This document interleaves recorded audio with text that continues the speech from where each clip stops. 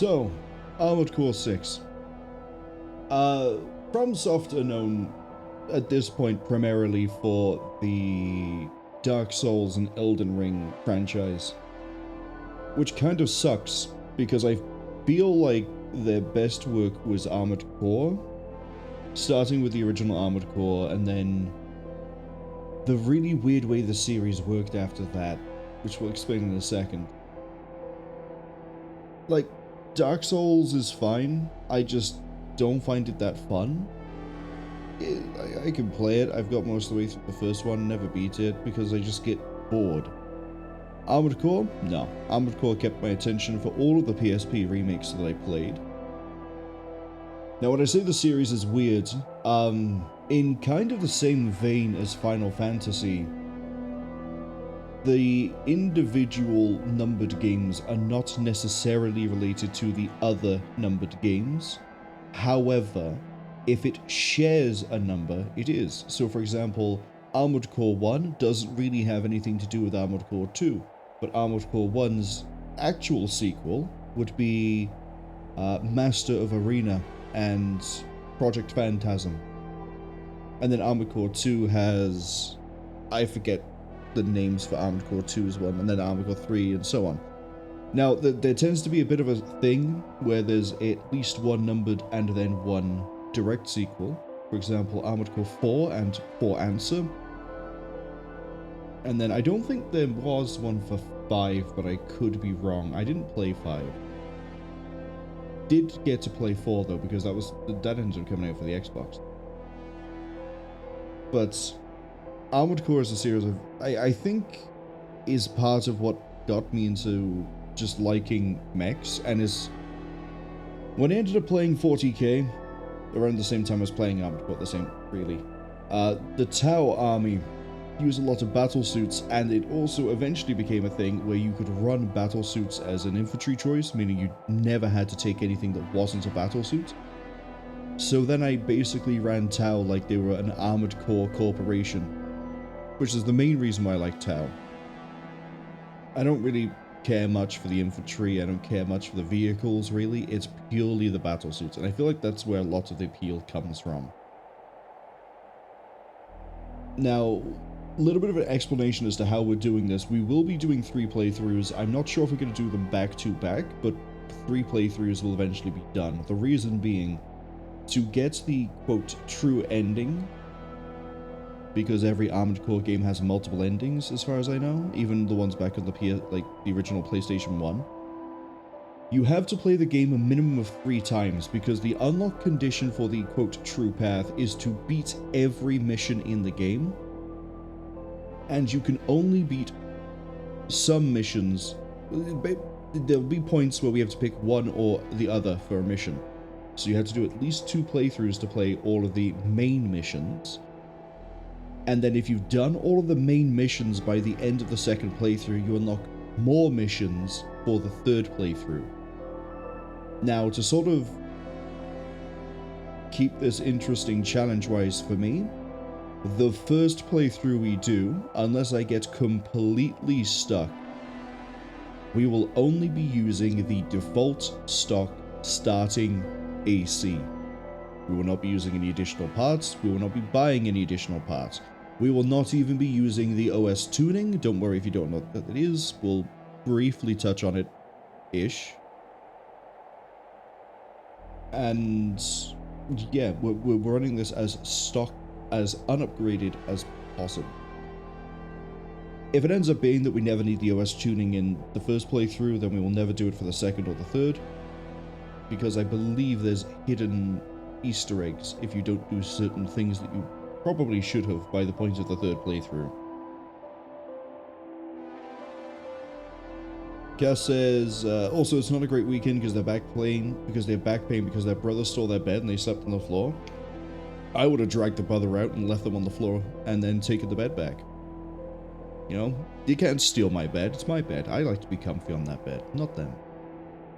Cass also says that after they found success with Demon Souls and Dark Souls, they kind of gave up on AC. I can understand it because the company needs to make money, but at the same time it would have been nice if they kept AC going rather than the long, what was it, like 10-year gap between AC 5 and 6. And then Kess says, Armored Core 5 had a standalone called Verdict Day. See, for some reason I thought AC 5 was just called Verdict Day. I didn't realize that that was the expansion. But yeah, AC 5 had a standalone expansion called Verdict Day, which functions as a sequel. Yeah, that's how most of the series ran. The only one I think that didn't really adhere to that, in terms of the expansion, was just a standalone, was, I think it was 9 Ball. That one basically isn't tied to anything. It just is Armored Core. But enough rambling for 6 minutes. We're gonna make a new game. I'm gonna shut up while we get through the cutscenes. The pirate name for this will be, obviously, me.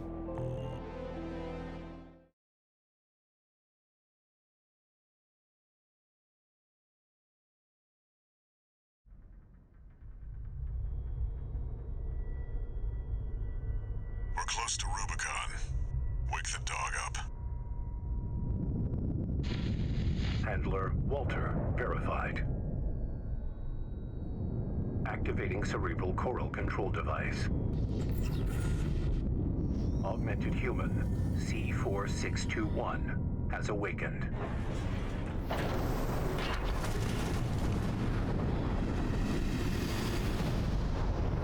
Time to get to work, 621. I'm powering down your entry capsule. On my signal.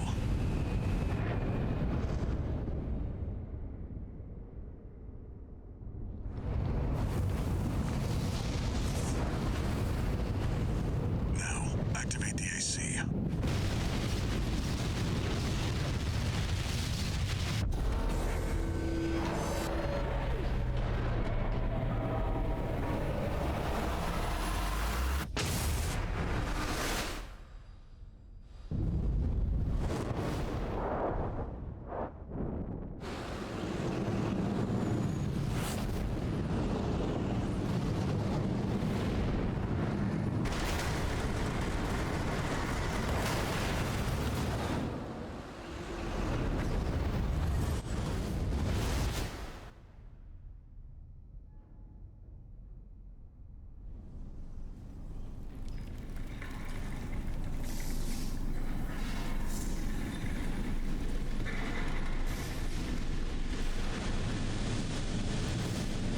Descent to ISB 2262, Rubicon 3, complete.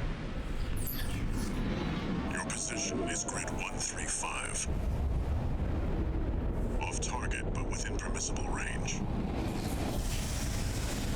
There's a catapult ahead. Use it to close the gap.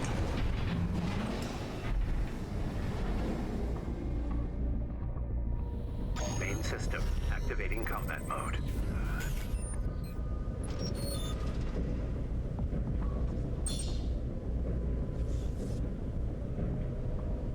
Yeah, for some reason I thought that cutscene was longer, so sorry, I was trying not to drown myself drinking water.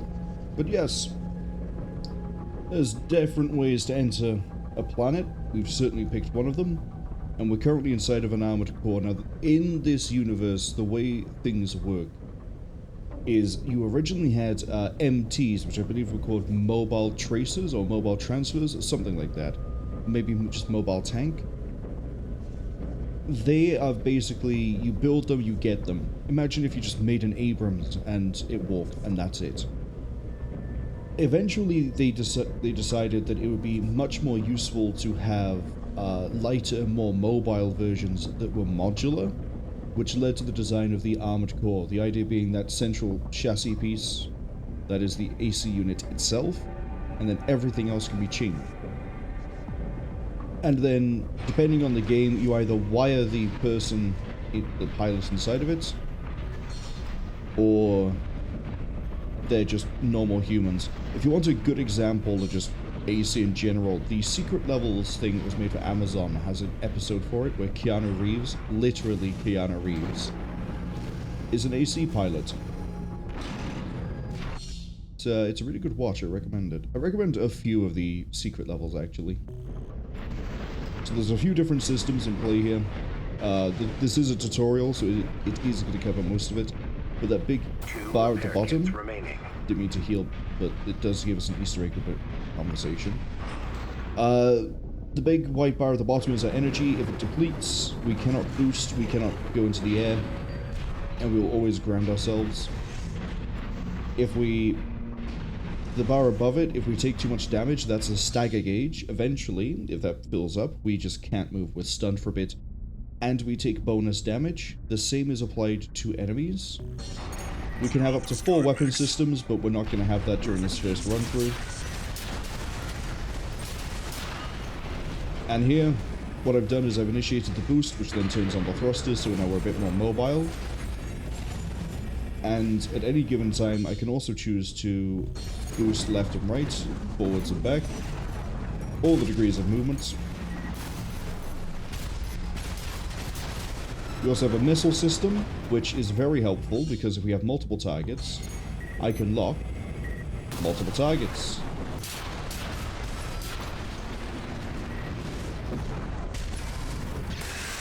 And then we also have access to a blade, which has 2 attack forms. We have a 2-hit combo.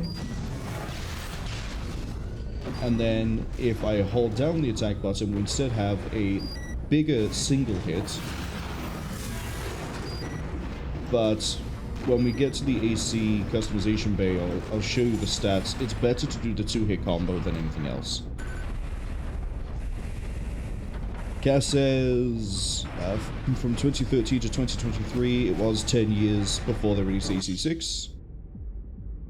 We've already healed. We repaired your AC already. Good. Walter does actually have some input here. City down there. That's where you're landing. Yeah. See that nice 2D PNG in the, well, 2D background in the distance? That's where we're going. Walter is voiced by Patrick Sykes, who his voice is pretty much the same for most of the things you hear him in. Best known for anyone who watches anime as Dio from JoJo's Bizarre Adventure. There'll be more tutorial after we sort of jettison ourselves through the catapult, but it's another cutscene, so we'll be quiet again.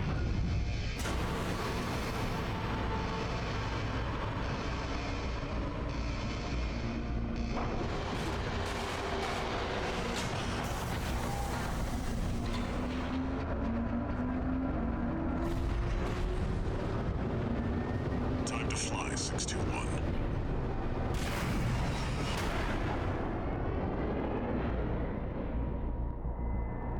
If we get our hands on Rubicon's coral, we'll make a killing. Plenty for a merc with a fried brain like you to buy their life back.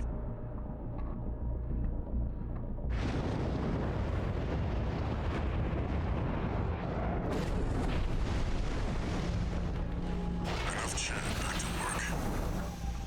Scavenge the AC wrecks ahead and find a valid mercenary license.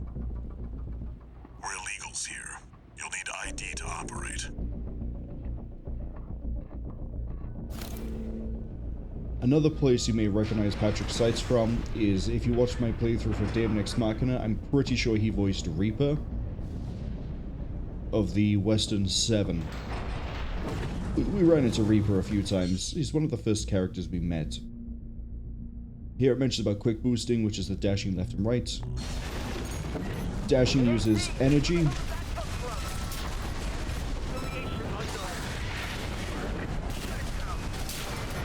And you can see we're going to burn through energy pretty quickly. And there is a bit of a gap closer when we use melee attacks. So, mobility, being aware of where things are, and being able to pick and choose targets is very much a big thing in Armored Core. Alongside the customization, which we will be ignoring for the first run. Gus says, but yeah, Ninebreaker is the only Armored Core game that isn't tied to another Armored Core, even though it is released as a spin-off of Nexus. Nexus is AC3, isn't it? As in, like, it's part of the AC3 series.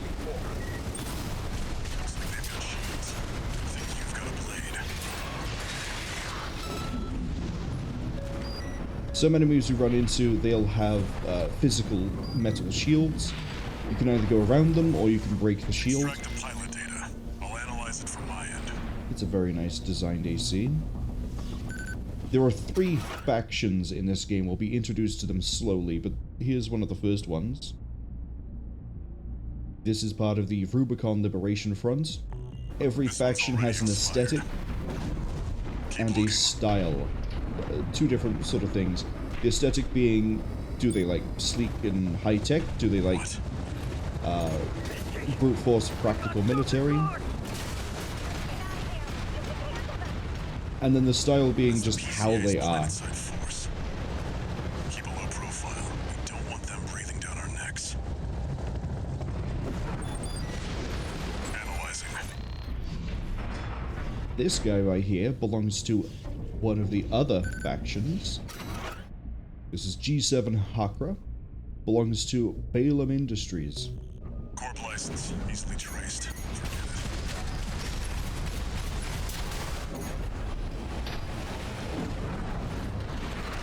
I'm not a huge fan of the assault boost, but I do see its use sometimes. Stoffung and Schneider are on the move. The grid won't be safe. Thankfully, helicopters, they're pretty weak. We can just hit them with an assault rifle round, they go down pretty fast. These are MTs. Like this guy over here, that's an MT. They are mass-produced, they are very slow. They wish they could do a 5th of what I can do.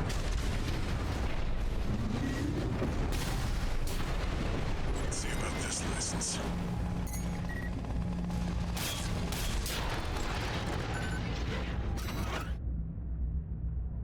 This is Monkey Gordo. This is an independent. I don't think he's affiliated with anybody, even through implication. The pilot's rank is no good. We can't use this. Now, FromSoft... One more wreck, 621. I'm going to wait for Walter to finish. Transmitting marker. Go and check it out. FromSoft have a very consistent storytelling style, which is, we're not going to tell you anything outside of the bare minimum.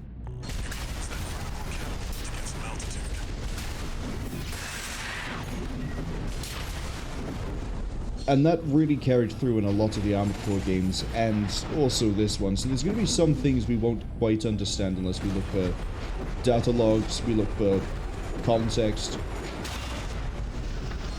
But also, if you just want a game where you just play as a mech, destroying other mechs, and it's somewhat high speed, Try accessing the wreck. the later AC games will fit that. If you want a slower, more clunky, more mechanical feel, the earlier AC games, because speed isn't as emphasized with those. It was only really with Armored Core 4 and I guess 5 where that became a thing. AC6 is sort of in the middle. You got a bit of the, you know, slow lumbering power, and then you also have the speed. Rank fits the bill. Call sign. What? Now we're gonna fight a helicopter. And this thing infamously filtered so many people when they first played the game. The reason being that they would sit on the ground, they just fire the guns, and that's not exactly what you need to do. As I mentioned, enemies also have a stagger gauge, same as we do. And you deal bonus damage if you pop it, which we've just done. So our rifle is doing more damage, the missile's going to do more damage. And you can see we're just tearing this boss apart now that we've staggered it. As long as we stay underneath it, we can avoid most of the attacks it has. It just started to circle away when we did that. That's a shame. I don't need to heal, we're fine.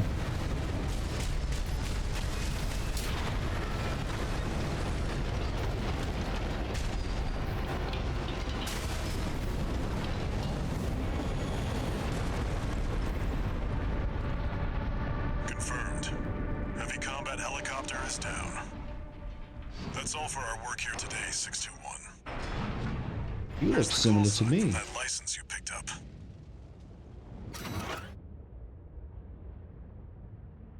This is Raven.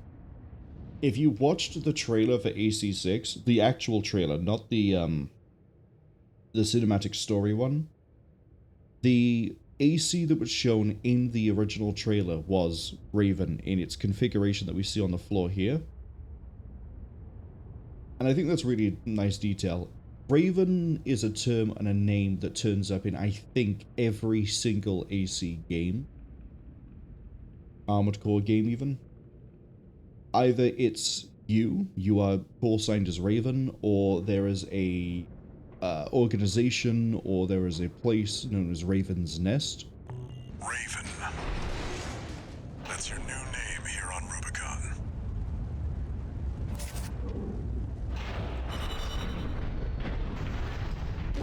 And I did quickly mention the cinematic story trailer. That one shows the events kind of leading up to this game.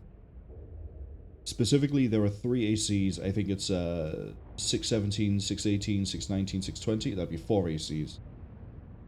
But basically, there's other ACs that go to fight something that we will be fighting maybe later in the game. It's an optional mission. We can choose not to fight it, do something else instead. But we can try to succeed where technically one of our friends failed.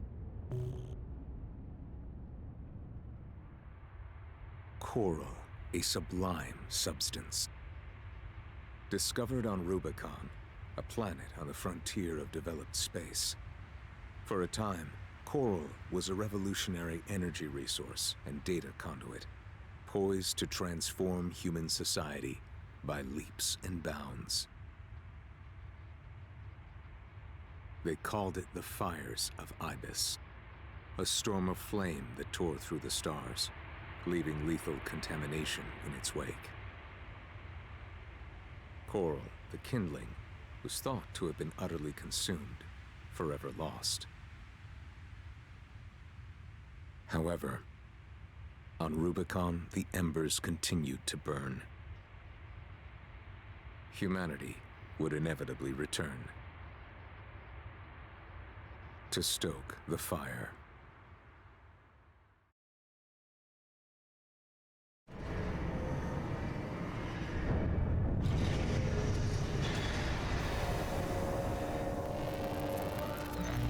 Registration number RB23. Call sign Raven. Authentication complete. Removing MIA status. Restoring access privileges. This is All Mind, the mercenary support system. Welcome back, Raven.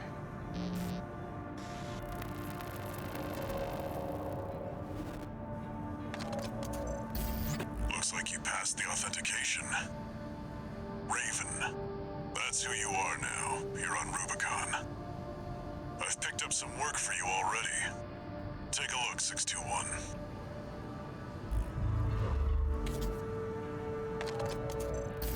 This notification follows restoral of access privileges. All Mind provides a combat training simulator to support its mercenaries. Your license was in a suspended state. Perhaps you may need a refresher. As an added incentive, completion of the exercises will be rewarded with AC parts. You stand to benefit regardless.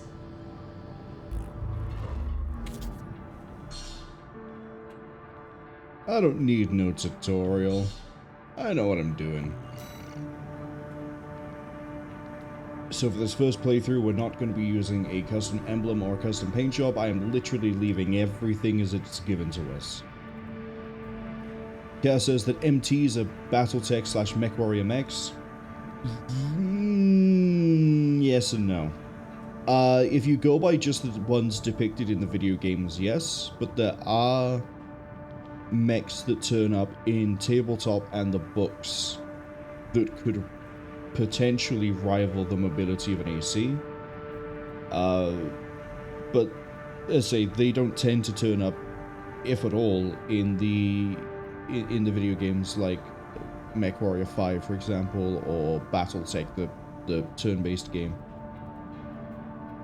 But usually across the board, yeah, like Warhammers, Marauders, Orions, they're basically MTs. Chaos also says, it's always fire with these guys. Someone might need to check the Pyromaniacs at FromSoft's writing team. You know, now that you mention it, yeah, the whole thing of Dark Souls is to light the fire, the bonfires, and light the flame, and Elden Ring, I don't know too much about that game, except I think there's an ending where you burn everything. Elden Ring I tried to not pay too much attention to because that is a game I want to play blind at some point. Because a friend convinced me to try it because you could do a Belmont run, where you just try to play like a Belmont from one of the Castlevania games. But tangents aside, the main focus for a lot of people in Armored Core is customization. Now, I said we're running stock, so that means we're not really going to be buying any parts or using any parts we get given, which is another reason why we're not doing the tutorial. The expansion slot down here is not going to be used, because this requires this requires us to do something we will not be doing again during the first playthrough. But we can still look at the weapons to quickly sort of help break things down. Show me the full display, thank you. On the right side is our Armored Core itself. You can see we have 9,080 health, which is fine. Decent defenses. The higher the defense, the less damage you take of that damage type. Attitude stability and attitude recovery, that's basically stagger gauge.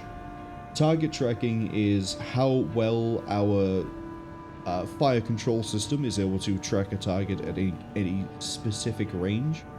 Some fire control systems track better close than at far. We'll get into the specifics of parts in a second.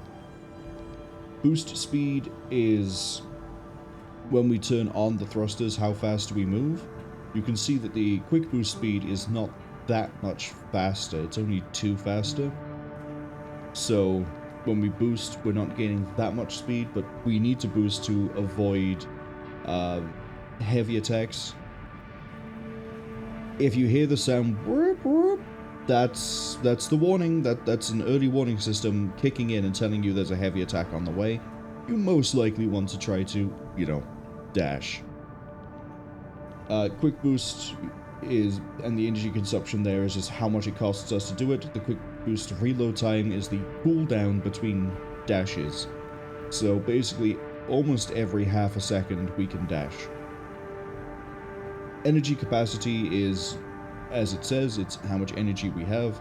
Energy supply efficiency, I can't quite remember how that breaks down. Yeah, I can't quite remember how that one breaks down. We can look over here. How fast it regenerates. Cool. The EN recharge delay is just how long it takes between us stopping when we stop using energy before it kicks in and regenerates. Basically a second and a half. Total weight we don't really care too much about. I mean, it says it influences the movement speed of the AC. That's technically true. It's more a case of your boost speed mattering.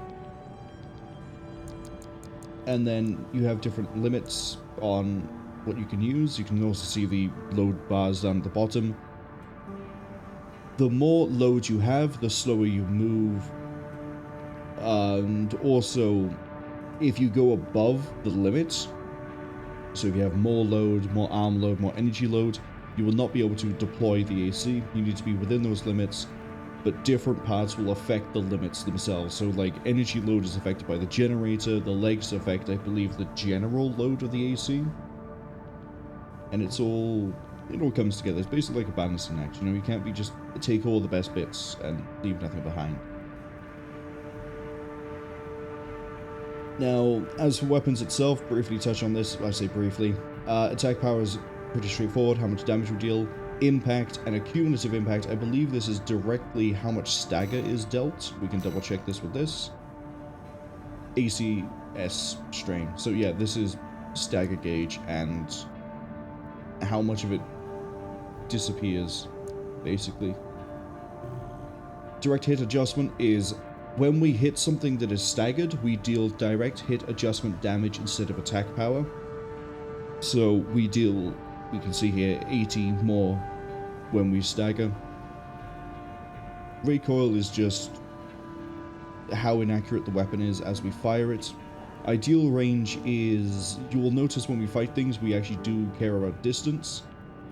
If it is under 171 meters, we always deal the best damage possible. If it's within 308, we deal good damage, but not necessarily the best. And if it's beyond 308, we will ricochet. If you are ricocheting, and I'm going to emphasize this point, if you are using a weapon and you are ricocheting, you need to get closer because you're wasting your ammunition. Ammunition costs you money, and it also, unless it's a mission that lets you resupply partway through, you're wasting your ammunition. So there's a weapon that you can eventually get, the miniguns for example, they don't have a great range. If you're not up in the enemy's face 90% of the time with those miniguns, you are wasting so much ammunition because of their fire rate. You need to be conscious of range, and if you see the word ricochet, close the gap. Fire rate is fire rate, which rapid fire is the fire rate. Magazine rounds is how many per magazine. Reload is, the rest of this sort of makes sense, sort of sticks out. Ammunition cost is how much it costs us to fire the gun. We don't care too much about money this first time through, because we're not buying anything. Second playthrough, we're gonna care. Now, there are other stats we can look at as well. For example, here we have consecutive hits, means we can we can attack twice. And you can also see we have charge damage here. Now, I said that it's better for this weapon to do the consecutive hits. That's because the charge attack, even though it has good stagger, good impact, it deals 1,586 damage. 2 hits in a row from the regular swing will deal 1,926. So if you're looking for damage, go for the 2 hit. If you're looking to just stagger it, big hit. Where it says further down, by the way, with PA interference, this is a shield/armor type you can run into. I believe it's called pulse armor. I'm hoping the context guide confirms that. Pulse, yeah, it just says pulse barrier, so pulse armor, yeah. Some enemies will have a pulse shield or pulse armor. This means we deal additional damage to those types of thing. There is one very well-known boss at the end of Chapter 1 that has pulse armor. And it, again, a lot of people struggled with that one. We might, purely because of ammunition and weapon problems. But we'll see. Missiles. Missiles are a bit of a weird one to explain because they're tied to the fire control system. So, again, we deal damage here. We can see it's a 4-shot missile. The blue also is in the name where it says 04. Direct hit adjustment is if we hit directly. The homing lock time is how long it takes to lock a target. The maximum lock count is 4, so we can pick 4 separate targets and have 1 missile go to each. Not every missile that has multiple missiles will do this. Some of them, for example, you can fire 6, but only pick 3. So keep in mind your max lock count. Guidance is how well the missile tracks a target. Now, I mentioned the fire control system. We'll skip to that right now. This is where people tend to get a bit confused, because the missile itself handles some things, but the fire control system handles others. This affects the lock-on time. It does not affect how well the missile hits the target. That is purely down to the missile itself. And then same here for like multi-lock. The assist here is, well, if you remember the target tracking to the right side, different fire control systems will track better targets at better ranges. We have a decent tracking at long and medium, but it's not great. Our tracking is best up close. Because of the build we have, we will probably be wanting to close the gap as much as we can anyway. While we're here, we're going to check in with the generator. This is where you find your energy, your everything. one thing I want to point out with the generator, where it says energy firearm specialization, energy weapons damage can be improved with better generators, or generators designed to specifically affect energy weapons. We're not going to be using any energy weapons, but if you are using like laser rifles, laser cannons, that sort of thing, you want to try to use a generator where the energy firearm stat here is higher, because that will mean you do more damage. There is also one other gimmick with generators, but we probably won't be seeing that because I'm not going to try to find hidden parts in this first playthrough. But I'm going to say it here. The generator type does affect some things. There's an expansion you can get where you do a little explosion. What type of damage that deals is affected by the generator, without spoiling too much. If you think you know what that is, you're probably right in your assumption. But we'll be getting into the nitty-gritty of this again more when we do the other playthrough. Booster is how fast you move around. It does also affect how fast you go up, which is very useful for some builds. And here you can also see it. This is where the gap closing aspect of melee weapons matters. It's affected by the booster down further below. You can pick boosters that mean you can go further and you use less energy for the dash. But for the most part, if you need to dash faster, if you need to move faster, if you need to fly up faster, this is where you're sort of looking. And then different types of legs do different things. The tutorial will cover this. We'll get to the tutorial eventually when we care, but the main leg parts are regular, reverse, quad, and tank. Regular is regular. Reverse has a better jump and is usually better for like mobility, but suffers for damage and suffers for defense. Quad usually have some sort of weird gimmick depending on the game. In this one, they can hover really well. And then tank is, I don't care about anything. Give me high health, give me high load. I want to use the weapons I want to use. There are some limitations with tank legs. Personally, I'm not a huge fan of them. I find them too limiting. Arms. This also affects your melee damage, and I believe with the firearm specialization it's your accuracy. Yeah, trekking and melee damage. So, again, the parts we start with are basically very middle of the road. They're not horrific, they're not great, but they're good. The torso will improve the generator's output, so you can get more energy limit, and then you can see here it sort of affects kind of everything. The head is funny because where it says about standby time, that used to not be in the game. They had to patch this value in because it used to be that if you use the scan, which we haven't yet, there was a cooldown that was different for different heads, and FromSoft in their infinite wisdom went, no one cares about the cooldown for scans, not realizing that people trying to find the custom parts that are hidden probably do give a shit about trying to find hidden things using a scan. But apart from helping with the attitude, which is stagger again, the main thing here is scan distance, and yeah. We won't be looking too much for hidden things, but there is one mission in particular where we want to scan a lot, and then that basically covers most of the stats and weapon stuff that matters for now. That aside, paint is really funny because you have full customization of what you want to do for paint job, decals or decals. It's a layer system, kind of like if you remember all the way back to Black Ops 1, where you can layer different symbols over themselves. I'll have a quick look at that here. There are presets, or you can do a custom, and then you can just sort of slap things together. I have one that I already have. You should be able to build your own.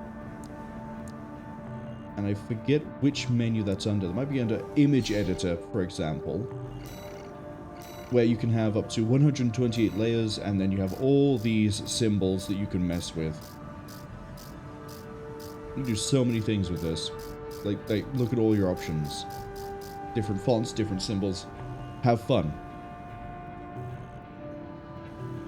And then AC data, this is where we have things saved. I'm going to quickly show you the ACs I saved from my original stream of this when I did this blind 2 years ago, which unfortunately was before we had the archive. This is the first mech. You can see it's functionally just the same parts as what we already have. And then you can probably guess where the influence was for quite a few of these, with things like Anubis, the Phantoma, Bizak and Idolo are from Fist of Mars, Jehuti, and then, oh look at that, Kane Highwind, the Royal Dragoon. Don't worry too much about these. I'm pretty proud of my Jehuti and my Anubis. If you look onto the clips I have on YouTube, sorry, on Twitch, definitely not YouTube, there is heavy spoilers, but I managed to kill the final boss of what we're probably going to pick as the first ending in one go. Bosses later on, they're going to have the same rules we do. For things like they stagger, they have health, they have healing packs as well. I want, like, one shot the whole way through, and I think that was the first go through for that boss. Because Anubis is, you can see here, low health, but fast. Very fast. 397 without quick boosting. We actually move faster without boosting compared to anything else. We're quick. And the damage output on Anubis is insane. But things to come later on. What we might do as well for future playthroughs after we finish the first one is I might open up the, I think it's disabled at the moment, we might have the customization option turned on. And then someone can sit there, slap together an AC, and we can see how well it works. Now, all of that boring stuff covered, of things we'll never see again, we're not going to go to the AC test or the training. Replay mission is nice if you want to earn money and also achieve an S rank. I don't think it used to tell you what you had to do to receive an S rank. But it says here you must complete without doing without a retry, destroy as many enemies as possible, minimize damage, time taken, and ammunition consumed. I can S-rank illegal entry pretty easily. I can't say the same for most of the other missions. But we'll worry about replays further down the line. We'll be replaying the missions in the other playthroughs anyway. Enough rambling. Let's go destroy some artillery installations.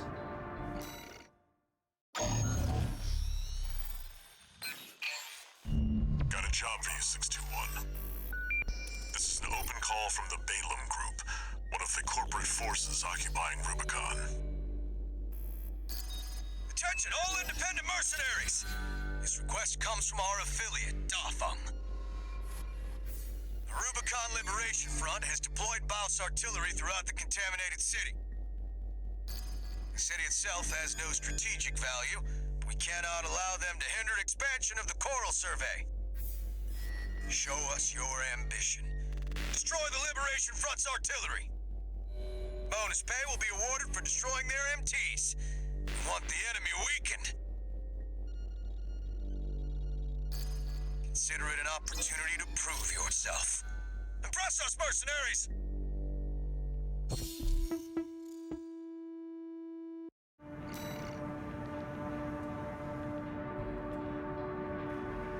Mamaka says they're great to start, in short. Yeah, the starter AC is pretty solid across the board. Again, it's not great in any particular area, but it's not going to suffer that much. Kaz also says they used to have the goth anime lady in Black Ops 2. I don't think I ever really got deep into Black Ops 2. I think I tried the campaign, and then I basically just went all in on the multiplayer back when it was on console. That's about the extent of my experience. I don't think wait. Was Black Ops 2 or Black Ops 3 the one where it takes place in, like, the future? But it's not the future. it's just high tech. I think it's Black Ops 2. Gaz also says it's funny that they use the Euro Rubicon. Yeah, it's one of those, you can't really design a symbol for money without it looking like something else that already exists. But let's go destroy some artillery. The client doesn't care who does this job, as long as it gets done.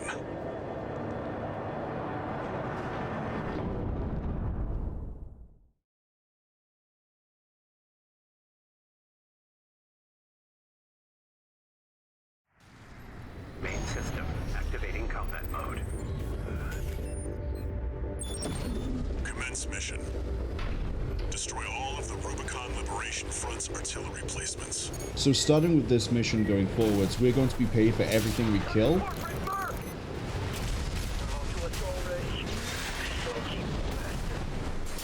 You can see in the bottom right we get paid 2,400 for MTs, we get 800 for generic weaponry. Anything that's not an MT basically is counted as generic weaponry, not genetic. There. And money is money, my friend. The front is protected with armor plating. Attack it from behind. Deploy for combat. Destroy that AC. There's only one of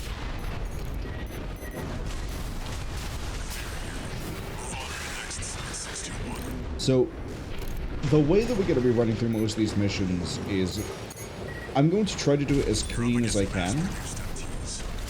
Largely because I can't afford to take too many hits and I can't afford to waste too much ammunition while we have just stock parts.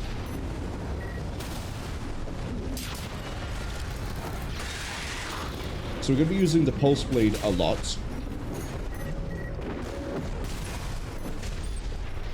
Oh, we keep missing that one because we're not tracking it because it's outside the best range. Keep up the good work. And we're also going to try to get through these missions relatively quick because the faster we get through them, the more time I have in case we get stuck on any of them. corporate dog. That noise there, that's the early warning. The artillery. If you hear that, you probably, as I said earlier, want to dash.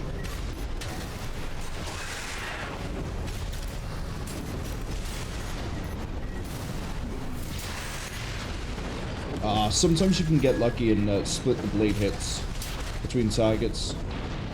That guy over there is trying to save his friends, but unfortunately they already died. All he's done is make sure that no one got out of the cockpit. Clear out the artillery here and our work is over. Fire! Surround that AC! What makes the Liberation Front strong? I do like the incidental dialogue you have from all the different characters. I also like seeing the missiles try to trail behind me. Really helps hammer home the uselessness of the Rubicon Liberation Front. That should kill. Confirmed. All targets destroyed. Once the mission ends, you will no longer take damage, but you can still destroy things for money. And then my fire control's been disabled. That's it, we're done. Nice, simple, clean, quick mission. And we got paid really big bucks for that.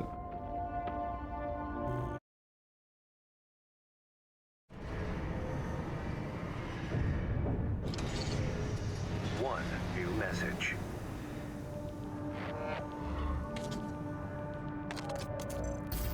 This is a notification from Allmind, the mercenary support system. Registration number RB23. Call sign Raven. Your return to mercenary activities has been acknowledged. Restoring access to the parts shop.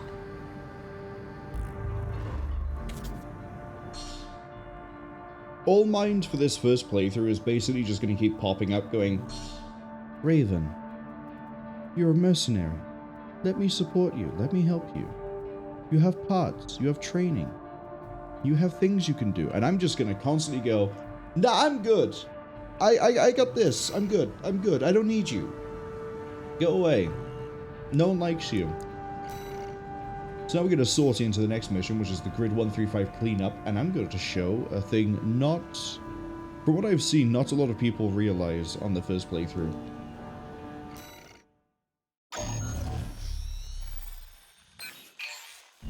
Got a job for you, 621. It's an open call from the Arquebus Group, one of the extraplanetary corporate forces. To all independent mercenaries, this request comes from Schneider of the Arquebus Group. The operation will take place in Grid 135, Southern Bellius. Your objective is to destroy an MT squad sent by Dafeng, a Balaam company, and a competitor. Grid 135 is a key foothold in Arquebus's efforts to conduct a coral survey in the contaminated city. You, the independent mercenaries, are the key to maintaining our lead in the coral survey race. The Arquebus Group looks forward to news of your success. Briefing over, and happy hunting.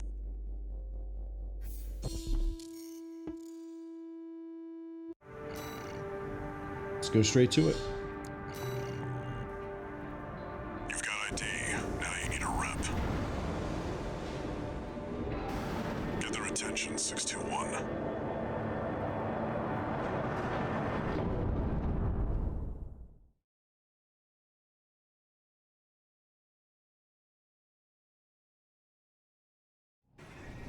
Main system activating combat mode.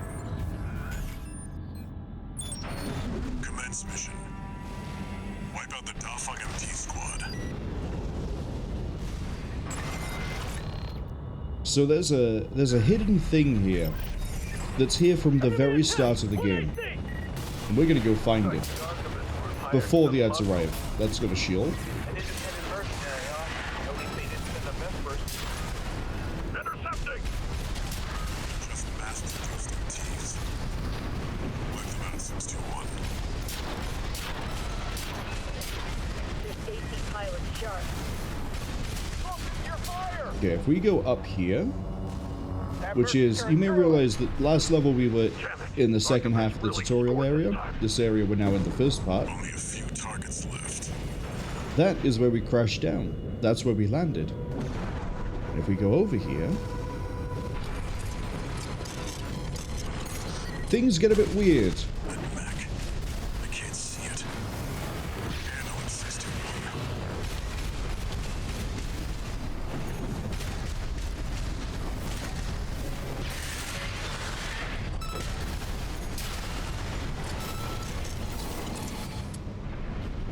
Confirmed. Unidentified machine down. Get back to work, 621. 2 repair kits remaining. I don't like where my heal key is. I'm going to have to move that. I'm going to do that during the ad break, which is arriving in about 40 seconds.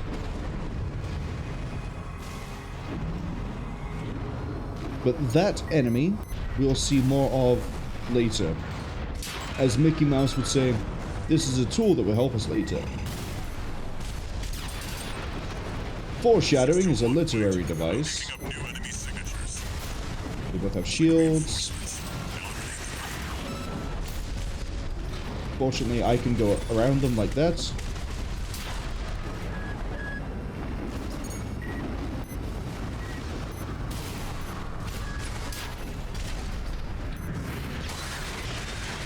I still have a helo above me, that's fine. Down it goes. Mission complete. The enemy MT squad has been eliminated. That's it for this job, 621. Return to base. Cass says, damn keybinds. It is literally because the control key I use for hotkeys, and I forgot that it's also the heal button. So anytime I go to do, like, a timestamp for something, I'm gonna accidentally heal myself.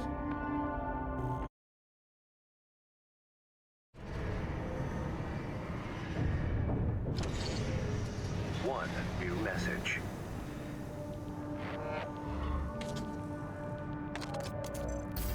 Registration number RB23. Call sign, Raven. Your records have been updated. You have also been granted access to participate in the log hunt program. We kindly request that you submit combat logs after destroying designated craft. All Mind will reward you with parts based on the number of submissions you provide.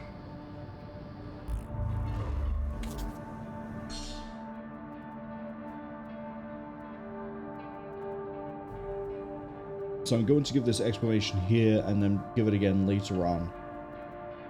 Log hunt is basically find a target and kill it. You will never be told if there is a log to obtain in a mission until you fight the target. When you pick them out with the fire control system, if they have a log on them, there'll be a little icon. I believe there are 3 tiers of log. Not every enemy is hidden. I want to say a good 75% of them, maybe 80% of them, you will always run into at some point during a mission.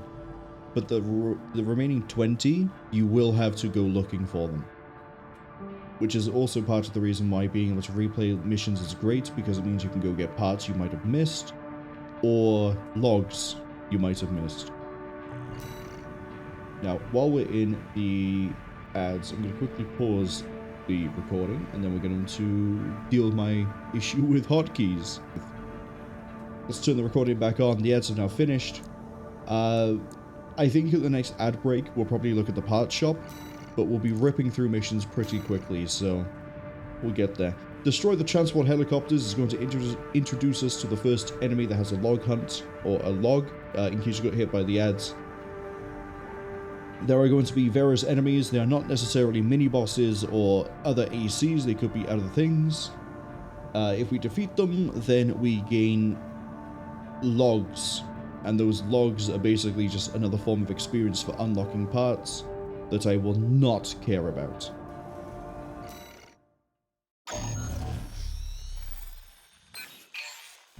Got a job for you, 621.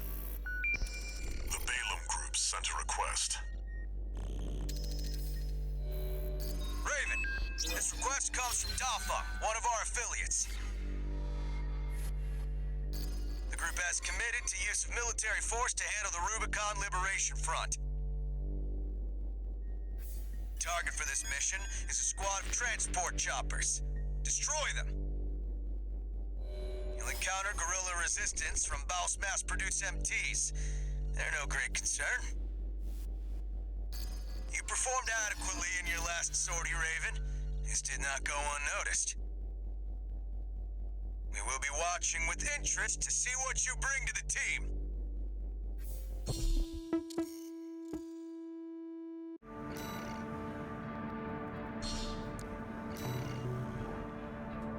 Now they're asking for you by name. Keep building your rep.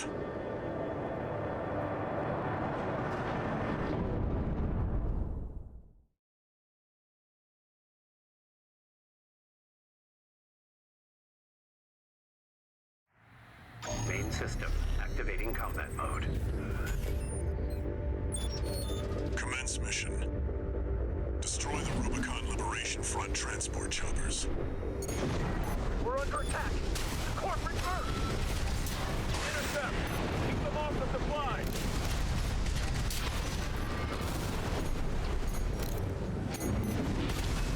I was wondering where the other 2 of you went. There we go.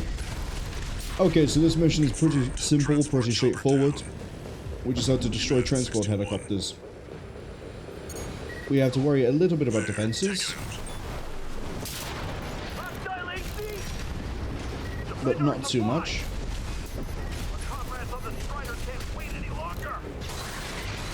The Strider, you say? I wonder if that's going to end up being a mission later on.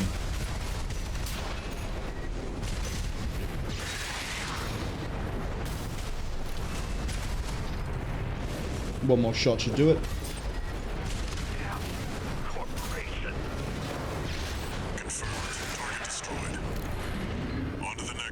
We're already about 2/3 of the way through the mission.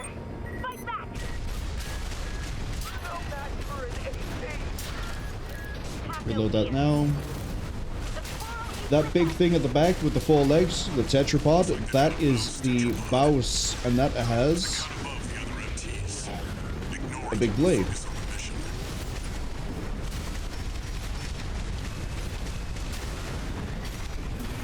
I got the timing on that wrong. Hold on.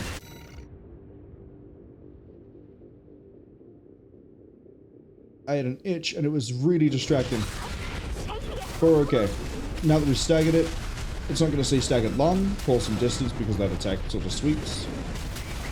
At 30%. I should have gone up. 50%. The ACS down. Make it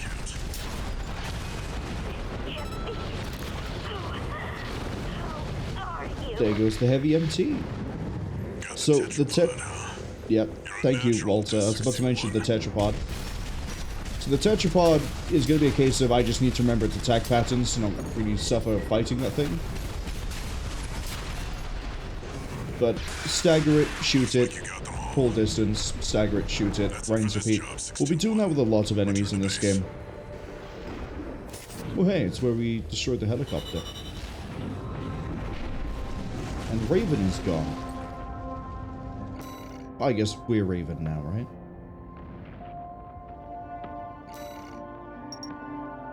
Oh, there's 4 levels, not 3. I thought it was 4. Anyway. We'll naturally get parts as the game goes on. But we will not be using them. One new message. All mind. I see you're back, 621. The Corps see the Liberation Front as a hindrance to expanding their coral survey. But to the Rubiconians, your actions are only helping the Corps with their invasion. It's just a job, 621. All of it.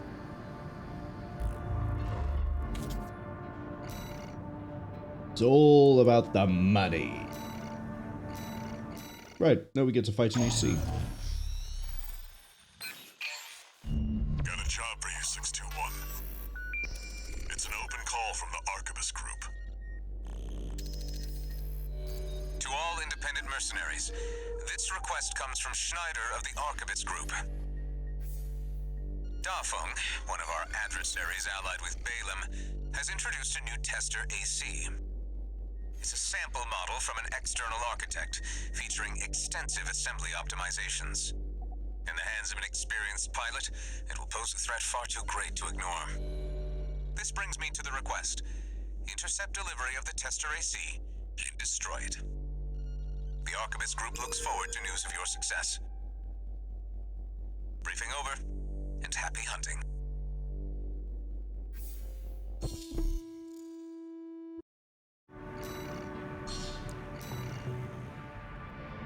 The target may be a product sample, but it's still an AC. Stay sharp, 621.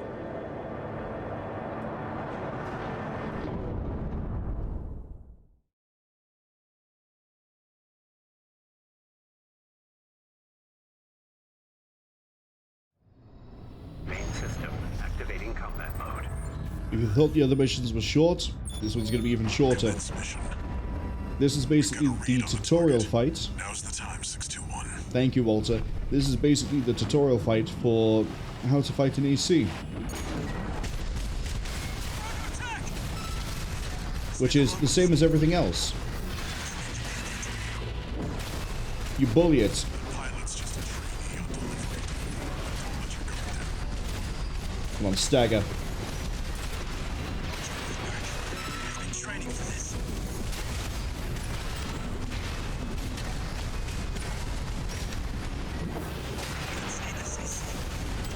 I can't fail this mission. 2 pulse blade hits should kill. I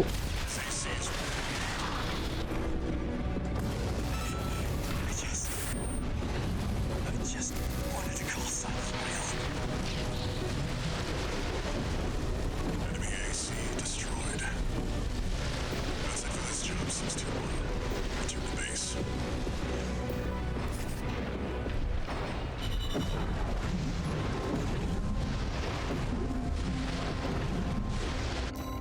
Told you it'd be short.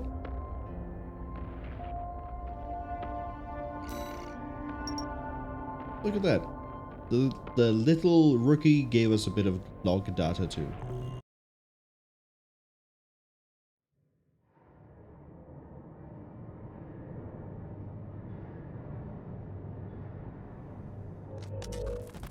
Well, Handler Walter. The way your hound's been up in my business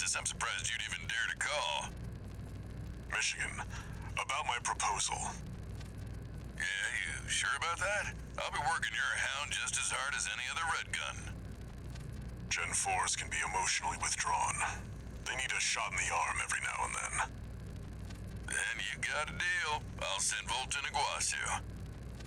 They'll give your latest hound a proper red gun welcome.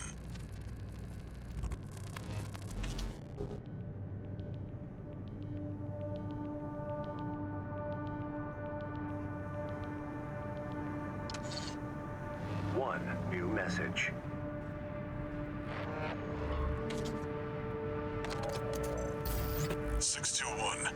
About the tester AC you downed.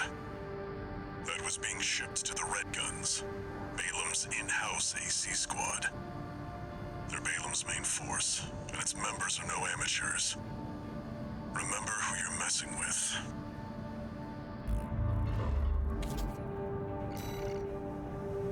Gun 1 Michigan, who we just heard there, is voiced by DC Douglas, and if you don't know who he is, the first role that always comes to mind is Wesker from Resident Evil 5. DC Douglas has voiced many other things as well. I'm pretty sure DC Douglas voices Pod 153. I could have the numbers wrong, but the pod that sticks with 2B during Nier Automata. Pretty sure that's DC Douglas as well. He has been in quite a lot of things. I like his work. I just can never remember his full, list of things he's been in. We have 2 new missions, attack the dam complex and destroy the weaponized mining ship. We're going to be doing attack the dam complex first, because this could be fun.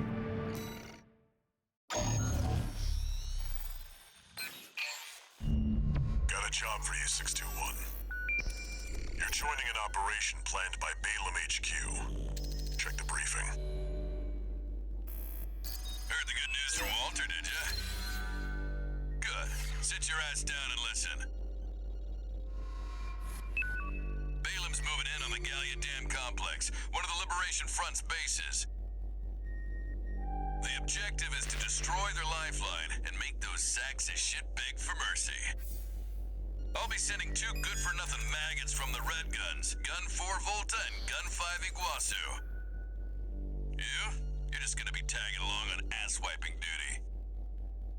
I'm assigning you the call sign Gun 13, a lucky little number that just became available. Gun 13, sound off! Good enough. Now go get ready! We're going on a field trip, kiddo!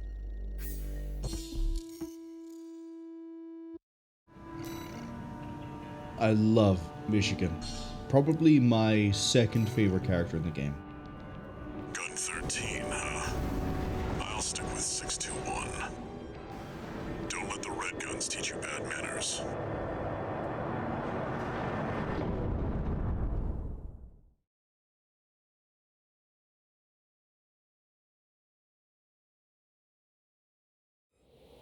Main system activating combat mode. Balam Group AC Squad Red Guns reporting for duty. Commence mission. Attack! Get in there, you maggots! Great. An independent merc. Who's the wise guy who decided the Red Gun should be taking care of some freelancer? Who gives a shit? We'll handle this mission ourselves. 1 target destroyed. Hey, freelancer. Who told you why we're here? Well, let's free the Red Gun. Took a stagger from a heavy hit. That's my bad. This is just target practice. Done. The locals' little base is next. Can't take yourself away from chatting with a tag-along? Why don't you start a sewing club together and stitch that damn mouth of yours shut? 2 targets destroyed. So we're going to hear a lot from the Red Guns in this one, but I want to quickly bring something up. We are designated as Gun 13. Remember I said earlier there's lots of... Get away from Michigan to finish. Remember I... Takes care of the problem. Walter, please! That was just the warm-up. Look alive, maggots! I'm going to sit here and wait until you guys are 2 finished. generators to go. Keep moving, 621. You done? Hope you're enjoying the field trip, kids. Don't wet your pants now. Does this guy ever shut up? Wondering the same thing, Gun Iguazu. 5. No luck with a sewing club, I see.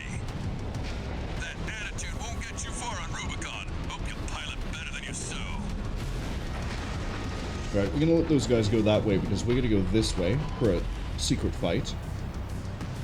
Gun 13 is interesting because, as I mentioned earlier, there's implications and things you have to sort of figure out and assume that's never really confirmed. Remember we just killed a test pilot for the Balaam group? The implication is that that was Gun 13. We literally just killed our way into the rank. Now there's another tetrapod down there. We'll be dealing with that very soon.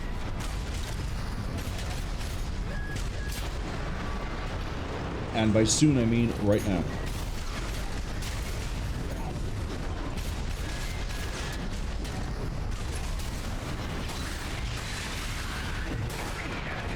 We didn't get the stagger, so we got punished for it.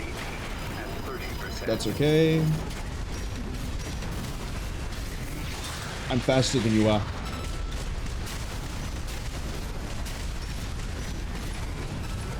That's okay, just keep the distance. Put some damage in. We're okay. One repair kit remaining. Say, tetrapods and durable enemies like that, they're going to be a bit of an issue because we don't really have a huge hit to give them. And we only have 3 weapon systems, not 4. So...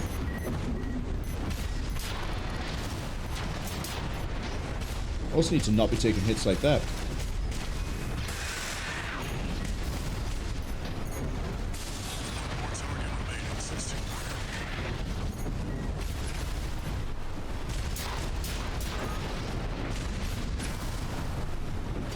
All good though. That's a lot of dead MTs. Maybe the Rubicon Liberation Front should, you know, pack it in and leave. Let the corporations roll in and start, I don't know, pillaging the coral or whatever it is they're here for. Speaking of the Rubicon Liberation Front, apart from the fact that the enemy's here...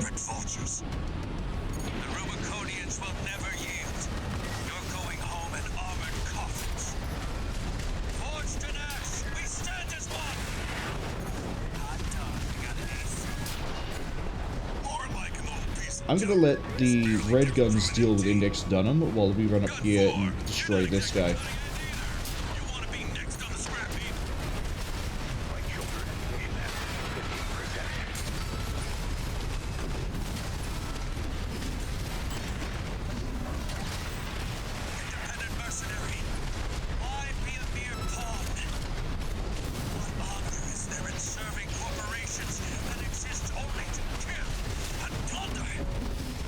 No honor, but I get to have a big fat paycheck.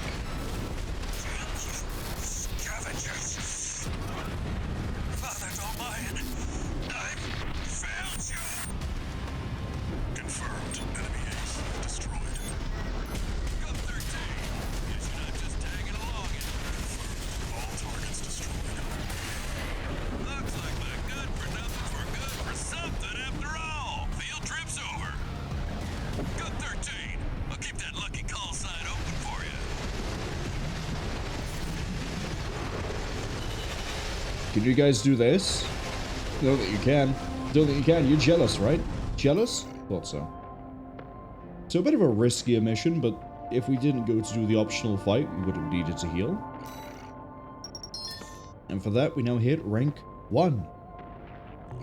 Well, not really rank 1, but parts.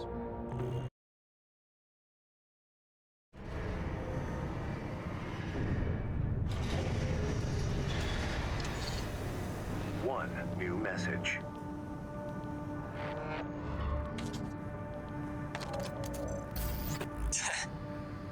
You got lucky, Merc. You were the only warm body they could find.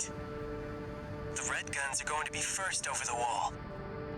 Have fun watching from the sidelines.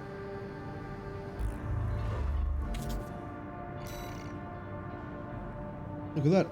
We have an emblem we can put on. We're not going to do it. So the next mission we have is a bit of a fun one. We're going to go deal with the Strider that was mentioned in an earlier mission.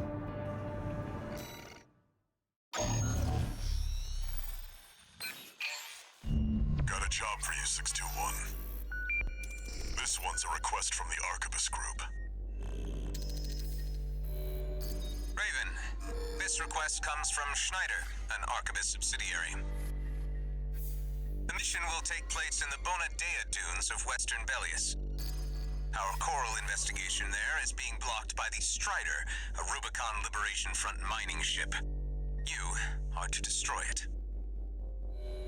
The Strider is a mobile resource base that was extensively weaponized by the Liberation Front. Call it the crowning glory of their efforts to militarize into an anti-corporate force. Your attack will focus on the Eye, a giant laser cannon connected directly to the main generator. It's protected by a shield, which is powered by auxiliary sub-generators. These should be your first targets. This concludes the briefing. Good luck.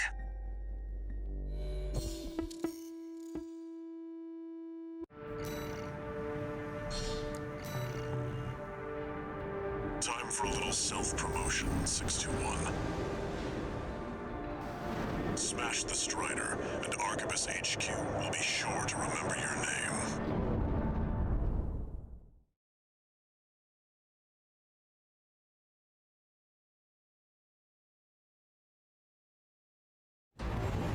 Main system activating combat mode. There's not a lot to say about the Strider until we reach it, Commence mission. apart from dodge the big beam. Get through all that dust and make contact with the Strider. Now, we're not exactly fast, Unidentified AC. Must be one of the corporation's dogs. Activate the which is eye. going to be a First bit of alert. an issue in a second. Yes, sir. Coral, abide with Rubicon. It takes longer to fire than I thought. Abide with Rubicon. Here we go.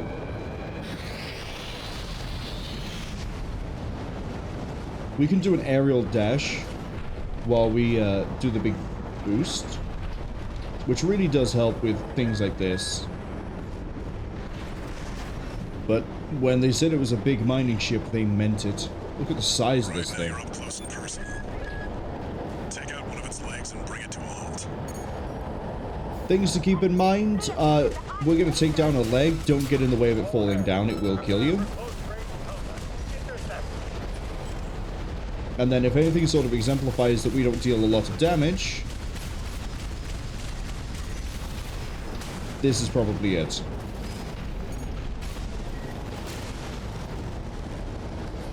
So yeah, don't get in the way of it falling down.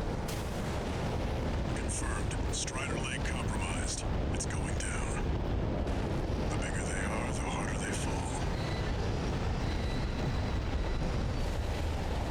That will destroy the AC if you get crushed underneath it. Alright, now we've got fuel to get on the deck. Grab on and get to work on the This is not the place I need to be.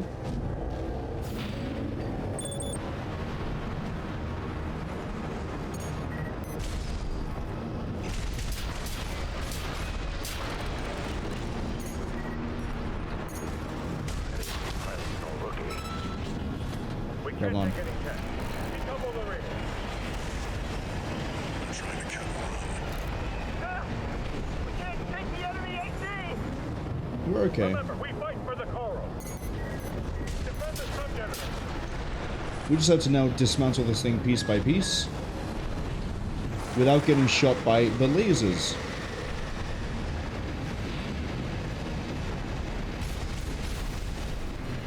Sub-generator. We're gonna go hit the underside next. Free to go.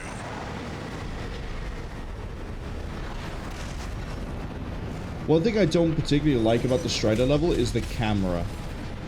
It's a bit weird here.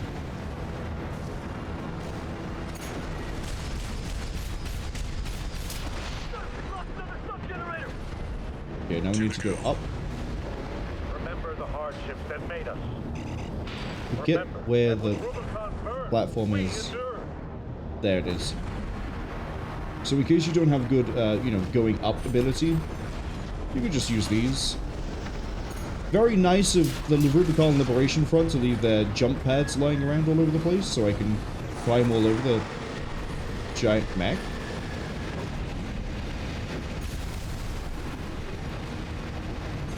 tell me none of those missiles connected? Or they all connected, I just didn't do enough shots. Just one left. The Strider is the flagship of our war. Hold the line. Defend. All sub-generators destroyed. Right, let's go for it.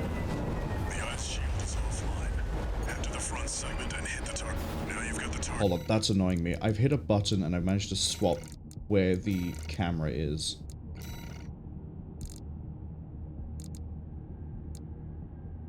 I don't know how I've done that.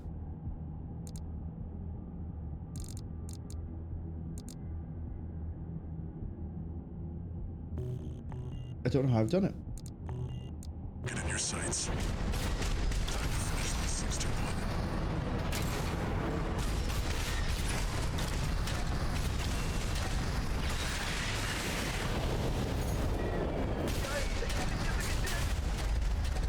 We're not through yet.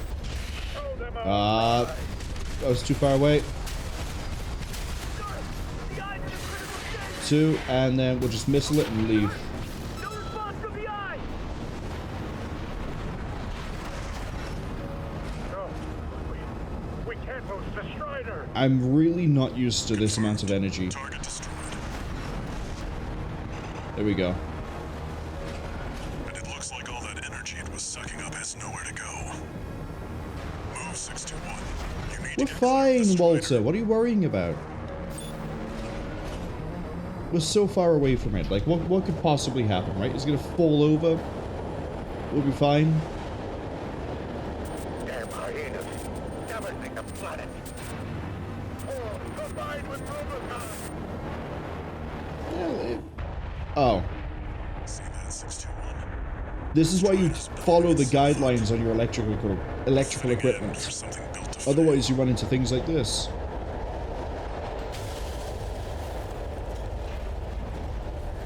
It's a bit of a lackluster explosion, I'm gonna be honest, but still cool seeing it all go down.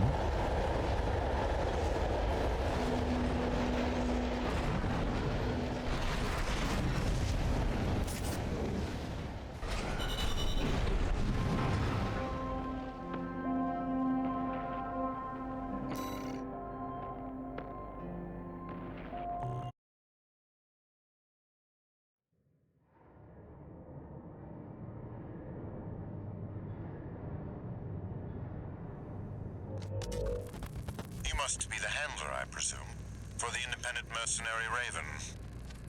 Honored to make your acquaintance, V.II Snail. I understand you want to join Operation Wallclimber. You do realize that disposing of some Liberation Front garbage hardly qualifies you. Know your place, you meager dog sitter. The answer is no. I hear you're deploying V.I. again. Must be rough only having one good pilot to rely on. Oh? Are you suggesting your dog can take Freud's place? You'll see. Just give us the chance. Very well, then.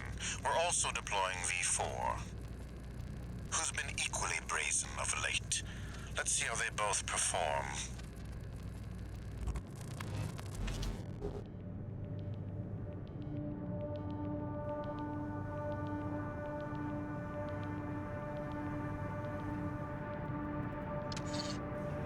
One new message.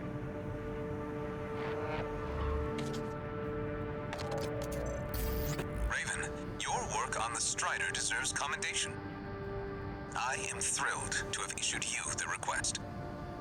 Allow me to introduce myself. I am the Arquebus Group's mercenary liaison. V.VIII Pater, at your service. I think I'll enjoy doing business with you.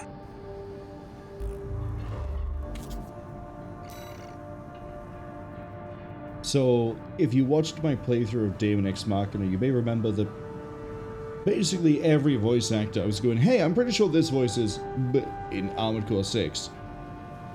I'm not going to do the same thing here, but I will say that if you hear a familiar voice, you're not quite sure where it's from, if you did watch the Daemon X Machina playthrough, it's probably there.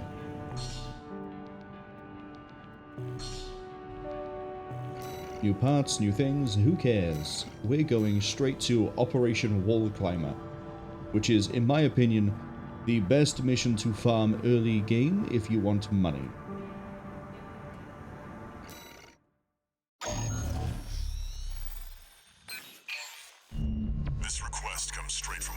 headquarters. They want you to assist with a mission the corporations are calling Operation Wallclimber. This is V.II Snail, leader of the Vesper 2nd Squad. I will chair the briefing for this mission. This is an operation of my own design. Consider it a privilege to be called to participate. You will be attacking the Wall, a key trading outpost fortified by the Rubicon Liberation Front. The Rabble have formed a defensive line comprised of artillery and MT squads. Break through the line, then make your way to the top of the Wall. There you shall find the Juggernaut, a mobile heavy artillery platform. Destroy it. V4 will also be participating in this mission, infiltrating through a separate route. However, be aware that Balaam has also taken a crack at the Wall, only for their vainglorious hopes to be dashed. Do try not to die like a dog out there.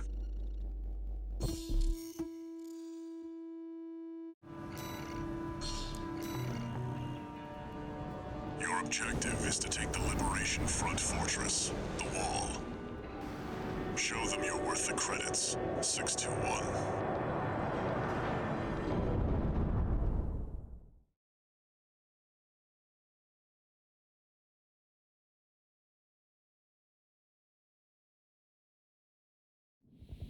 Main system activating combat mode. Commence mission. Cass says, of course the one codenamed Snail has the most slimy voice. I haven't yet touched on all the... Gonna wait. 621. Keep an eye out for cover. That there is going to be a problem. I think we're gonna have to deal with it. But I haven't yet touched on the naming convention for both of the organizations, for both the Red Guns and the Vespers. We're gonna hold off that for the time being, but there is a theme with all of them. As in, for each side. Like, Red Guns have their theme, and then we took a hit there for the Juggernaut's explosion. We're okay. Let's get into the trench. And then get out of the trench.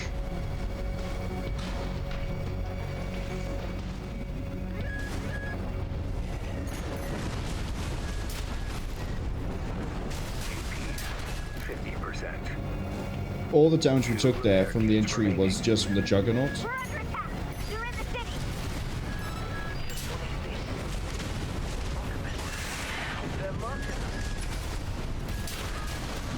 This is where not having the mobility I'm so used to is really going to come and cause problems. Let me just clear this map out in reverse a second.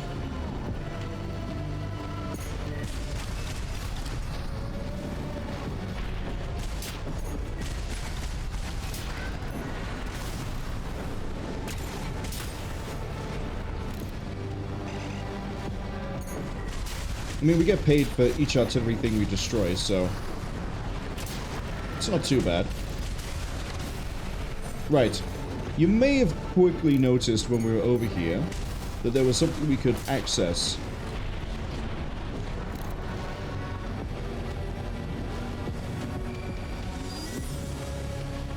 We saw this in the little intro cutscene. This here is Volta, or whatever his name was.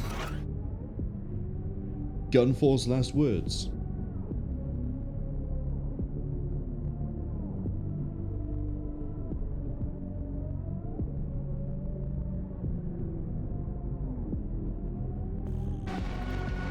Looks like Iguazu decided not to assault the wall.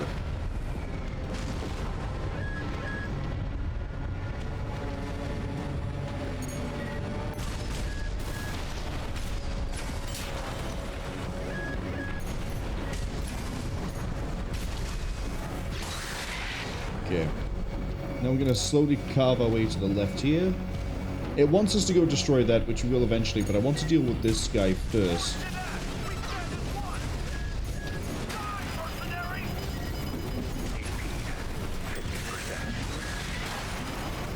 Shame.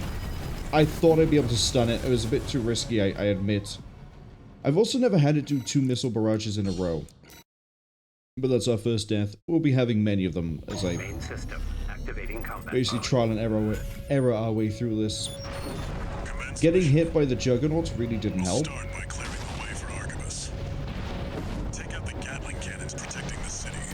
If we take the Gatling cannons, I think it might get rid of the Juggernauts, because he doesn't stick around the entire time. 621, keep an eye out for cover.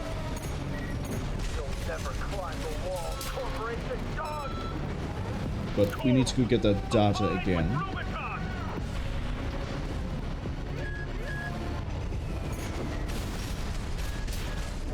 I hate how it has a prescient ability to be able to see that you're coming up past the wall.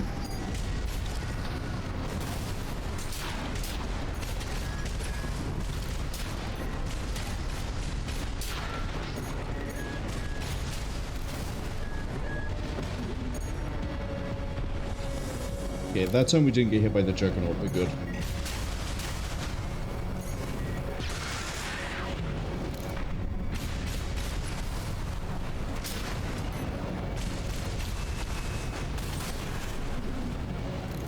Oops. I want to go up, not down.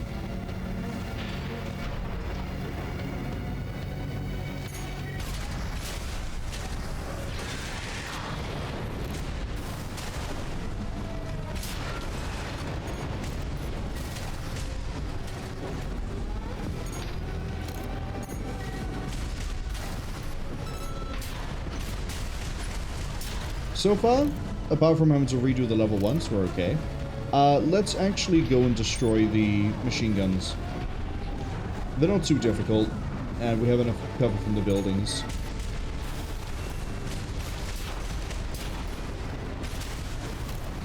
Gatling cannons destroyed. The friendly MT squad will take care of the city. You take care of the BAWS tetrapod MT 621. Okay, let's zoom around a bit. Yeah, that's that artillery destroyed. Let me see if I can... I don't want to fight this guy in there. I'd rather we sort of fight further away. We're getting ricochets.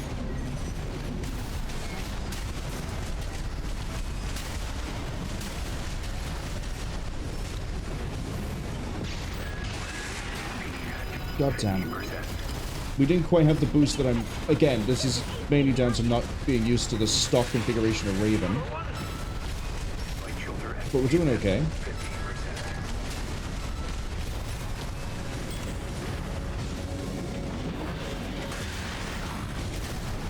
Got it. Much cleaner that time. But we're not done yet. I want to fully clear the city. Besides, we've been making really good time getting through Act 1, Chapter 1 of this game.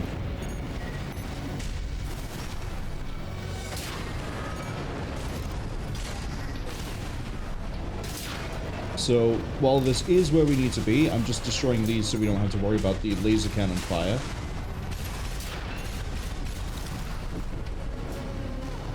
Because I think there's something I can get over here.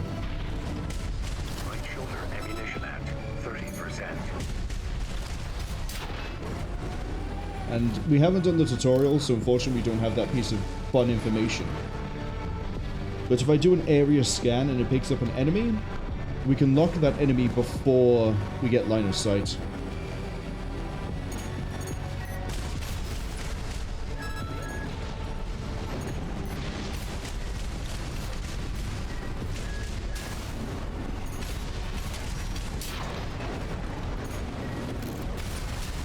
I'm gonna pay for each of these guys I take out, so I'm not too worried about wasting the ammunition.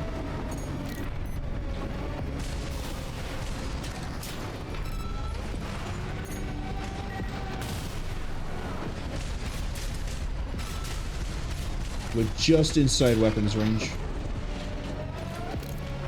I guess there isn't anything over here. When we do the second playthrough, I'll have double-checked beforehand where the hidden stuff is. things like data logs, parts, what else? Logs. I think those are the only 3 things you can really find.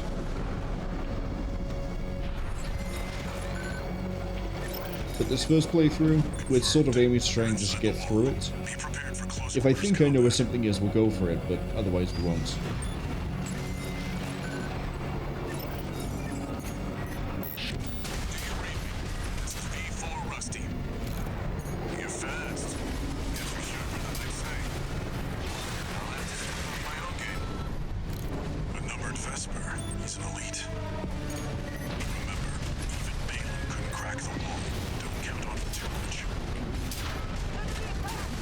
I love how they keep making out the wall to be really difficult when I'm just blazing through this with a stock AC.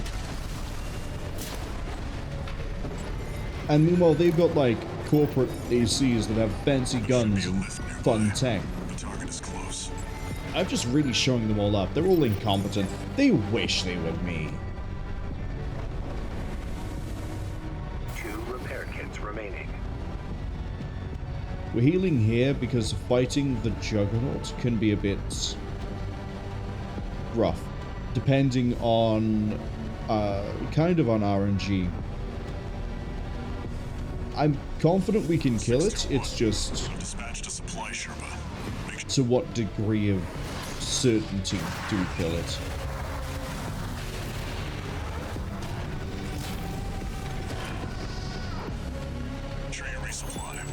So this happens sometimes. You'll get a resupply. Not every mission has one. Not every long mission has one either. So keep that in mind.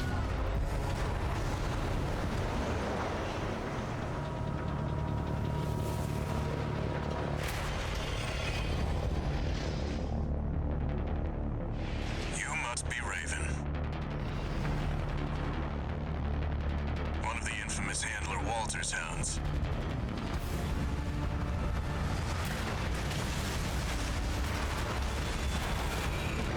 Interesting.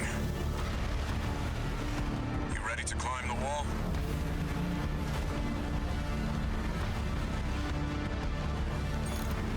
The Juggernaut has one really easy gimmick: shoot it in the back or the top.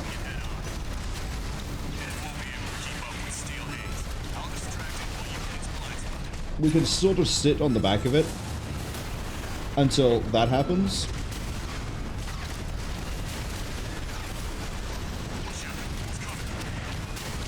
And this first part of the fight is pretty easy because we have Rusty.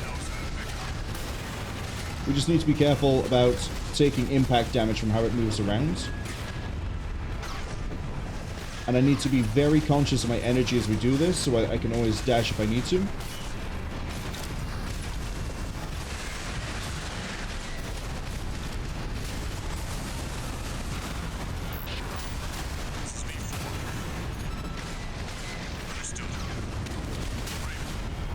Okay, here's where we need to be careful. Rusty is now going to disappear, and this thing is going to keep on pulling distance, and I do not have the speed to close the gap easily.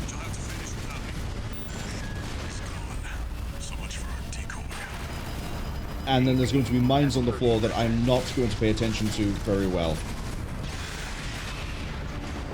Part of the issue with fighting this thing is if you're above it, you will track down into the front and not really resist, not hit the weak point.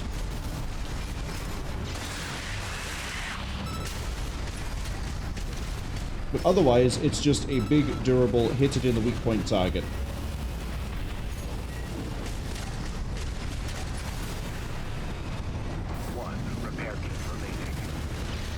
And this is where I really hate the speed of the default AC.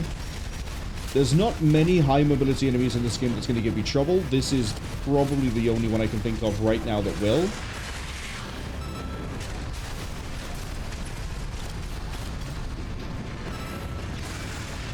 It also doesn't help it doesn't stagger for very long, so we can get one blade combo out and that's about it.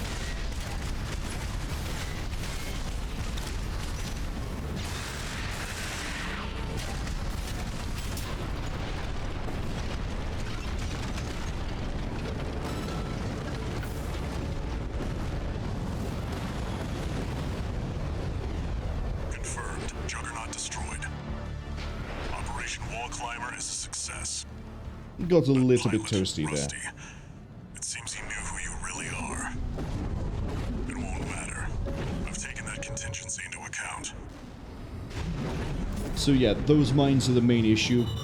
I feel like they're not very obvious, and it's very easy to just go into them. But if you can do this mission quickly, you build an AC to do this mission quickly, that's way better pay than you'll get from most other missions. And we even tanked a lot of our payout with repair and ammunition costs.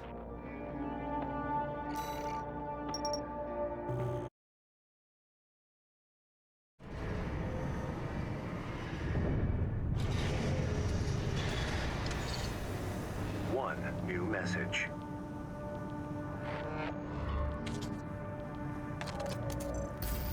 We're war buddies now. I think I should tell you something. During Operation Wallclimber, Arquebus was planning to sacrifice you. The plan was to use independent mercenaries to clear the way so that the Vespers could step in and take over. But instead, you took the wall. The higher-ups are going to remember you now, that's for sure. As will I.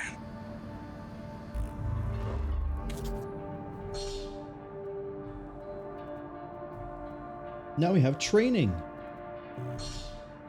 And new things to buy. But again, we don't care. So here we have retrieve combat logs and investigate the BAWS Arsenal number 2. We're going to be doing the combat logs first. It says recover at least 5 combat logs. I believe there are 8 in this one. There is a time limit, extra rewards based on logs recovered. There is also an optional fight that we'll be doing.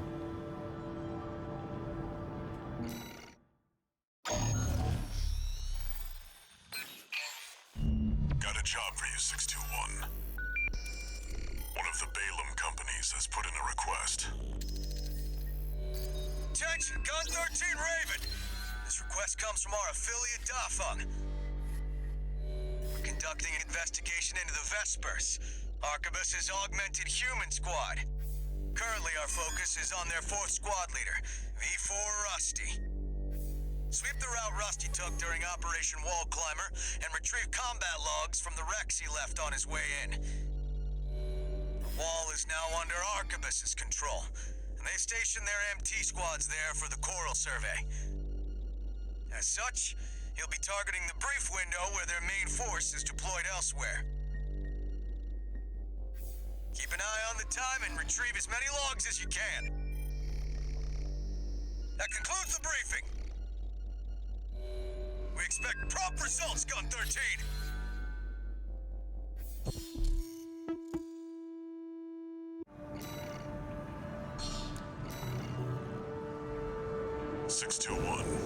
You should be used to Rubicon by now.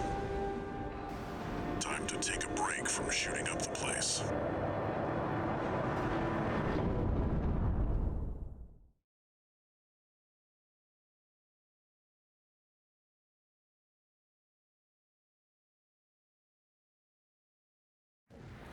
Main system activating combat mode.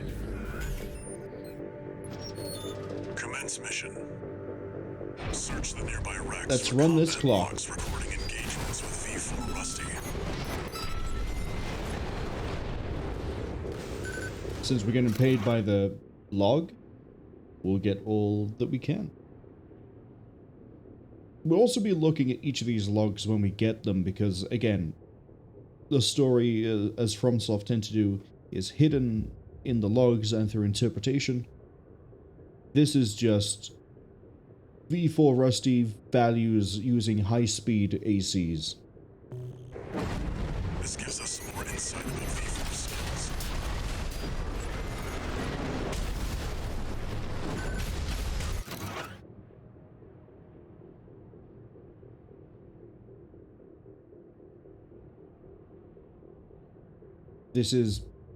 This mentions coral wells, and that it's used to raise some sort of insect food. You might think that's very innocuous, it's just world building. It is, and yet it will still play a part in something later on. Well, I didn't hear the kill confirmation for that. That's 2 logs down, and then there's another log, I believe, there. Open fire! Kill the intruder! Excellent logs.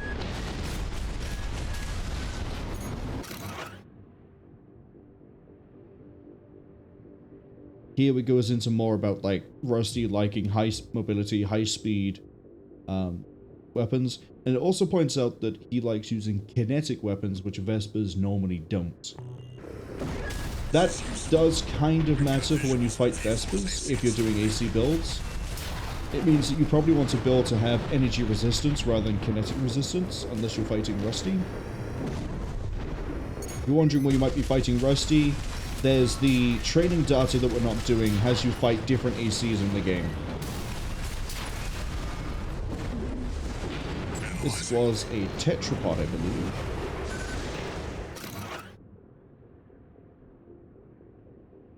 At least ZE is off duty. She is the Liberation Front's little sister. Be a real shame if we have to fight her. Worthless.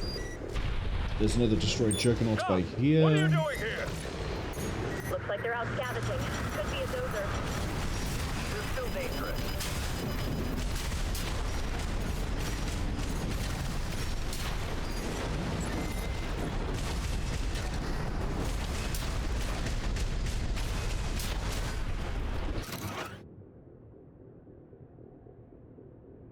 This is one of the more curious logs where it mentions that the Rubicon Liberation Front might actually know who Rusty is, personally, rather than just like, oh, it's a member of Arquebus. This could be worth something. So we're at 5 logs already, but there's more we can get. I don't think there's one over here, but there are 2 down here. First one. Oh look, it's little Ziggy.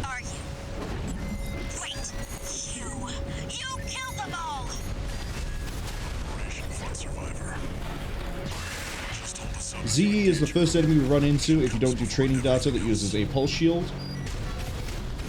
It basically acts like a parry. It mitigates damage if you time the parry correctly. Problem is she's running in an AC that cannot take damage at all. She's all about stagger and waiting for the opportunity to take a hit. Problem is, I have healing and she doesn't. And she's dead. There goes the little sister.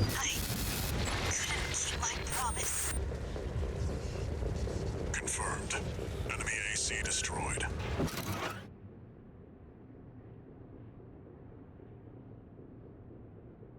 Interesting.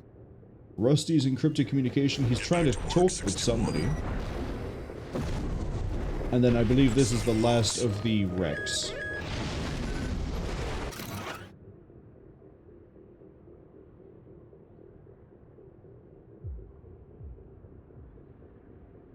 The pilot immediately pulled the ejection at the start of the operation. Nothing we can sell here. But there's nothing else really going on. Let's go kill the last MT.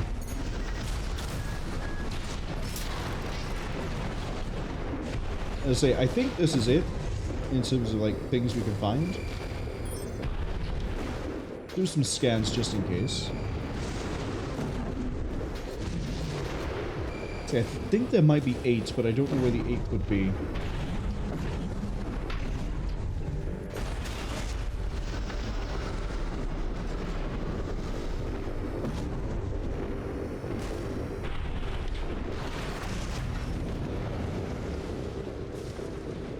Oh, is it under the big wreck? It might be under here.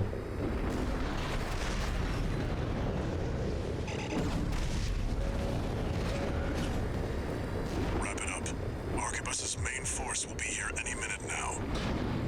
We've got enough logs to satisfy the request. That's it for this job, 621. Yep, Return it to is.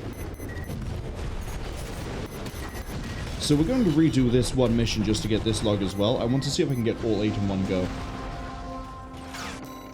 I think that also might be a part. Cute.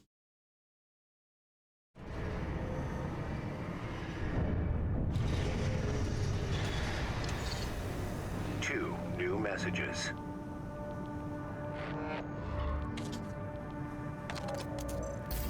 Gun 13 Raven! Bagged us some decent intel on V4. I'll report this to Commander Michigan. Additionally, I want to introduce myself. Gun 6 Red, but you can call me Sir. Privileged to be among Balaam's best, even if I am stuck whipping you independents into shape. Believe you me, I'm gonna put you to work.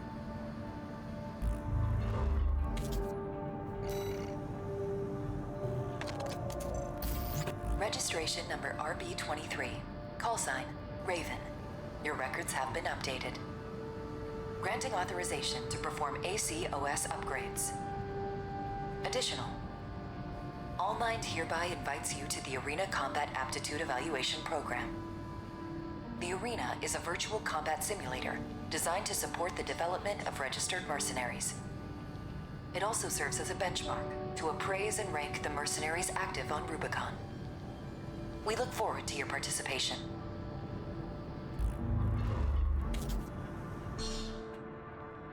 So this gives us the arena, which I mentioned. I thought it was the training area, but it's not. It's the arena that you fight different ACs.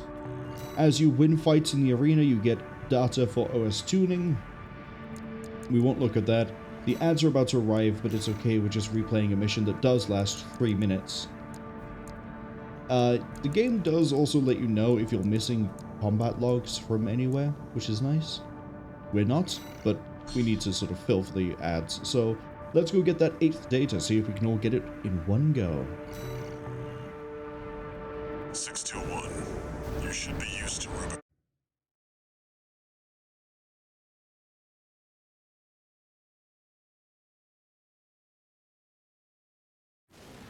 Main system activating combat mode.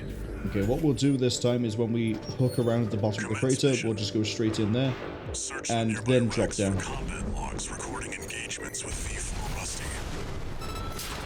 That's what we're looking for, 621. I'll analyze it on my end. This one we've read. Seems there's some more insight about V4 skills.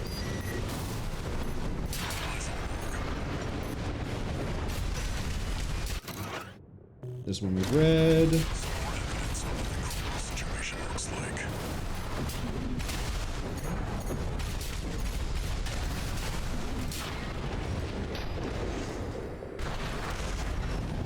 I think we have the speed in the default config to be able to do this. Open fire! That makes the difference.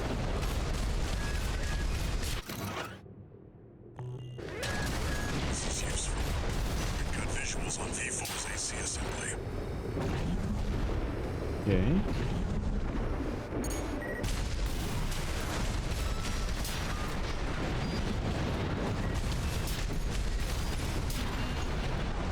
Analyzing. This brings us to 4. We'll look at the OS tuning as well when the ads have finished and when we're done here. This one annoyed me because I was hitting F and it wasn't giving me the readout.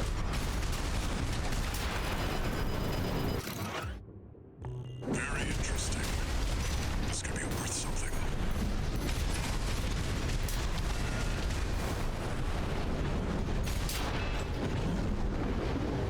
Okay, that brings us to 5. Now we need to go across the crater.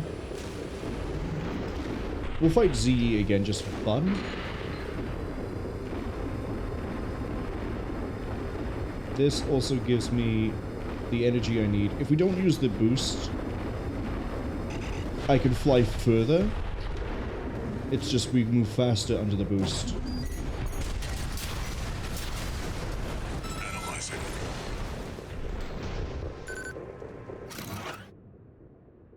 Okay, so the data we didn't collect is that this was at the BAWS Arsenal number 2. We'll be going there eventually, in that it's the next story mission we go to. However, there is potentially the effect of a monitor display deception jamming device. Keep that in mind. Anyone who was hit by the ads, unfortunately, isn't going to get that bit of foreshadowing. Copy. Nothing the corpse need worry about. We'll finish with Z. 7 logs.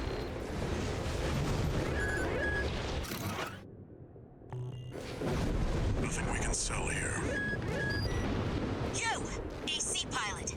You're no comrade of ours, are you? Wait, you killed them all! Operation Front Survivor. Just hold this up if you engage her. The mission comes before everything else. Keep it dance around with you. Either avoid combat or make it quick. Shameless corporate dog! Leave Rubicon! Hey, you got a kick? You have OS tuning. Coral warrior, just like the others, and I will not give in. Forged in ash, we stand as one. We're not like you, greedy hound. And she's dead again.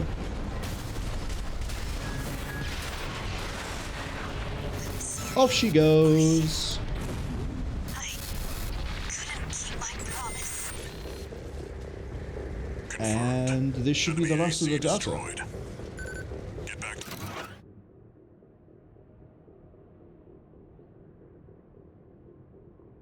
I'm pretty sure there's only 8, but I could be wrong. Looks like you There found is only Agent 8. The 61. timer finished. We've still got time, but we've checked out every promising wreck. That's it for this job, 621. Return to base.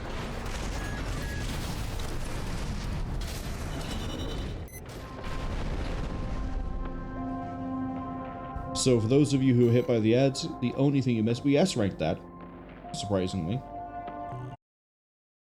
The data log that we missed, that we found at the very end when we were doing it as a story mission, tells us that the tetrapod came from the BAWS Arsenal number 2, and that something is using a some sort of distortion device that hides them from the view of the... hides them from being scanned, basically. I said I'd quickly look at OS tuning just to show you what it is. And we'll quickly open the arena. Every one of these you defeat. Here we have G6 Red, we have Index Dunham. It's ACs. As you go through the game, you unlock more ACs you can defeat. The first time you beat them, you receive OST chips, which are then used for currency for buying upgrades, such as the ability to quick turn, which is... and then Assault Armor, which are your expansions. So system unlocks things like the ability to kick, like Z did to us during the ad break. You can also choose to switch your weapons for... if you don't want like things like missiles, you can instead have like 2 hand weapons and just alternate between them. Weight control is you can manually decide to drop weapons, and you can also start overburdened with arm. Manual aiming is a PvP more sort of thing. Sorry, more focused in PvP. Core expansions. Because we're not buying, because we're not doing the arena, we're not going to unlock anything here either. We also aren't going to get expansions, but this is where you get fun little things like the Assault Armor, which if you've seen trailers, that's the explosion that happens on top of you. Pulse Armor is you just protect yourself. I've never seen anyone use Pulse Protection for the fixed barrier, and Terminal Armor is if you would die, you receive a barrier for a timer. Bear in mind that all barriers will take damage and be destroyed before the timer expires. But if you would die, you get a chance to not die. We will see different ACs as the game goes on. We'll have different expansions. Attack control is you just deal bonus damage with kinetic, explosive, energy, melee. Dealing more damage when someone's staggered, and also opening doors and things faster, and then you take less damage and you heal more. Lots of really useful things that we will not be taking, because I seem to be a masochist with this. Now let's go investigate BAWS Arsenal number 2.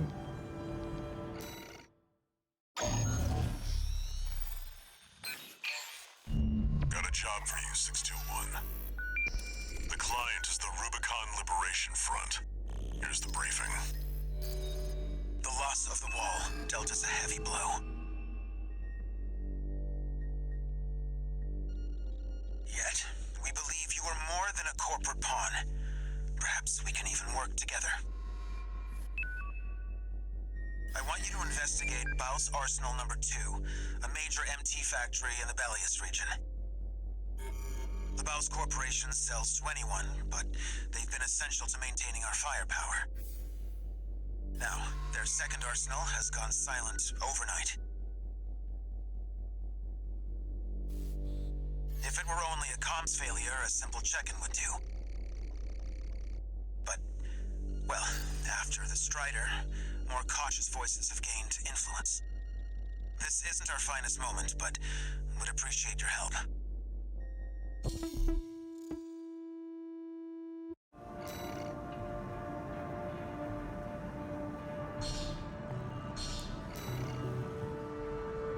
Some advice before you go, 621.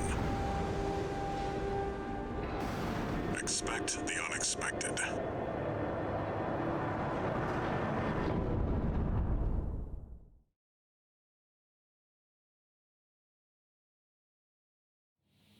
Main system activating combat mode. Commence mission. Are we ready? Investigate BAWS Arsenal number 2. I've been checking the perimeter, and I'm picking up nothing. What happened here? Let's find out.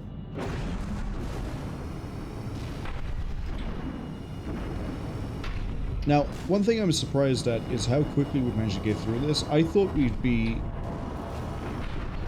hitting the end of Chapter 1. We're not quite there yet. There's, I think, 1 or 2 more missions to go. But I thought we'd be hitting the end of Chapter 1 by roughly the 3-hour mark.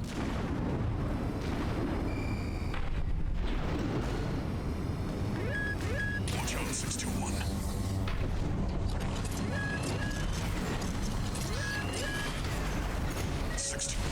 Watch its shots and see where they're coming from. Fortunately, I've burned out all my energy. Of course.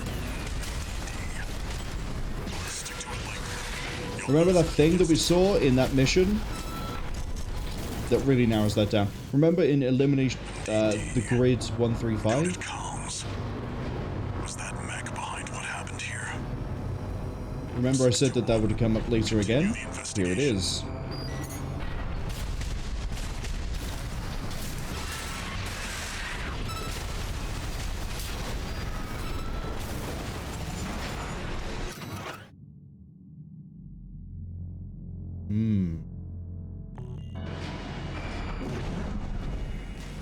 Cass says, some advice before you go, 621. I steal Sun Tzu quotes. Yeah, Walter likes to sound like he knows what he's talking about. But really, he's just as in the dark as we are. It's got you in its sights. Another one of those stealth mechs. Don't let it outpace you, 621. 621. I think there's more than one this time. Use your scanner. Mark your targets and undermine their tricks. I know about scanning, don't worry.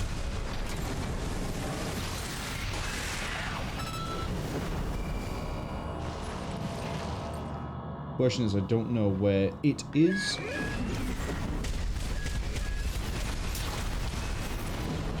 Now I do. Unidentified machine down. Keep going and stay sharp. Now, if I remember right, we're supposed to be ambushed here, but because I have, you know, foreknowledge.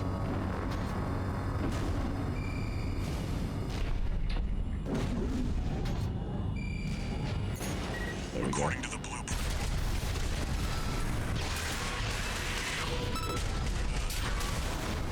See, I told you to expect the unexpected.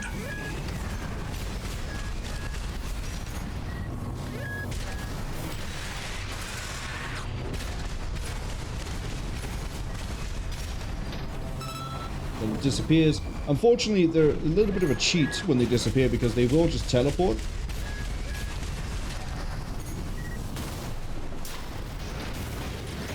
One more. It's over there. We just saw it disappear. They will try to relocate if they can get a line of sight. But yeah, they won't be trackable once they do their little cloud disappear thing. They'll just sort of teleport to where they want it to be. Energy, please.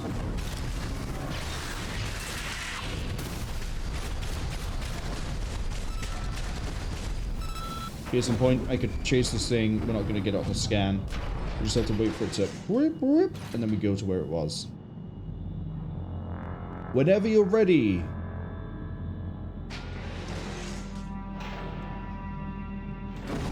Okay, fine. Down there.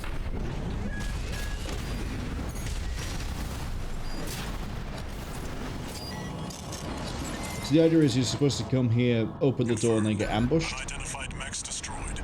Keep going, 621. But I'm smarter than that, so we didn't. Chaos says, mech with teleportation tech? Shake my head. Yeah, I mean, the way they sort of have the effect and then disappear somewhere, I think they're all basically trying to be Anubis from Zone of the Enders. Now, this fight down here gives some people trouble. No doubt about it. It's water. If you aren't mobile, you will struggle here because of, you'll see. Contains faint traces of coral. Must have been an underground vein. BAWS was hiding a well all this time.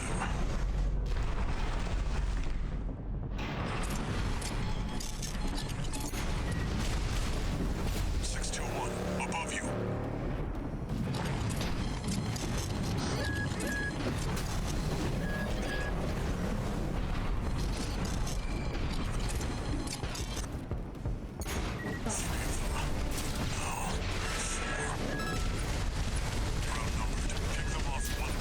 But that's one.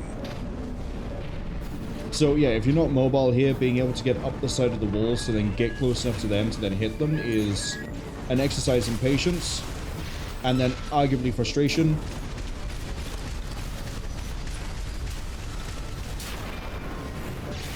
And then you also have this guy here with pulse armor.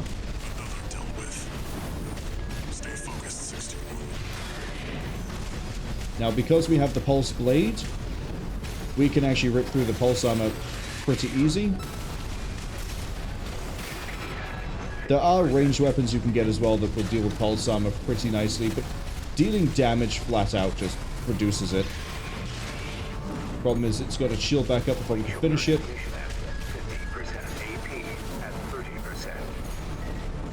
I really should not focus on this and deal with the other support craft that it has.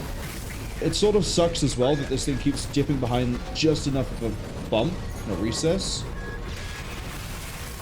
that we have our shots going into the dips. So that's 2 down. Now we need to go find 3 down even.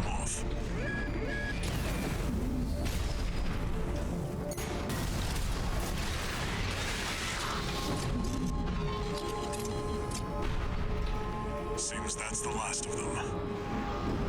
This wasn't a simple check-in after all. So yeah, the fight is much easier if you take out at least 1, preferably 2 of the ones that stick to the wall, and then deal with the guy with the pulse armor.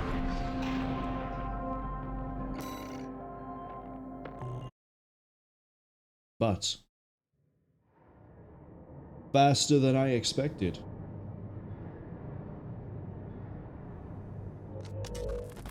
Long time no see, Walter. Looking good for a change. I see you've got a new augmented human. What happened to 617 and the rest? Their jobs. They did what it took to get us here. Huh. So how's the newcomer doing? Adequately. But Gen 4 augmentation can be unstable. We need to choose our battles. How's things on your end? I found the data our friends left behind. There's something promising in the Watchpoint.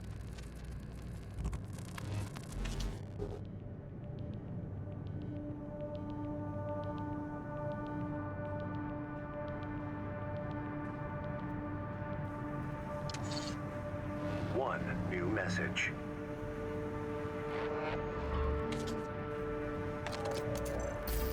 I see you're back, 621. About the coral well that was found at BAWS Arsenal number 2. That was just a drip coming from an underground vein, and it won't last long. It's not the coral we're searching for. One more thing. I've sent you your next job. This one isn't from the Corps or the Liberation Front. You'll see when you check the briefing. Welcome to the last mission of Chapter 1. And you'll always know it's the last mission because it will have a marker by it.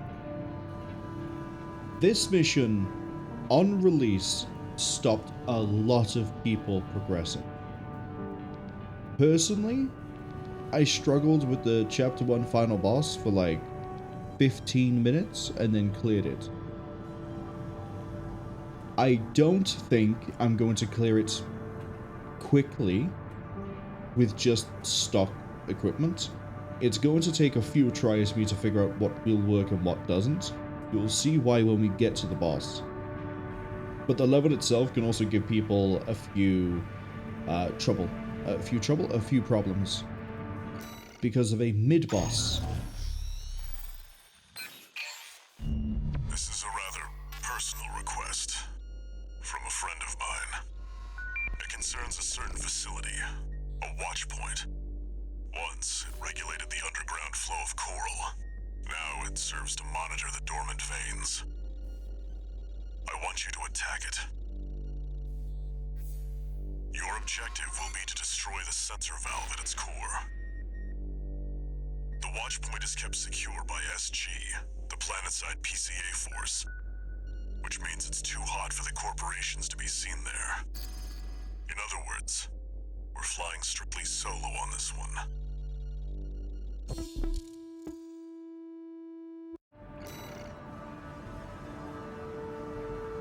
Cass says bosses gatekeeping players ain't a new thing.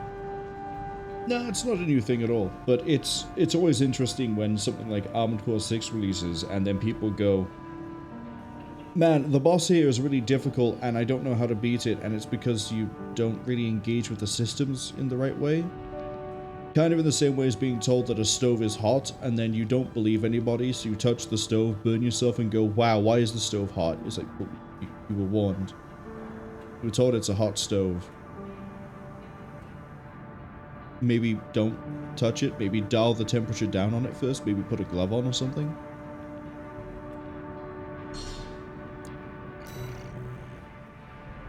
You'll be going in under cover of darkness. Be ready for anything.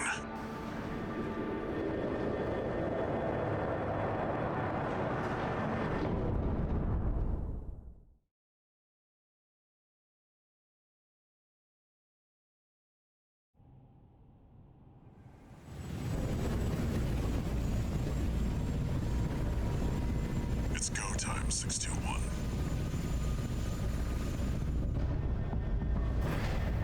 Don't worry, not even the PCA would anticipate a solo independent mercenary.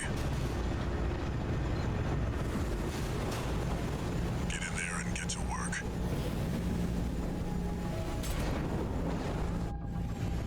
Main system activating combat mode. Leave no evidence. If anyone sees you, handle it. It's like, when I eventually get around to playing Elden Ring, I fully expect to get absolutely curb stomped by every boss I fight.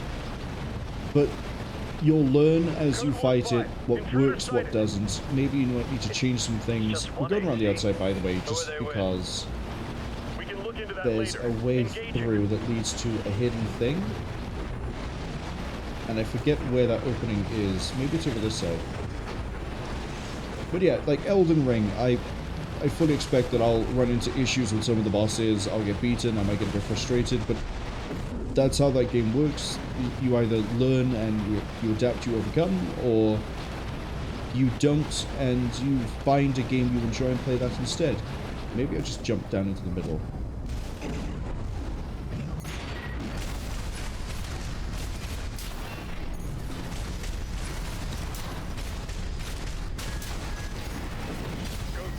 Requesting backup. I can't get through to HQ. Cavalry isn't coming.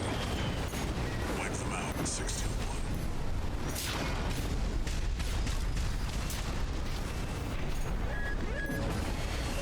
I dashed too early and I burned out my energy, so I couldn't actually dash when I needed to.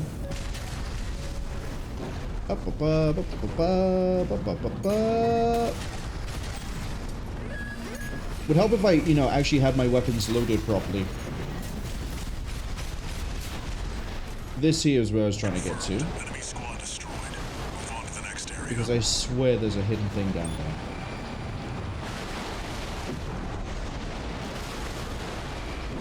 Am I being lied to? Is there not a hidden thing here?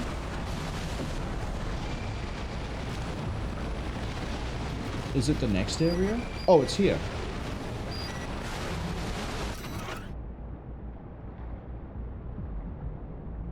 Make sure the four no. Melonite and Takagawa don't seem too ambitious. Furlong, though, they're pretending to be neutral. So we're not the first mercs to make it here. Cass says, if I need help with Elden Ring, let them know. They gain money working freelance on a wiki, so they know stuff.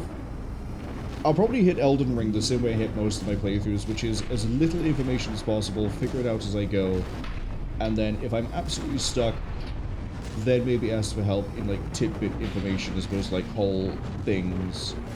We're going around the outside here because, again, full knowledge. I know there's a turret over here. Code 1-8. All units deployed for combat. Exposed to snipers from all quarters. Some waste of missiles. Again, I dashed too early because I thought that was the MT, not the turret. I'm way too close to be able to dodge that. I don't dash fast enough. 2 repair kits remaining. I wanted to keep all 3 repair kits for the next bit, but we'll do what we can. Updating your marker data. Proceed in the direction indicated. Up we go. But I do appreciate the offer. Yes. This next bit. You see that? That's the Watchpoint's control. I'm going to interrupt Walter here because this might take a second to explain. There are 2 bosses we fight here. We're about to fight a mid-boss now, and then we go straight into another boss. Well, not straight into, but we fight the mid-boss. Then we basically just walk around. Then there's the end chapter boss. Both of these bosses give people trouble. The end chapter boss is better known for giving trouble, but the mid-boss here can give issues because it's the first competent AC that we fight. Control center. The target's inside. Make your way in. By competent, I mean I'm pretty sure this guy is the first one that starts carrying repair kits.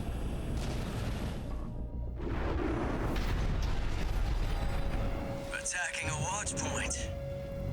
You're incorrigible, Handler Walter.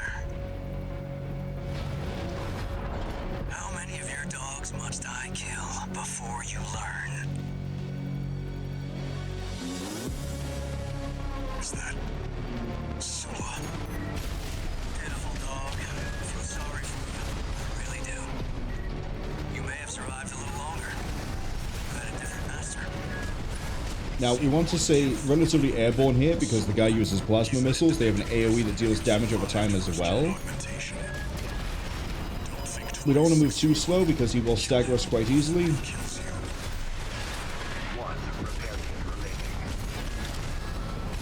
And if we get too close to him, he does have a weapon that will deal with shields quite nicely.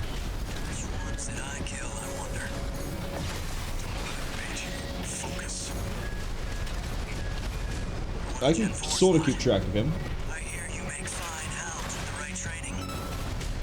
Shame you'll have to die here. AP at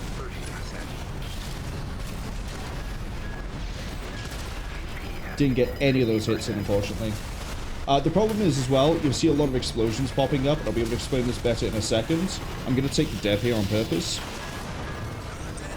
So, part of the reason Sula can give a lot of trouble, alongside the fact that I'm pretty sure he can heal himself once in the fight, You may have noticed that every so often there was just a large trail of explosions.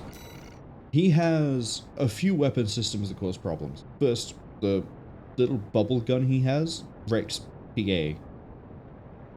So if you're relying on shields or terminal armor or anything like that, it's not going to work.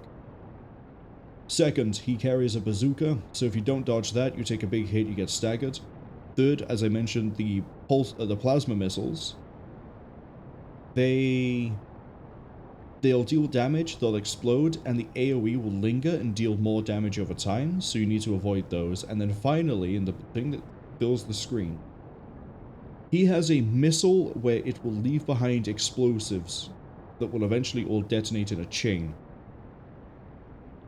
This means that Sula has a really nasty combination of both being able to zone you, deal damage up close with the PA, and then stagger you and maximize the damage you take. I'm pretty sure we'll get him on go number 2. You see that? That's the Watchpoint's control center. The target's inside. Make your way in.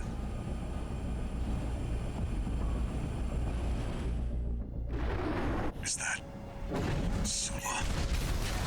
Pitiful dog. I feel sorry for you. I really do. You may have survived a little longer. So the reason we want to stay airborne is to help avoid the plasma missiles. Problem is we don't have really good tracking, so it's going to be a bit of a race. And I need to be sure that we're going to hit both of the PA, both of our blade hits. Otherwise it's not worth us going in.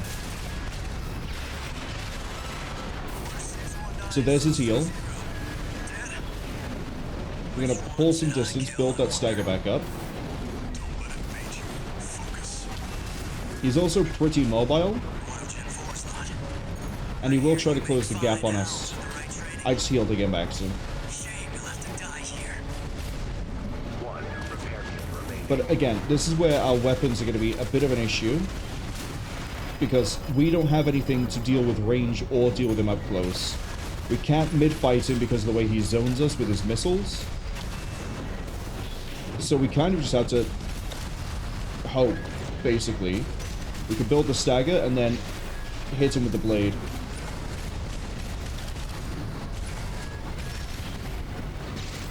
Because he will also back away from us the same way we're backing away from him. Take the hit, come on.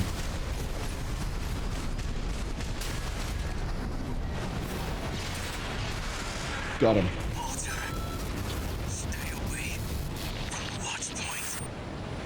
But yeah, he's the first competent AC we'll fight.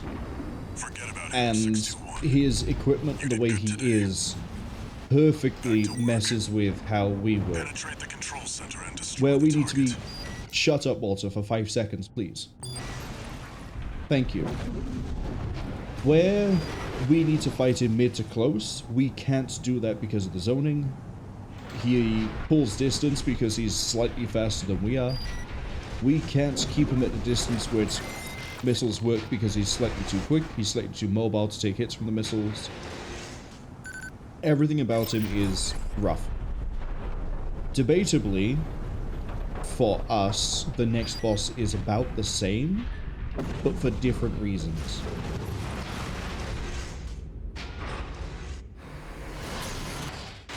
Cass says, enchantment, as Sandal would say. I don't quite get the reference on that one, unfortunately. Cass also says, this is just a classic welcome to the game boss. Yeah, it is. Going forwards, we're going to run into ACs that are incompetent in that they can heal, but they're not great. They just sort of exist. And ACs that are competent, where they're going to give us trouble. Because their AC is built in the right way to give us trouble. The AI might be better. They might have more healing. There's different things.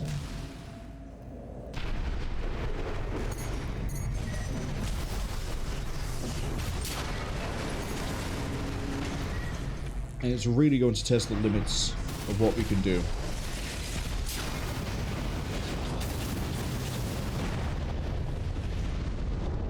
I'm expecting to do a few runs of the next boss. Good job, 621. We're done here. Head back to base.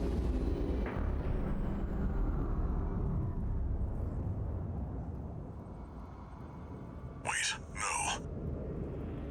621, get out of there!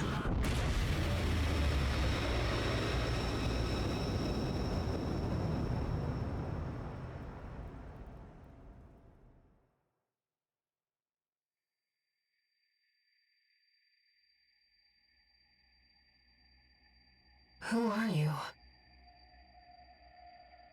An older type of augmented human, 4th generation. Have we made contact? I am Air, a Rubiconian. Please, you must wake up. Before your consciousness is forever scattered in the coral flow.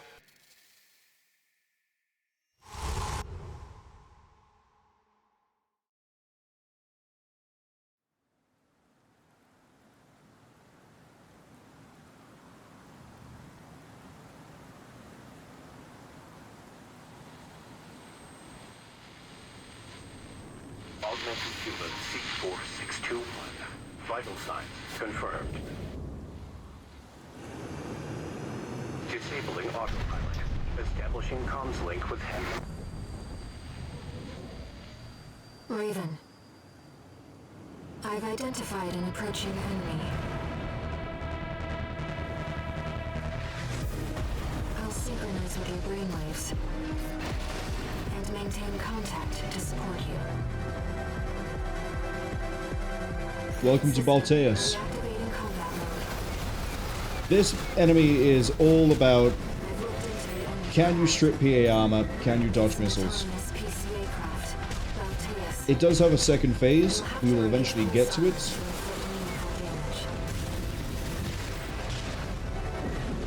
And I want to try to time the breaking of its shield to when my blade is ready.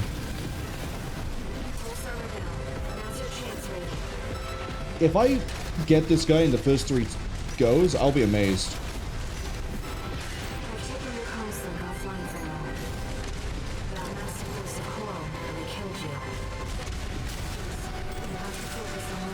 Oh wow, I didn't realize we deal this much damage to him while the shield's down. Back out. Every time he does his shield, he also does a pulse explosion. We're in phase 2.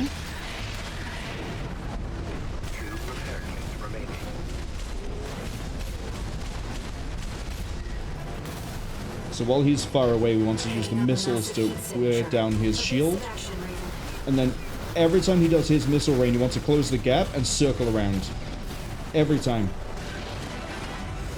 We've got a flame blade coming in.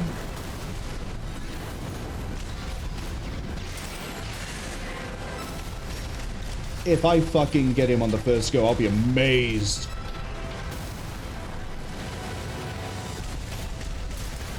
Ricocheting. Yeah, no. We went in a straight line and that's where we went wrong. If we didn't go in a straight line, we would have been okay. I'm confident we can get him under 5. We might get him under 3. Kara says, Dragon Age Origins. Sandal is a dwarf who makes magic stuff. Dwarves in the universe can't do magic. He was found in the middle of a pile of Darkspawn bodies. They think they exploded to bits. I haven't played a single Dragon Age game. And I know very little about the series apart from Claudia Black is in it.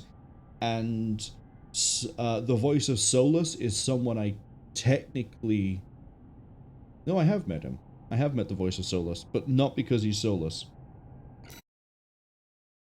But yeah, missiles, you want to try to get under them and then go around. Like so.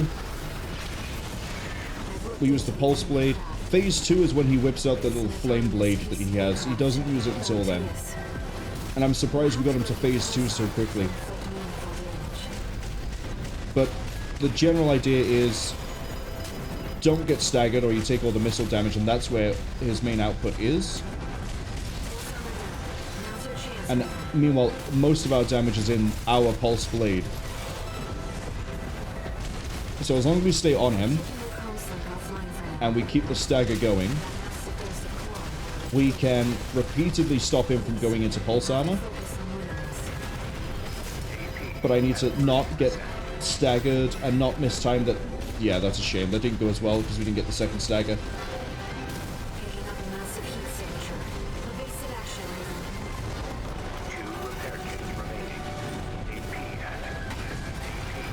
I didn't hear my gun firing. I didn't realize I was firing during that. So yeah, this one's not going to go as clean. I kind of want the reset, because I don't think we're going to get through phase 2.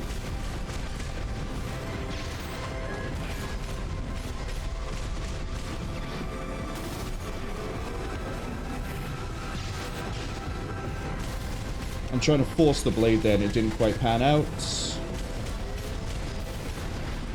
We're going to get the stagger pretty soon, even with ricochet damage.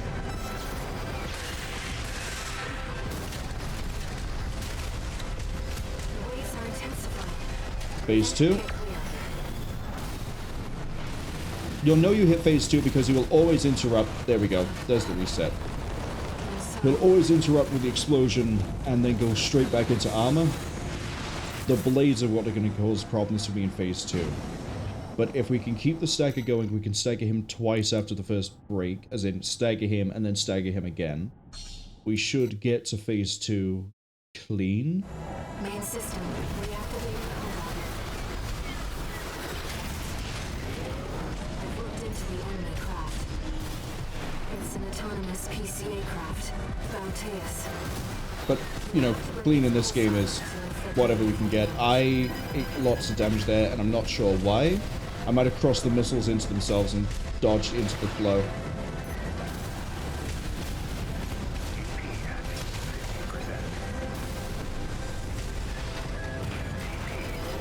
Thought my missiles were about to stagger it, that's why I didn't try to dodge. Picking up a massive heat signature. Evasive action rating. Full summer down. Announcer chance rating. Yeah, that was a bad time to do the blade. I'm trying to rush it at this point, and that's where I'm going wrong. 1 second.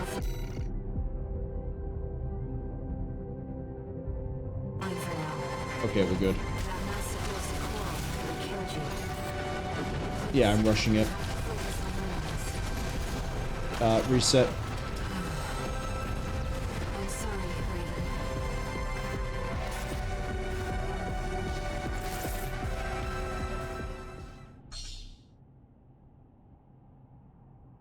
Game, I know about tactical reloading. I've been doing tactical reloading this whole time.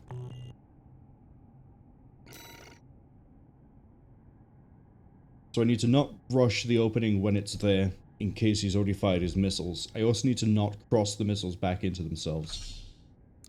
First time we did this real clean, and then... yeah, we're just sort of bumbling it. So yeah, here and around. We're not going to go for the blade. It's an autonomous PCA craft, Balteus. This one we can go in, then we go around. There we go. There we go.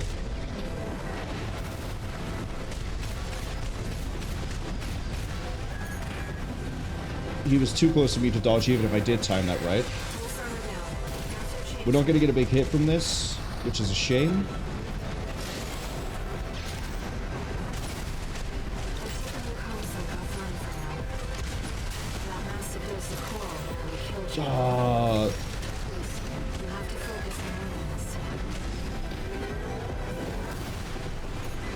He's gonna get his shield back up. No, he's not. There we go.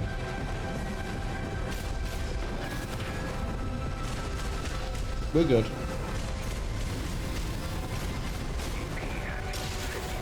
Wrong button.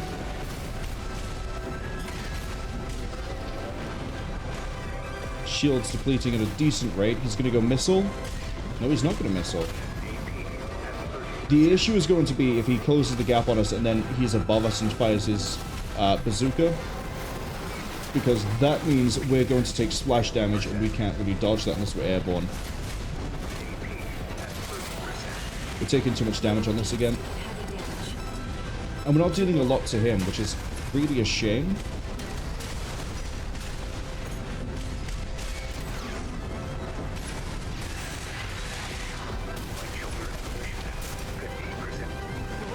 Guns, missiles, please. Reset. I'm sorry, Raven. Yeah, most of our damage is going to come from the blade.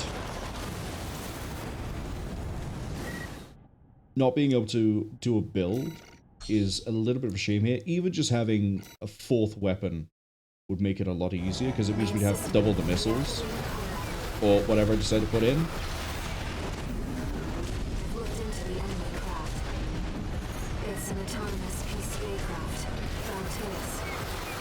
I'm not going to risk it.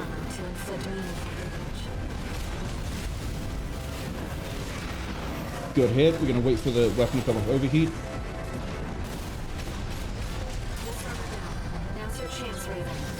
There we go.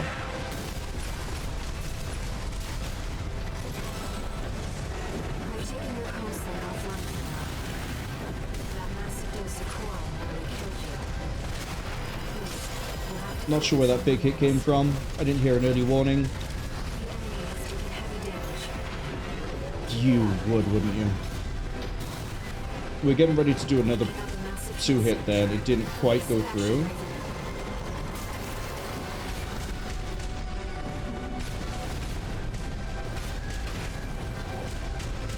We're good.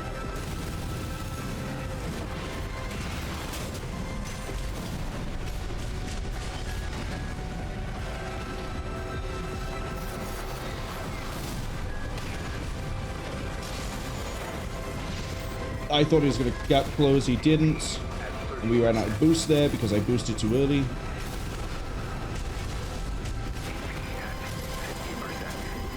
We're not going to heal just yet.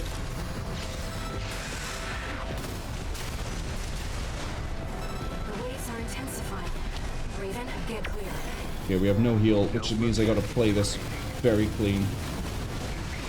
Which is not going to happen when he gets me with a quick swing like that.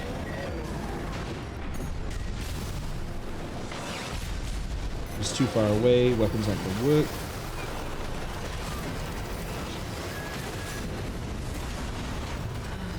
That's going to catch me. I'm sorry,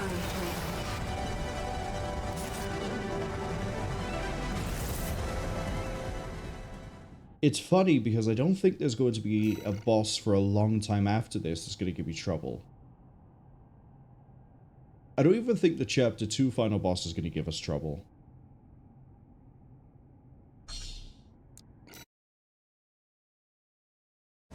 Main system.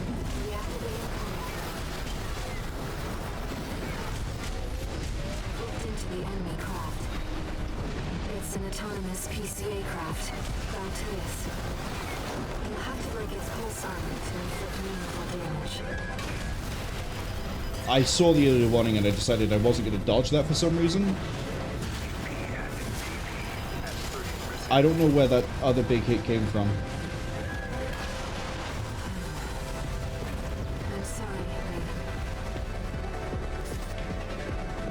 There's some sort of big hit he has that doesn't seem to be causing the early warning.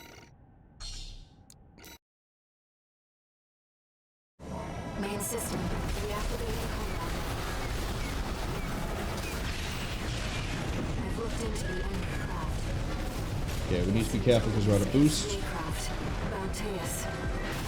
You'll have to break its pulse armor to inflict meaningful damage. We're almost through the pulse.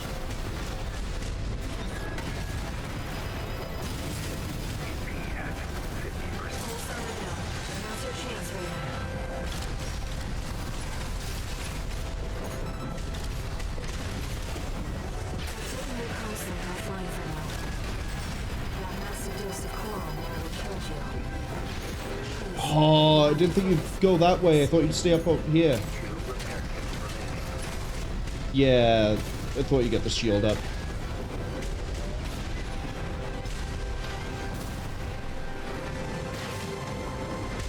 if he heads towards me while I'm getting ready to do a swing at him, we miss the whole pulse blade, which is a lot of our damage output.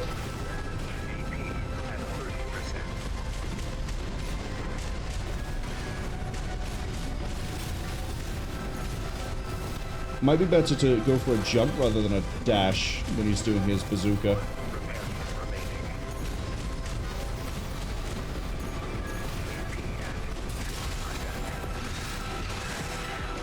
Okay, we'll be hitting second phase pretty soon. Waves are intensifying.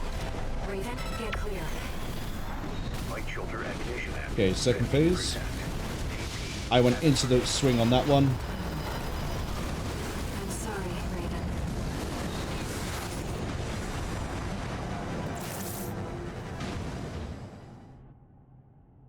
We need to get consistent at taking him into double stagger off of the first shield. Main system. Reactivating combat. I've looked into the enemy craft. It's an autonomous PCA craft. Balteus. You'll have to break its pulse armor to pulse armor down. Now's your chance, Raven. That was risky. A lot of damage I probably didn't need to take. I'm gonna go for jumps rather than dashes. 1 second, I need water.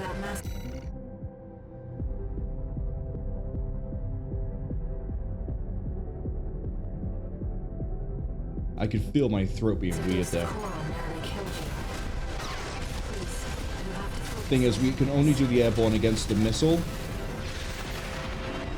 Yeah, we had no chance there. Because he has a shotgun blast, that's what it is.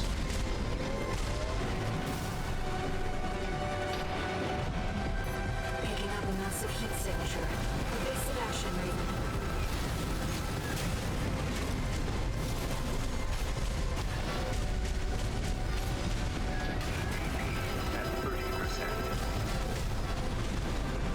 Jumping there wouldn't have saved us.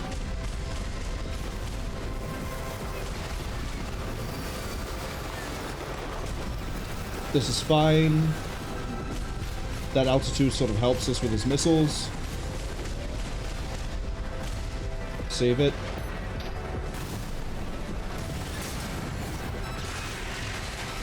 The enemy has taken heavy damage. Keep it up, Raven. Jump there would have helped. He is going to shield soon.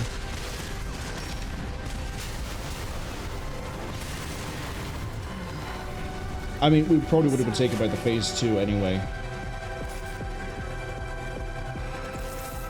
This is fine. We can do this.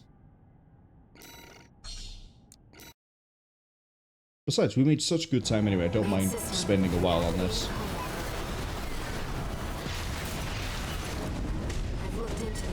Took a lot of damage there, fortunately.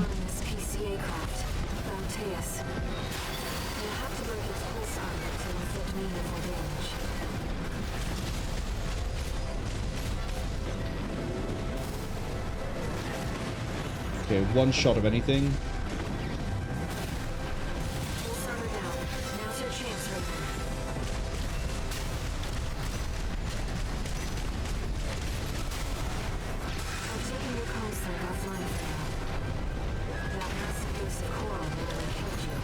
Can you not be so airborne? I'm not in reverse legs.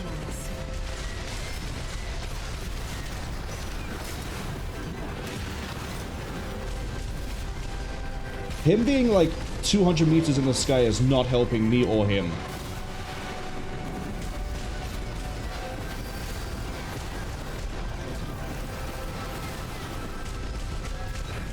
I dashed into that. I should have jumped as well.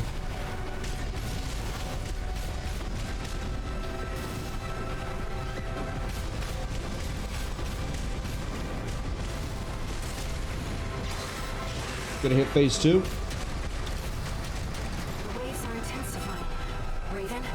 Phase 2, and I still have 3 of my repair kits. We're in for a good chance here.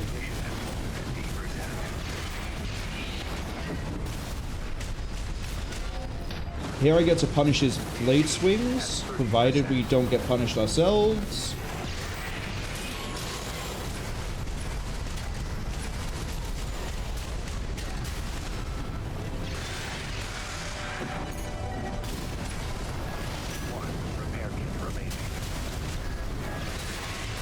We might be in it. We might be through it.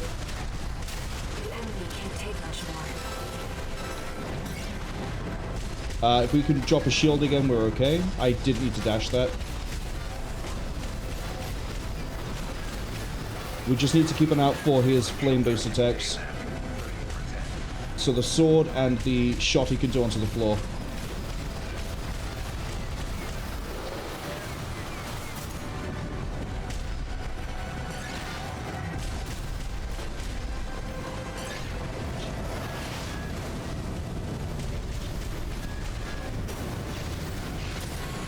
I'll take the stun there. We got him. We've got him.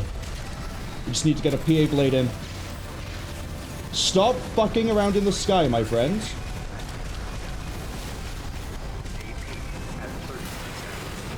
No, we got staggered out of it. If he didn't dodge that double swing we did earlier, we would have got a stagger and then he would have died. Almost got him.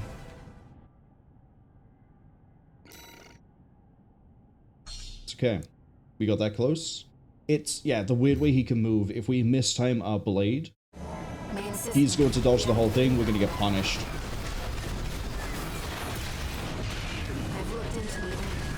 Oh, no, you don't. You're not getting me with that quick one. I'll take it. Even though all our damage to say is blade,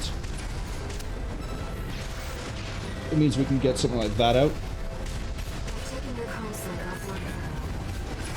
Again, he's... Why are you saying so high in the air? Come down. Yeah, see, ground is nice. Ground is solid. Ground is friend. I'm not friend, though. We're not getting a lot of our PA damage. He shouldn't normally be able to shield out of a stagger, but here we are.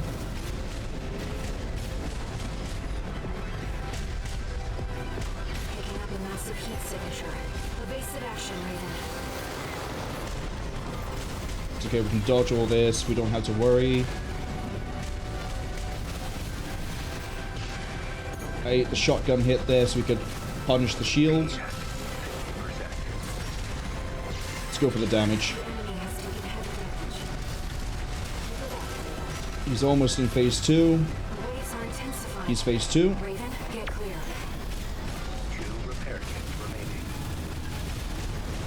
I knew that was going to lead into the blade and I did nothing to dodge it. Come here, Balteus. We got missiles that need to be on the ground. Him being not near the edge is not great.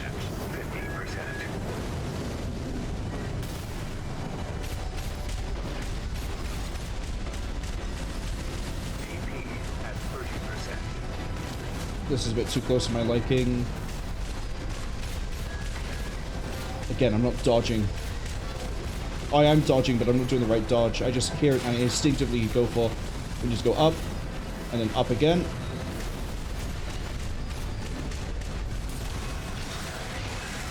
Here we go. Not the blade. We got no backup in case we take another big hit. That's fine. We can... He went up? No, you don't. It's going to be close, especially with the fact that I'm in red and we have no extra heal. Got me on that. I went back down onto his blade. Cass said it was so close, Balteus decided to turn on input reading. It really felt like it near the end there, where it's like, buddy, why are you going up? Why are you going away? Why are you suddenly doing all this? But we can do it. Because we're now consistently getting through a good chunk of this second phase.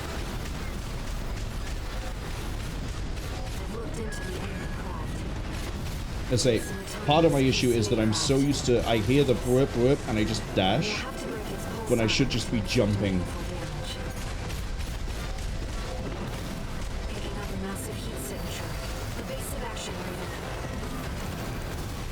I just saw you reposition yourself there. I know I did. It like clipped into the ground and then bumped itself up. I'll take one hit out of that. We're ricocheting. Okay, back out. Wait for him to finish boosting around. I can see the ads are arriving, which is going to be really unfortunate if we do finish him on this go. Because we'll be in the middle of the ads when it happens.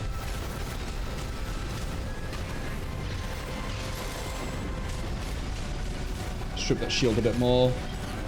We're doing a better job of staying airborne. It hits him more airborne as well.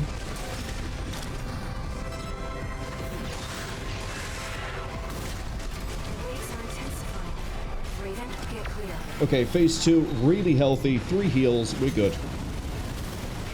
I mistimed the jump. Not time to get complacent.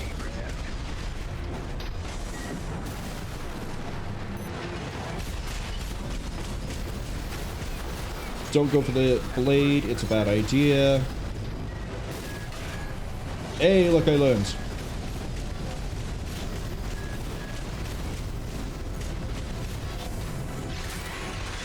Okay, good hit. Straight down and into full. Let's go. Let's go.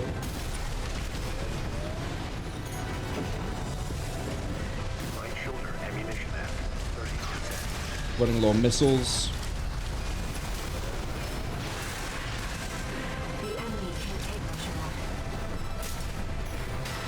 Okay. If we can break his shield again, we should have him. I forgot that has such a huge pickup, and I also thought it was a different attack.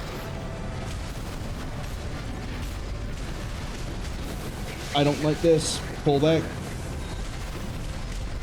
Play it safe. We're going to use our last heal. Move, move, move.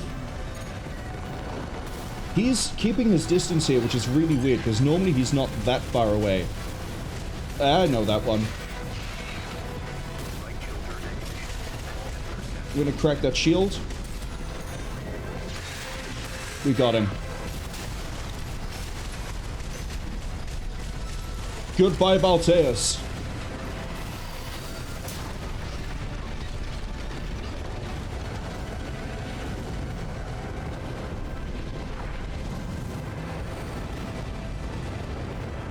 Sub 3 hours for chapter 1. Let's go. Well, I say sub 3 hours. I'm taking into account the stream time. The little prologue. Not the prologue, but like the intro cutscene thing. Oh.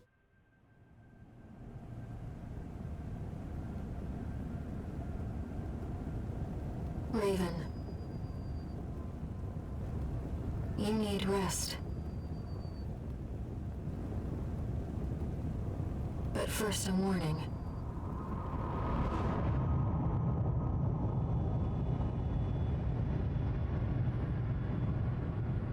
The coral surge you were swept up in? That was just a glimpse.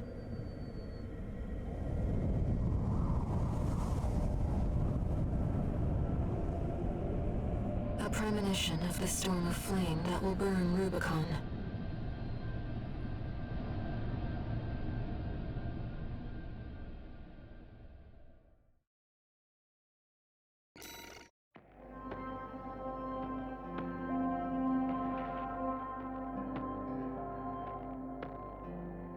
We did it. Hey. But yeah, let me get comfortable a second because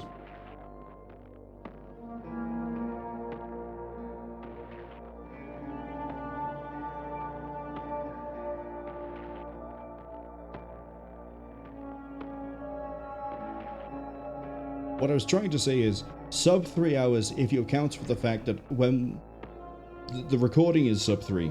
Stream, you still have that like intro bit where I don't start the stream completely until the ads are done. And then it's me getting ready, getting the water, everything else. So sub 3 hours for chapter 1, happy with it. Balteus took as many tries as I thought it might take. I was hopeful for under 5, but I think that was closer to... If we don't count deliberate resets... No, count the deliberate resets. It's cheating otherwise. I think that was like 13, 14 tries. which for stock AC, I think was pretty good. Again, if you have another weapon system, just even on the 4th, just missiles or even plasma missiles, breaking his shield is much easier, the damage is easier, staggering him a second time is easier, the whole thing is just easier. You can also have it easier if you take the... I'll show it in the shop, but we're about to have talking, lots of it.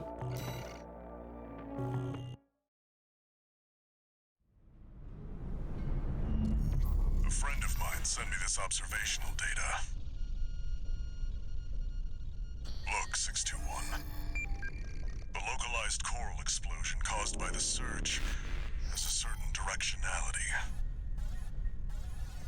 It's headed straight for the central ice field, across the Aalian Ocean.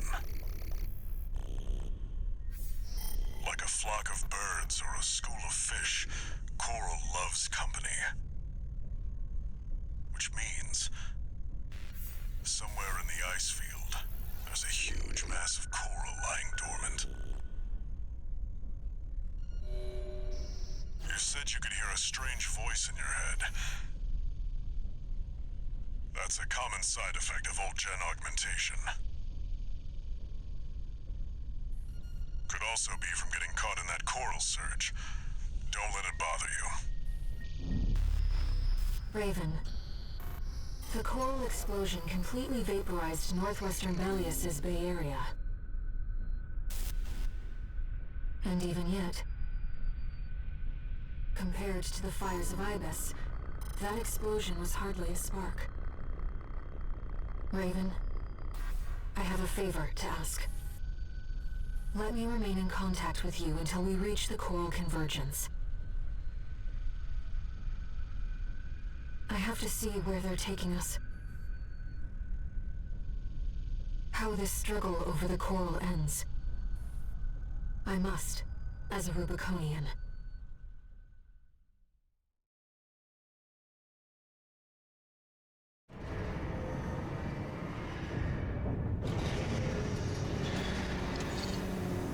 Augmented Human C4621, entering standard mode. 2 new messages.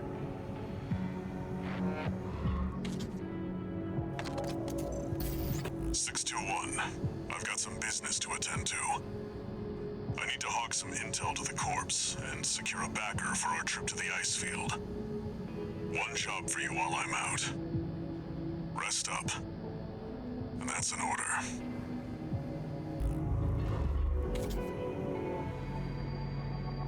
Raven, I see your handler's away on business for now.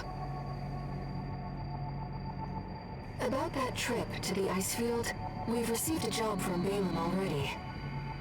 Let's take a look, shall we?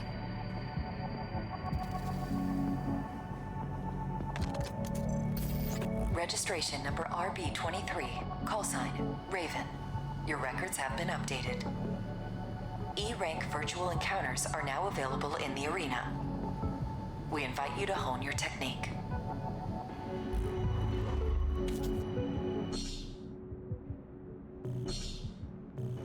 Okay, so there are a few things you can do if you're struggling with Balteus. Mainly in relation to AC design and parts. So we're going to go to the parts shop. I mentioned that there is a weapon that deals with PA armor very well and that Sula was using it. If you come down here, the pulse gun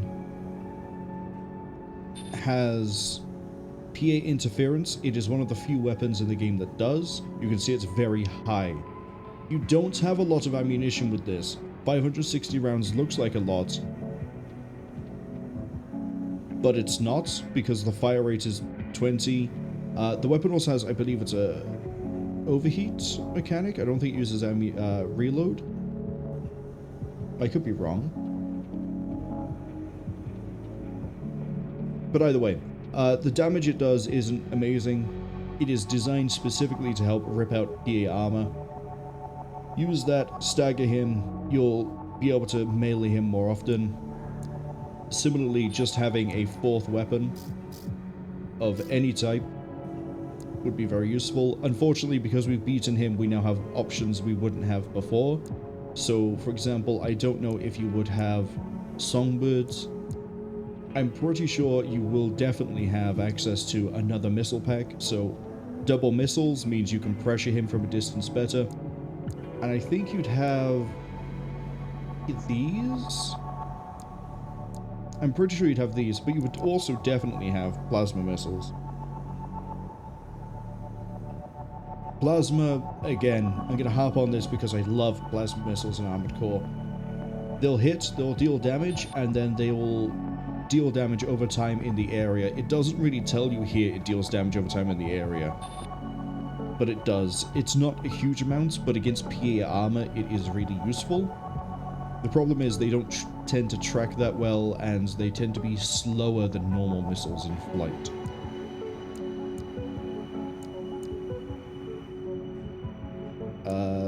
All those things aside, let's go Infiltrate Grid 086, which I believe is the first mission where you can obtain spare part.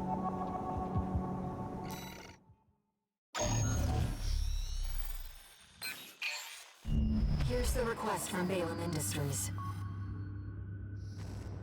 They want you to carry out an advanced survey of the central ice field to confirm the information Walter brought to them about the coral convergence. As for how to cross the Aalian Ocean, this is the intercontinental cargo launcher installed on the upper level of Grid 086. You could use it to launch your AC to the ice field. Grid 086 is occupied by the Dozers, outlaws who treat coral like a drug. It's also the territory of a belligerent group of arms dealers who call themselves RAD. Be prepared for a perilous journey. I'll be here to support you, Raven.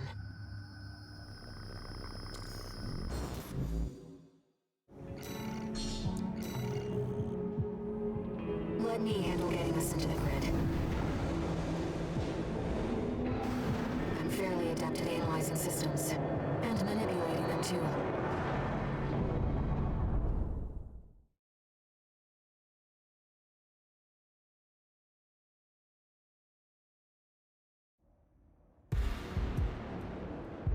Commencing infiltration to Grid 086. Creating backdoor into system. Deactivating lock on vertical catapult. Connecting steam cylinders. Launching.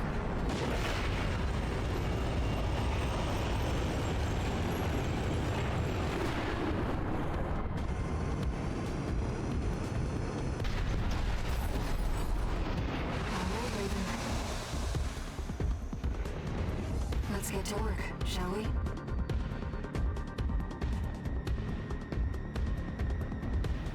Main system activating combat mode. This is a fun little mission. I've sent you the marker data. RAD is a group we have technically seen already. They supplied all the parts for this AC. All of their MTs are going to be slightly different, which is really nice. It's a good change of pace. The entirety of Chapter 2 is basically, it's a change of pace.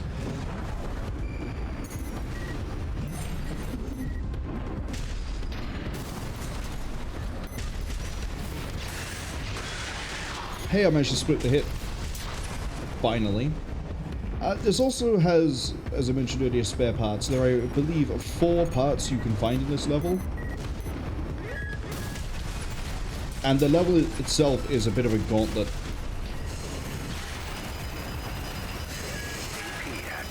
I don't appreciate being stun locked by the two of you.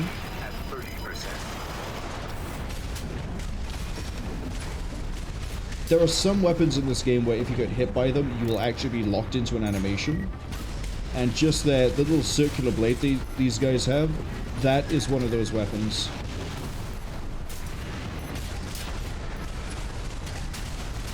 So us almost being wiped out in the first part of the level is not a great sign. But I like the aesthetic of these guys where it's all junk. Now the first thing we have to deal with is the invincible Rummy. The strongest enemy we'll ever fight, even more than Balteus. He has a shotgun, he has a chainsaw arm.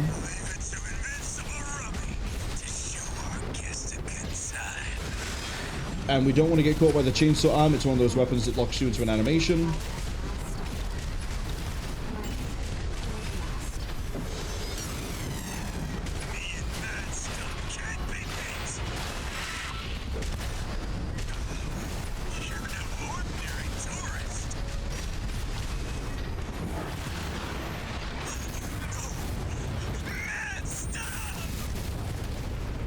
Don't worry, he's invincible. He survived. If you think he died in the explosion, you just don't know Rummy. Taurus, you know, RAD loves a good welcome party. Come on in, and let's get acquainted. I remember right, there's something this way. Let's take a look on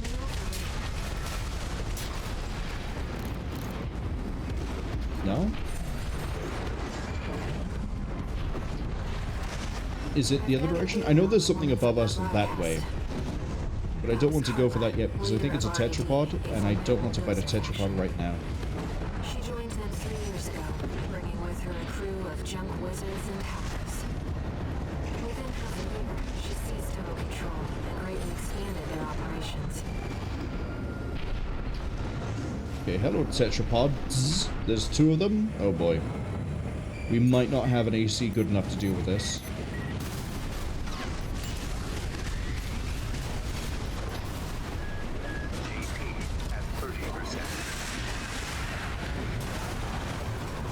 That's okay, we die, we get the checkpoint out of Rummy.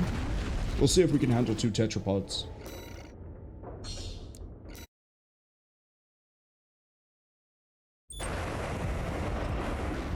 Looks like you're having fun, Taurus. You know, RAD loves a good welcome party. Come on in. See, I think there's also a scannable here, but I could be wrong.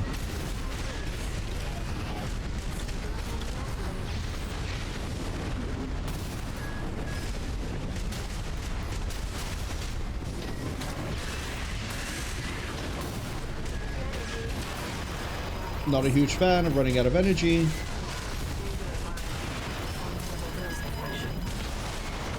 That's my own fault. We got staggered and then we didn't recover fast enough to then not get staggered again. This is where this is going to get rough. This might actually be rougher than the boss fight we have. Looks like you're having fun, Taurus. You know, If we can't kill them in the next 2 attempts, we'll just wait until the next run. come on in, and let's get acquainted.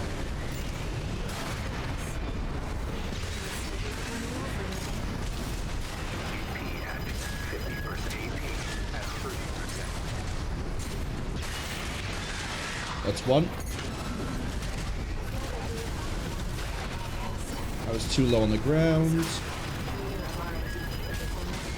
And then this is part of the issue. They can stagger you, you won't have your energy because you've just been depleted because you're staggered. So then you can't dodge the follow-up hit, and when there's 2 of them it's an issue. When there's not, please reload the gun a little bit quicker. You can just do this. And just stay on it like it's a normal tetrapod.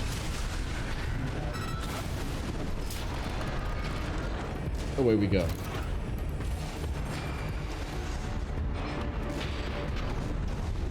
I swear there's a part you can collect here.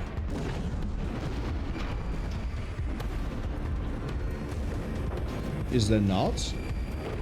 Am I just insane? Well, it looks like we were doing this part up here again on another run.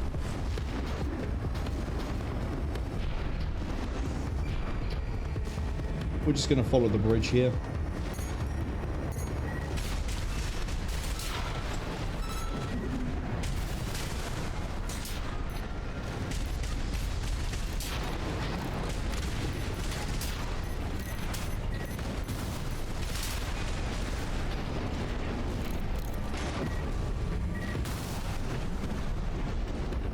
I don't think there's anything in this direction.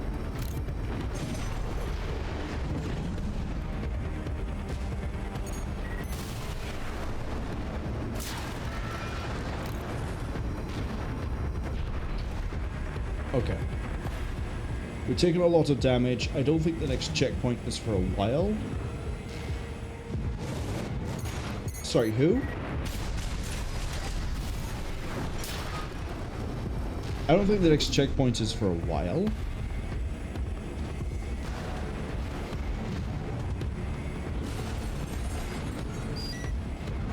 Don't I have to do a fight here? Kept us waiting for it.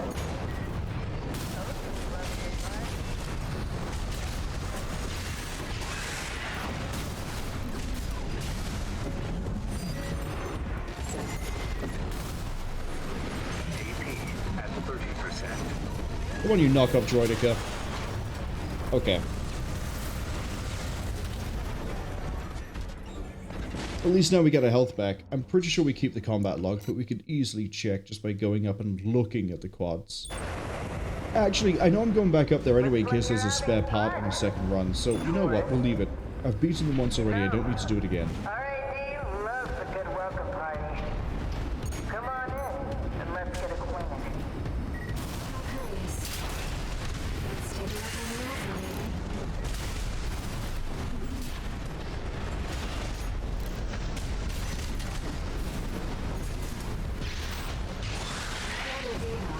You thought I missed, didn't you? That was Carla. So did I. I completely forgot I had a second swing. She joined them 3 years ago, bringing with her a crew of junk. Kept us waiting for it. Told you we love a good party.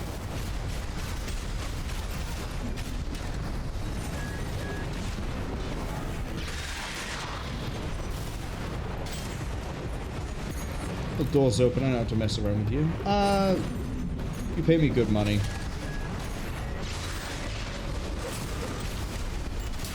Well, you're no slouch, are you?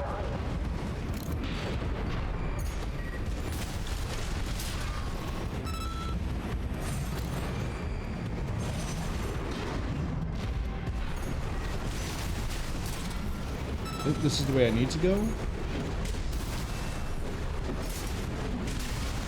So I want to go this way. These contain parts. That's a head, so I think that's actually the first part. There's a head, arm, leg, and torso in this level.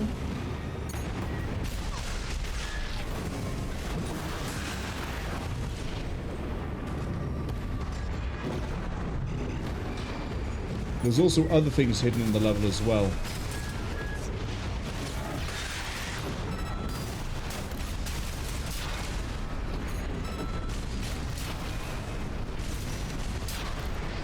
If we have a look around here, you can see there's an enemy down there that I don't particularly care about right now. I think there's something over this side.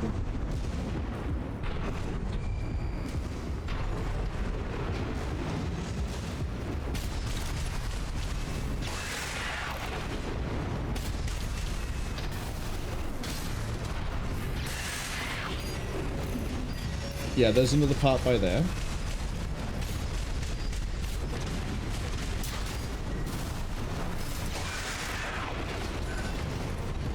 Which is the core itself, the torso. But there's more. There's another thing hidden in this room. You may notice one of these is spewing molten metal, the other is not. If we go this way, and then down here, there's another part. And an AC. If you're doing the arena, you have probably fought an AC, and then if you play the game, go, I have never seen this AC. Where is he? This is him.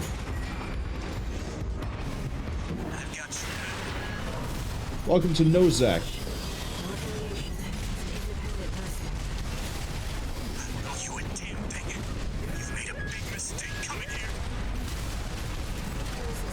Him being confined here is probably the worst thing he could be, because that puts him in great range for us. Of course, he'll still dash away every so often.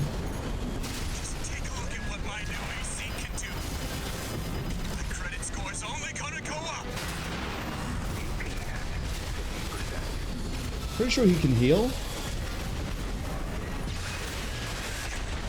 Yeah. No, he can't. He would have healed by now.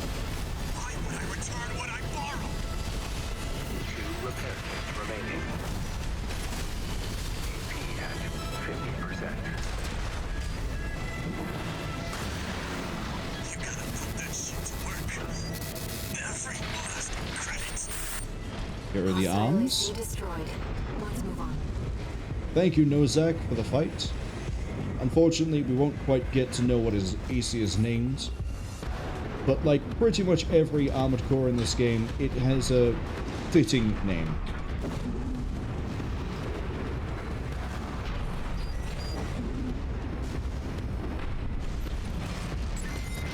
Now, I believe we need to go to the right for the last part. Would have been cheaper to just hire you instead.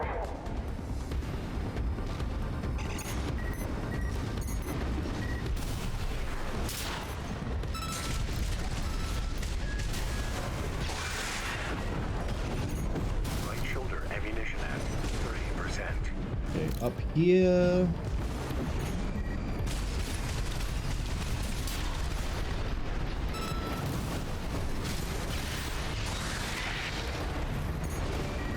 Oh, you're still alive? Got some more combat data. And then further to the right, I believe the parts are... Yeah, there it is. That's all 4 parts in this level.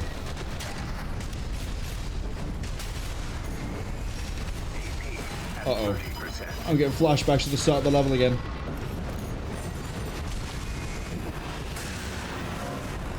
Get out of here with your little buzz blade. I don't think there's anything else I'm missing here. There might be some information. Picking up multiple MTs. Tread carefully. Barely forgot your fireworks. Welcome to a tetrapod with a shield.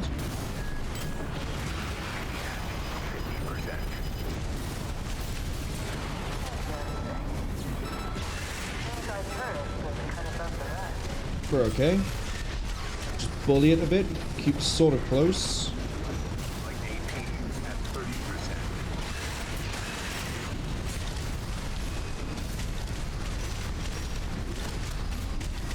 We don't build a lot of stagger with this rifle. I wish we did.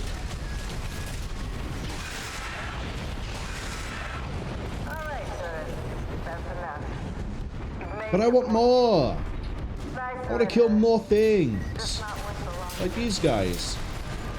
They're probably just, you know, walking to work in their little mechs. Gary, did you see the football game yesterday? No, I didn't, Steve. I'm busy shooting up coral. Oh. Well, you probably should watch it. It was a really interesting game. And then I just come along and kill the both of them. So really, it ultimately doesn't matter the outcome of their conversation.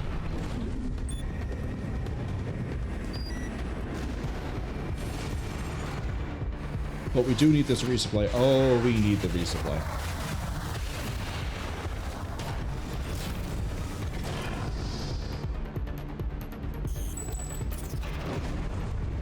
You're not afraid of anything, are you? I like that choice. I did sort of give it away, but there is a boss fight here. Too bad that this is goodbye. This boss fight has a gimmick. You need to shoot the top to build stagger. This is where quad legs really come in handy.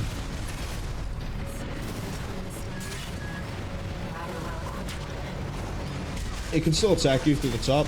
Be very careful. But yeah, attacking the top is the safest option for building stagger. And then when it's staggered, you want to go for the front of the furnace. Now, whether I can actually get this thing staggered is another question in and of itself. Don't end up near those giant grinders. It's a bad idea. Please fly up faster than the speed of nothing. We lost all the stagger.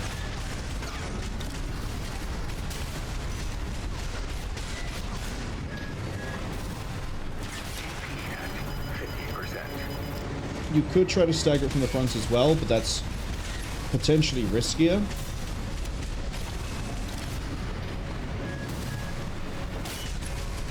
And you need to get the shots into the furnace. At 30%. Not a fan of getting staggered.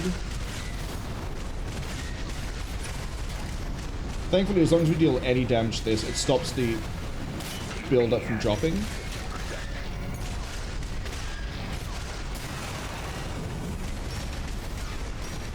Send those into the front just to help build. At 30%.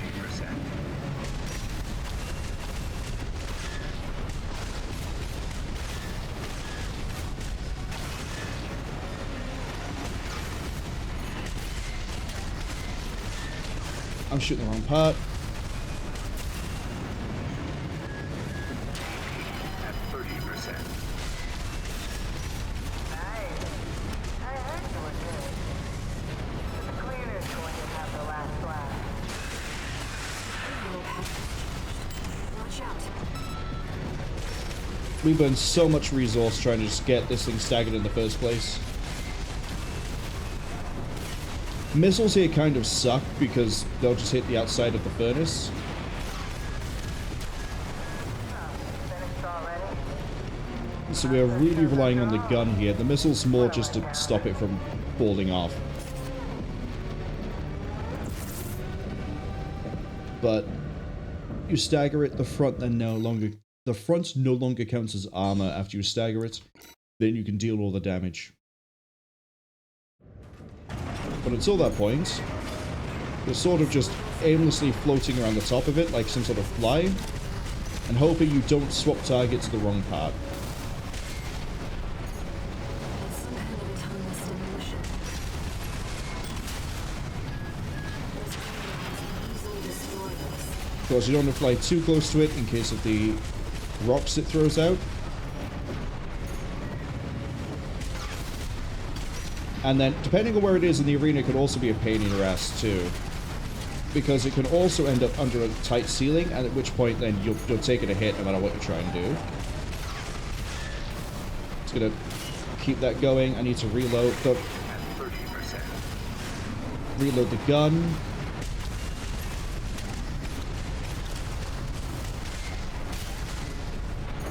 Please be nice.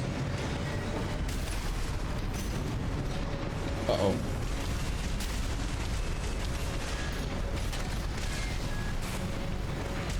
But yeah, quad legs, you can just hover above this thing. It makes it a lot easier. Why the fuck did you just rotate 5 times?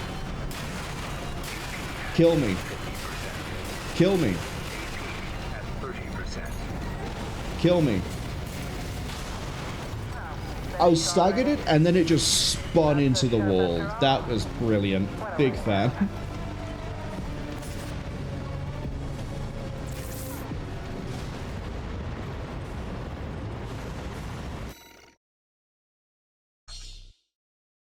We could do it. We just needed to, you know, not suddenly decide that it doesn't want to stop moving when it's staggered.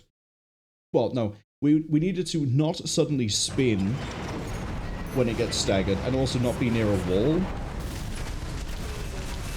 It's a good opening volley.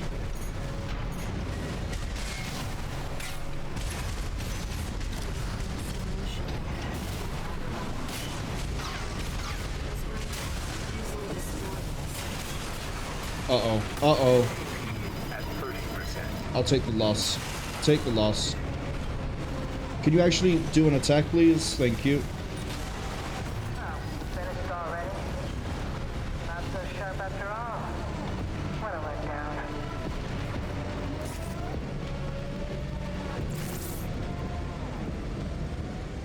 That second go where we staggered it and it turned, we probably would have done a really good run at it. We might have killed it, maybe. At a push.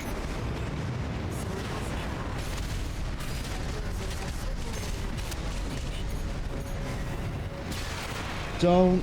I didn't pick that as a target. I'm still at that one. We lost all the stagger.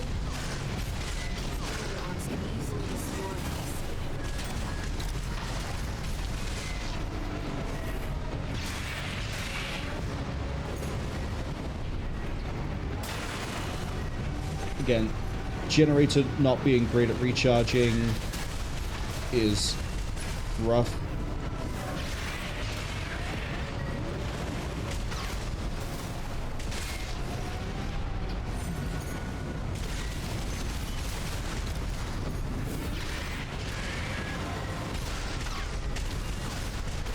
picking the wrong target is a bad idea.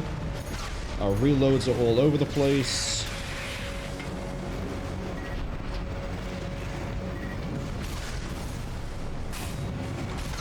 It's got the same issue I have with the Juggernaut, which is that it zooms around all over the place, but it has a very particular weak point. But trying to hit the weak point here is more of a pain in my ass.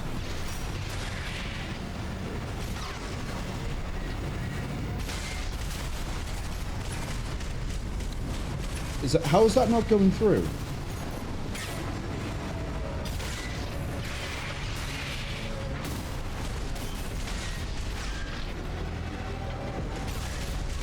Ah, it's because we're picking the wrong target again.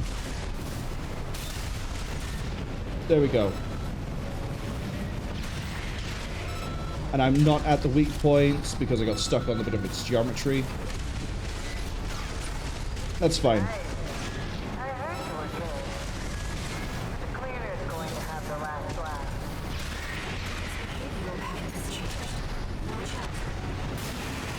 I deserve that.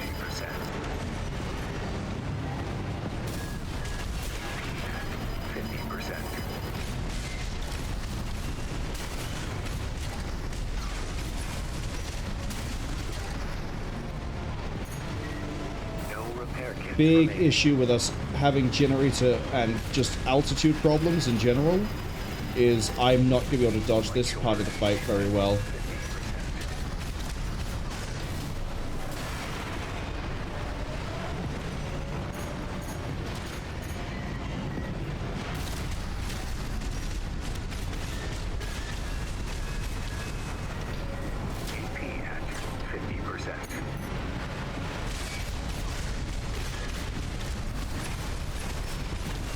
Although it does make it easier when for the missiles, so maybe we can still get through this clean.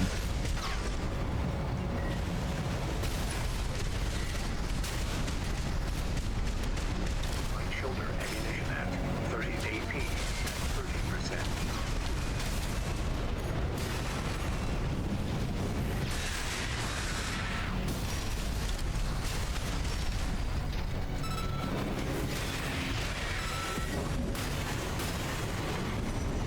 We are going to be very close on this.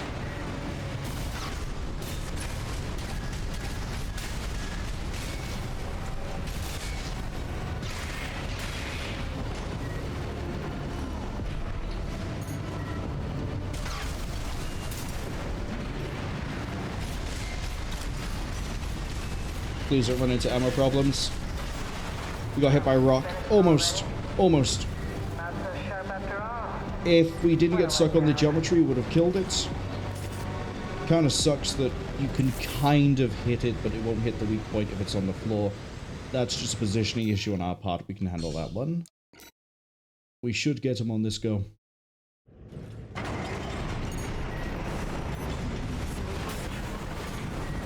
dozers are certainly living.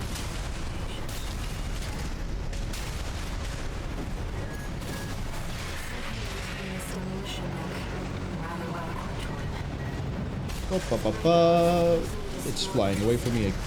Flying. It's flying, is it? I guess it's kind of hovering around. Could you count that as flying away?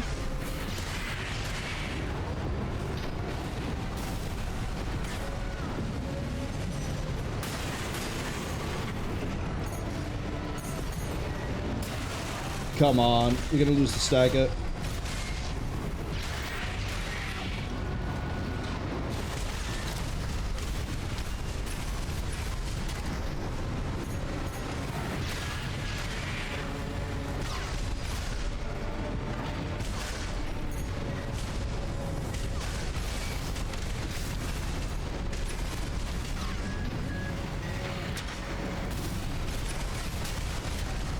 I'm not angled right, it's moving away from me, that's why.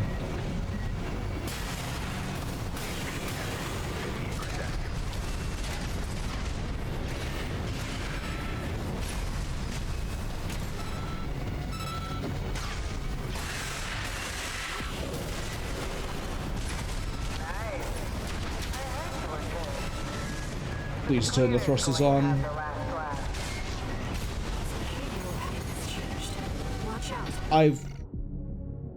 accidentally healed myself twice there. Repair kit remaining. 50%.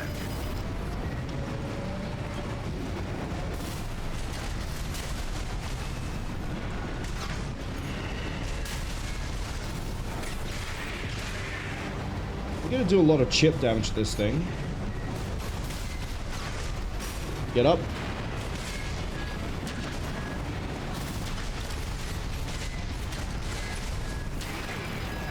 How is it still spewing?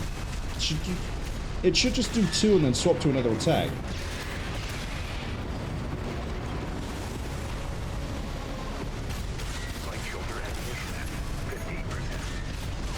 I need to regenerate that energy.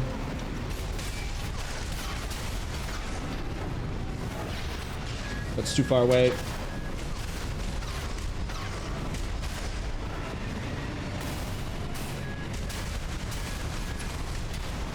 No, hit by a rock. Not so sharp after all. What a letdown.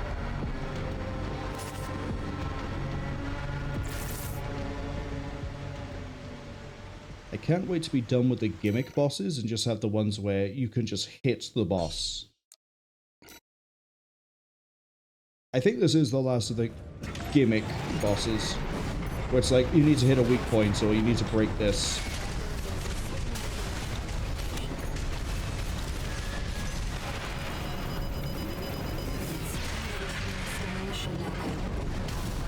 Fortunately, landing on it doesn't help me regenerate energy because technically I'm still floating. That hurt.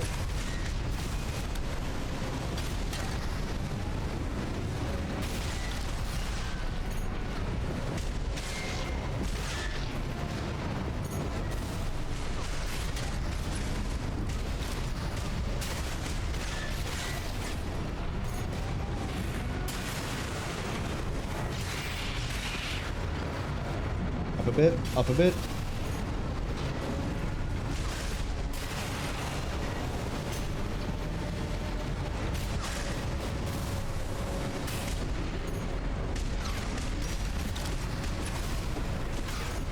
How are you being as difficult to handle as Balteus?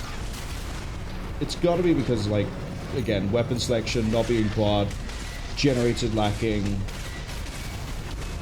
having to deal with a really annoying gimmick. TP at 50%.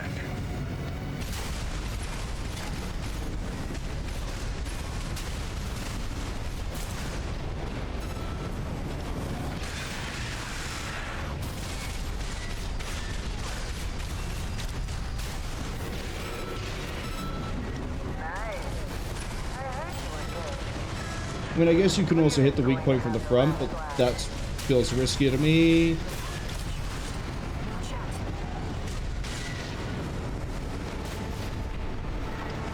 Light shoulder ammunition at 50%.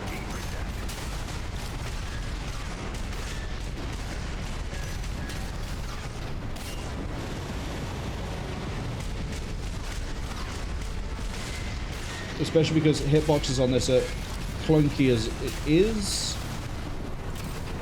Last thing I want to do is try to slot it in the front.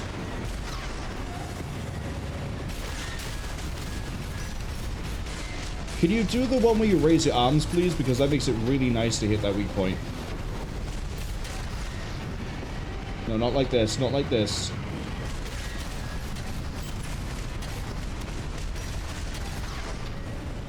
Amount of energy. We're okay.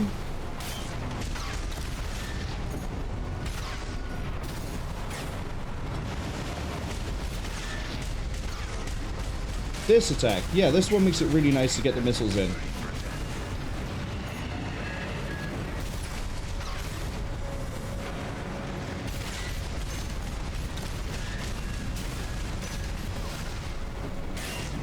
How are you not staggered? Get staggered! Thank you. That's a dick move. The lava pool right by there.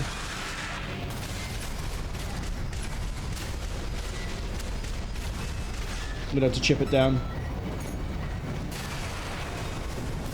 Light end ammunition at 50%.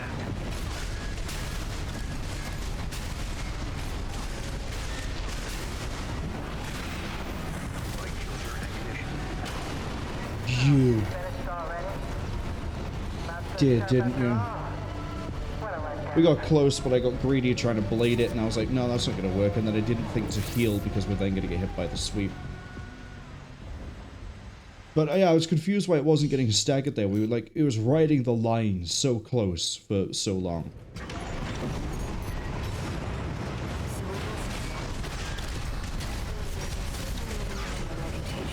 But yeah, you can try to hit through the front where we also go to for like dealing damage to it. And it's fine until it does things like this, and then suddenly you're not hitting the hitbox anymore. And then it keeps covering itself, and then you end up just... It honestly is just better to go for the top. I'm gonna go for the reset.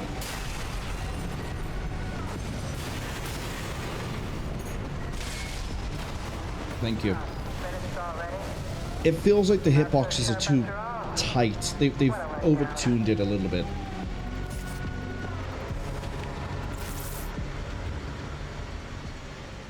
But again, these are issues that you wouldn't necessarily have if you weren't being stubborn like I am and only using the starter AC.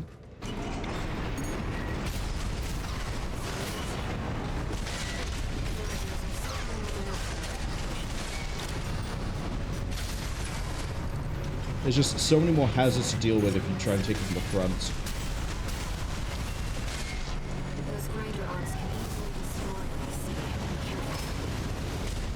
Maybe it's easy to get the missiles in through the front.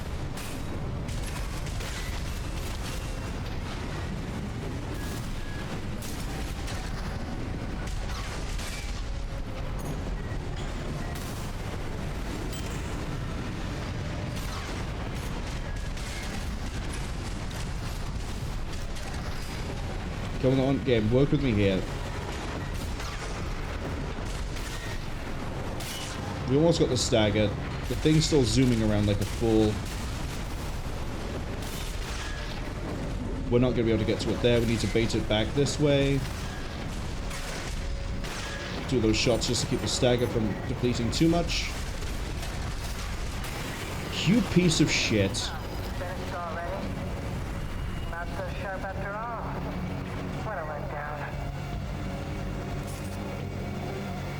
It blocked, I think, the shot that might have staggered it. But as I say, like, fighting on the ground, it's... Ugh.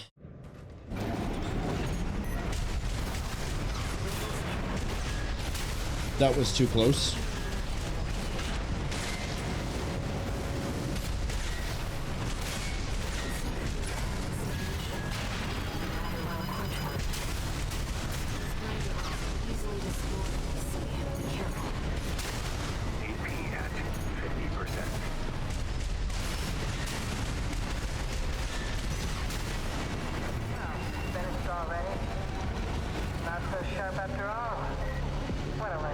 I'm going to trash this boss so hard when we do the second run.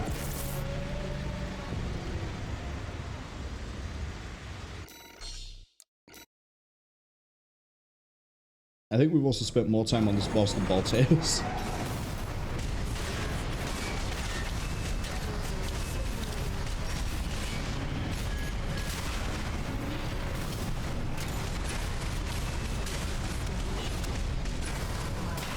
Uh-oh.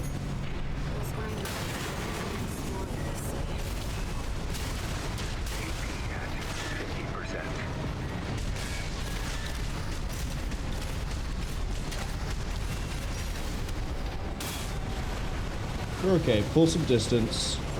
Send some missiles at it. Feel better in the morning. Turn my booster back on because someone in FromSoft thought it'd be really funny if sometimes when you land, your boost turns off. I don't know who, I don't know why, I don't know what reason you wouldn't want to have the boost turned on, but yeah, you can land and the boost is on. Hate it. It also kills your momentum, because like, oh, now if I boost up, I don't really have anything, I need to actually zoom.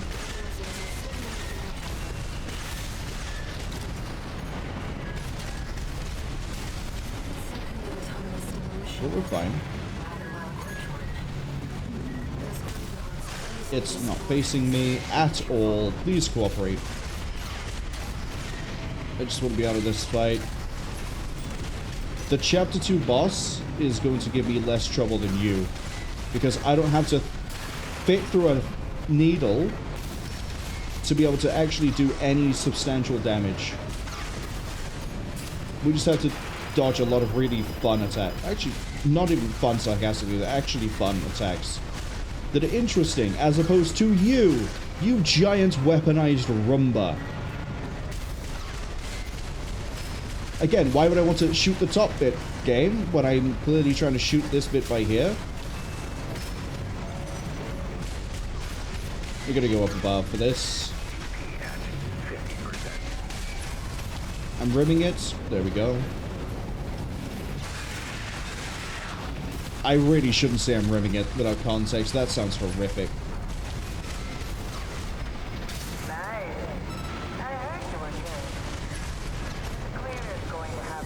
I have an itchy eye, hold on.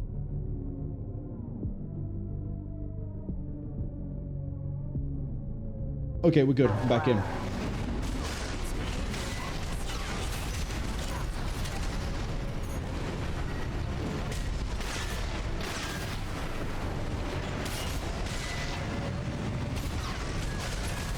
I hate how it just goes straight into doing that. The early warning is not early enough for the rocks.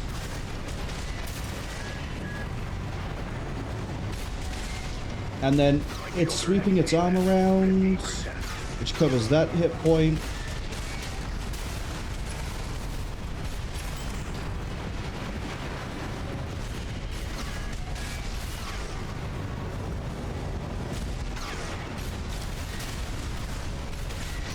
Go on, let the missiles in. They're really cold.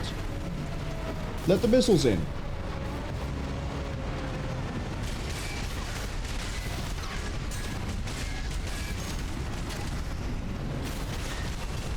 Stop zooming away, let the missiles in. Let all the projectiles in. You could turn my bullets into bullets. Think about that. The recycling benefits here are insane.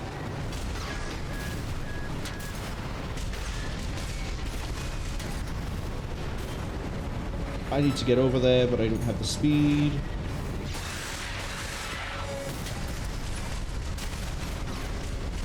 Play it safe. Play it safe. Don't try to rush anything here. We have half my health and one heal.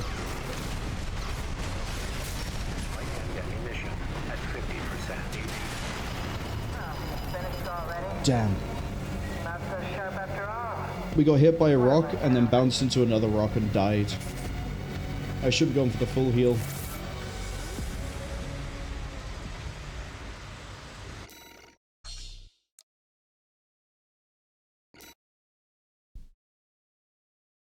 I could do this. I'm stubborn enough. We can do it.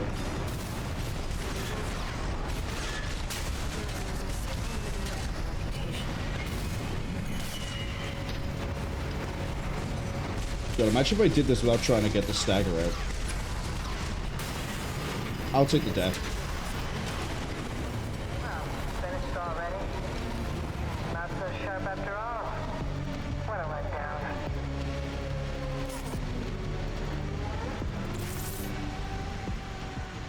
Alright, we go again. Oh, no, there is one other boss that has a gimmick, but it's not that bad. It's a way more interesting fight than this. It's this fight done well, basically. Which is crazy to think about, that they managed to get basically 3 bosses to do the same thing. One of them is fine, one of them is this trash, literal trash heap by here. And the other one is interesting, fun, dynamic.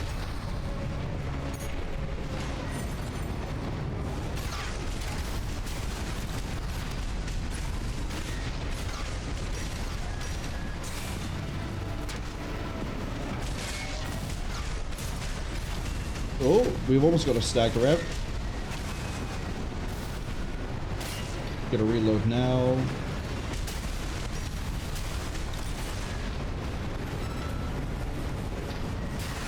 Come on, keyboard, please work with me. Thank you. I love how I'm blaming the keyboard. I should blame myself there. I'm the one pushing the keys. It's not like the keyboard suddenly has become sentient and decided, oh, you want to push the D key now, right?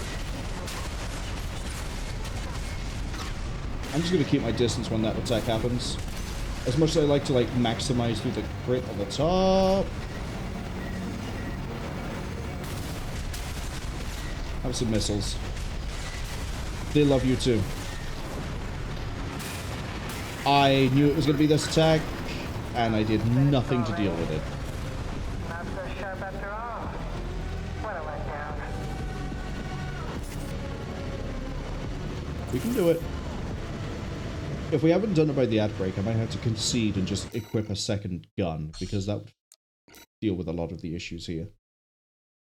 But I want to try to see how far we can get without resorting to things like that. If I ever get hit by that attack, I'm definitely slipping.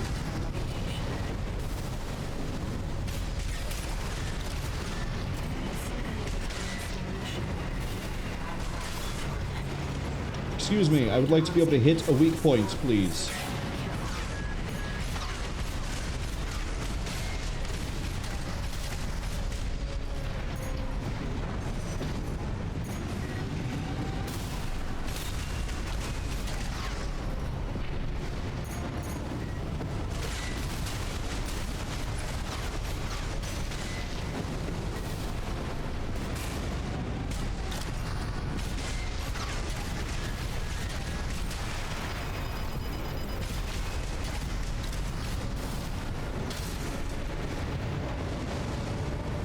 Something resembling a weak point, at least.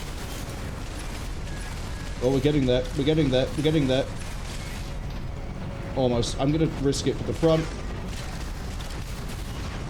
Pay it out.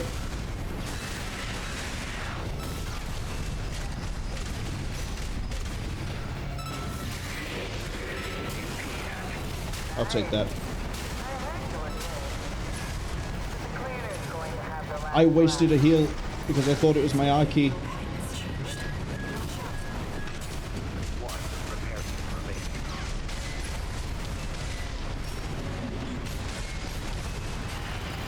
Why did I dash right? We're dead. You get staggered off one, you can't dodge the other. I deserve that for hitting T thinking that was my recovery.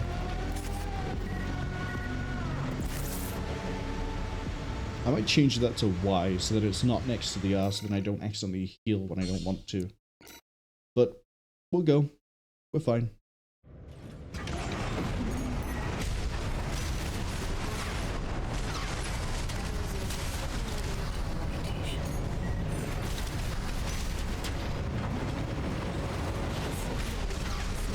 Too far away for this to be of any use.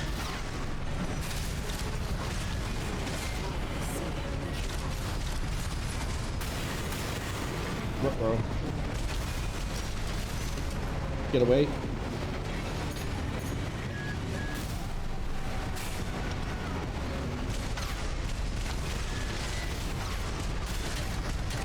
I thought it was this wide swing, then I saw the other arm, I was like, it's too late. I accept my fate.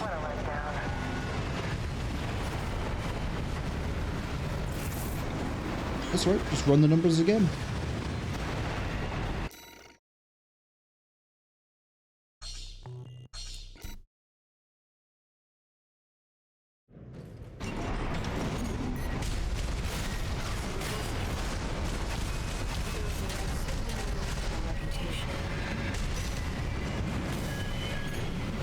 That is not the target I picked out. That wasn't even a target. Those missiles decided they were going home. We've had enough.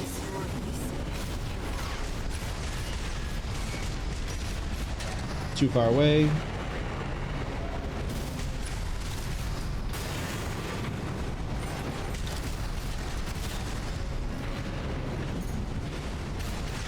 Ads arriving in 58 seconds. I think we can do this though. I don't think we need to change equipment. I think we can stay stuck.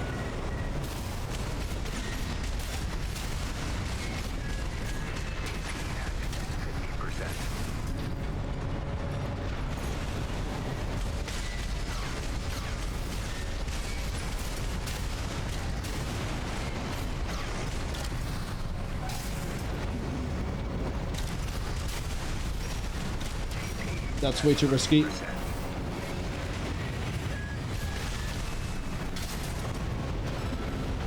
I need to land just right. That's not quite just right. You got stuck on the gun again! I can't do anything. This is purely bad piloting on my part. Thing is, we burned so much ammunition on that we didn't get the damage payout. It's gonna be risky.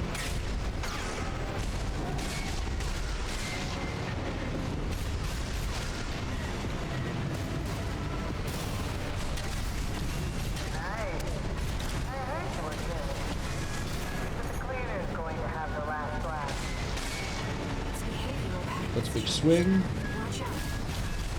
Light shoulder ammunition at 50%.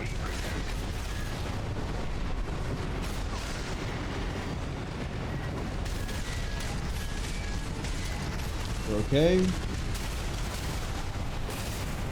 Some good damage going through.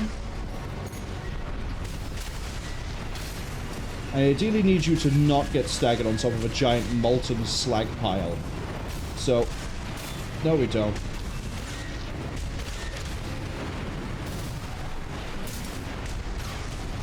No we don't. You can barely see what you're doing at this point through the smoke. This isn't a very safe working environment. I think we need to call in OSHA. Where the... There it is. Right, let's not mess this up again.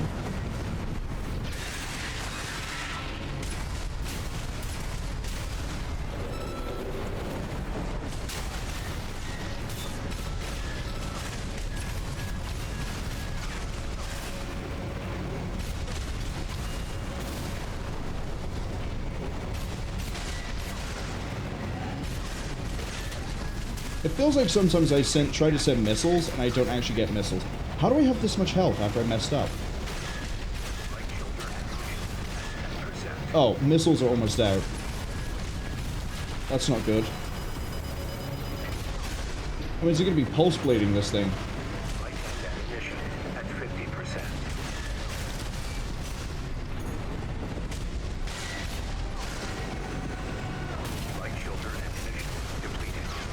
Okay, missiles are gone.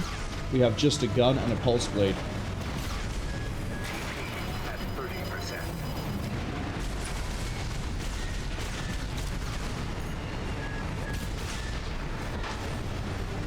Get up!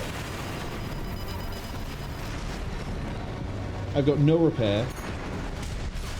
Any chip damage to me is going to take me out. And I have one gun that doesn't do any good stagger against this thing.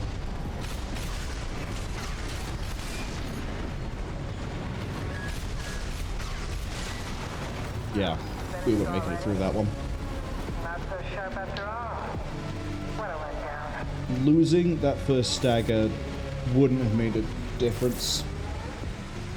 I think we need to not send missiles into it when it's staggered. I don't think they're actually hitting anything that gives it bonus damage. We use the missiles to help keep the stagger, and we rely on the blade.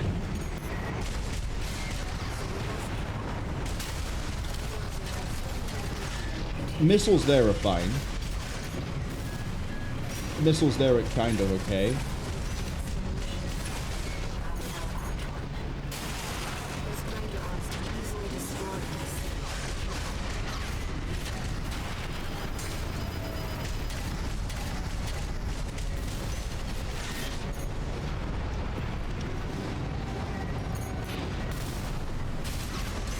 Oh, that was a good hit.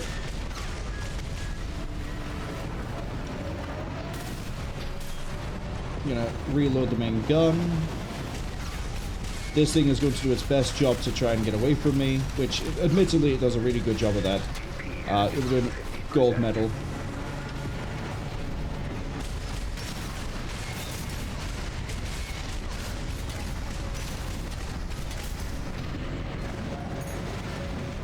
I need you to face me, please.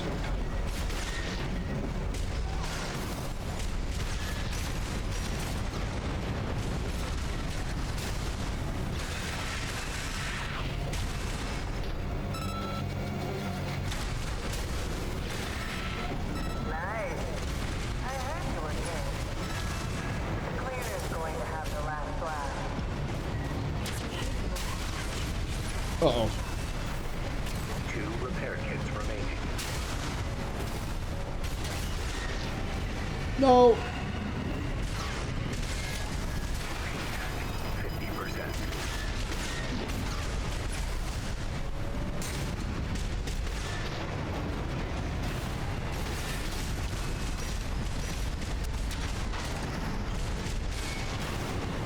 Damn. I thought we'd be able to get just above the claw. What a letdown.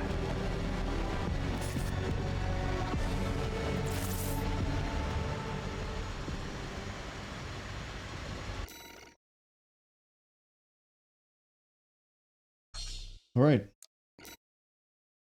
Turns out this is harder than Balteus, but purely down to... Yeah, it is just... You don't deal damage unless you stagger it or hit a weak point. I probably should stop going for the top part like that.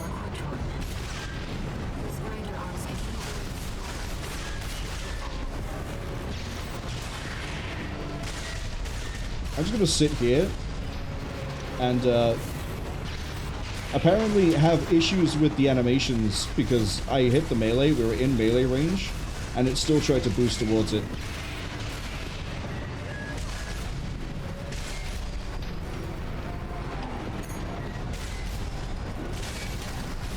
We're good. I just need to not fight this thing on top of the magma for a second. Could you call it magma? I think it would just be slag. Up we go.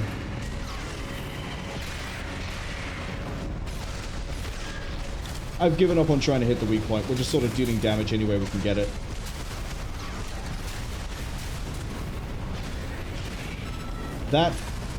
This is what I mean by, like, I feel like the hitboxes are a little bit overtuned. Because we were slightly above the weak point and we didn't do normal damage. So we did armor damage, not weak point.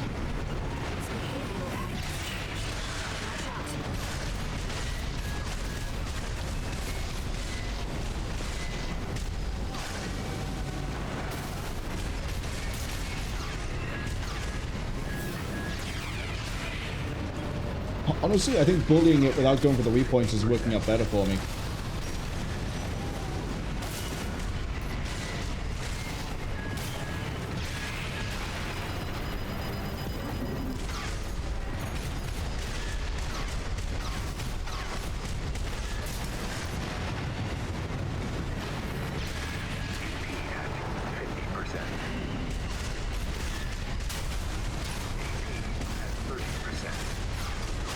I don't want to use the blade here.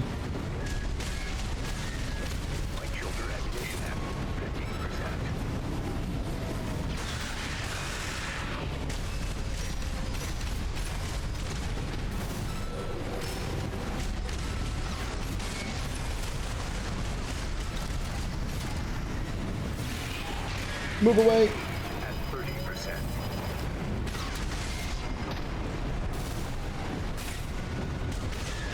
I don't like getting caught on that. Move to the middle of the arena, please.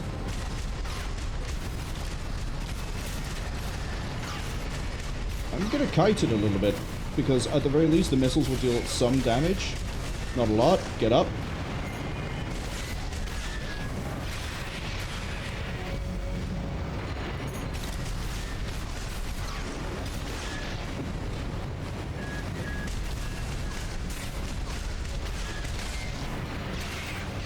I think one more pulse blade to any part of this is going to work. Don't go above it. That's going to be an instant kill if it gets me. What did I just say? We're done. It's not even like Balteus where I can find enjoyment in trying to get through the patterns. It is just a boring as fuck boss. It's just that, or you just waste all your damage in the sides. It's just... As I say, there's another boss later on that kind of has a similar gimmick, where it's like, you need to hit a specific part of it to really build up any stagger. But at the same time, that fight is, again, dynamic and more fun than Balteus. This one just... No.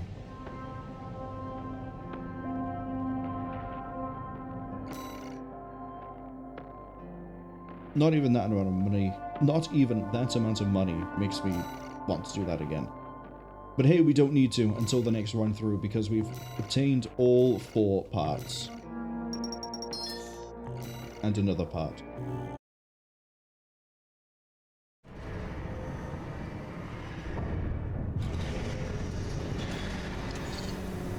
No new messages. Cool, we can go straight to the next mission. No, we can't. Raven, we've received a job from RAD's leader, Carla. This could just be another one of her traps.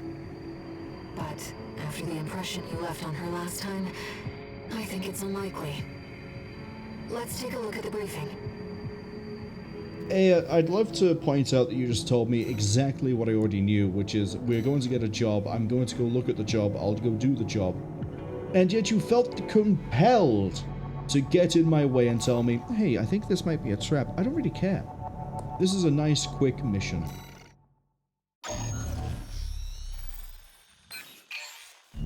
Ah, my favorite little tourist. About my promise to take you up top. I need a little help cleaning up first. You see, a certain someone smashed up all my defense hardware. And now I've got rival dozers muscling in. It's the Junker Coyotes. We never did get on. Always sniffing around and snapping at our heels. They're dull company, tourist. One thing, though. They're using RADMTs, hot from the black market. They might be a pack of dumb animals, but at least they know quality workmanship. Anyway, you know the score. You made this mess, now you get to clean it up. Well, technically, I'm asking you to make a whole new mess. Ah, whatever. You know what to do. Now get out there.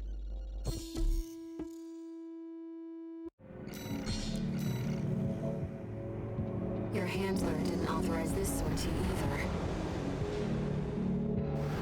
But we shouldn't miss this chance. I'll support you.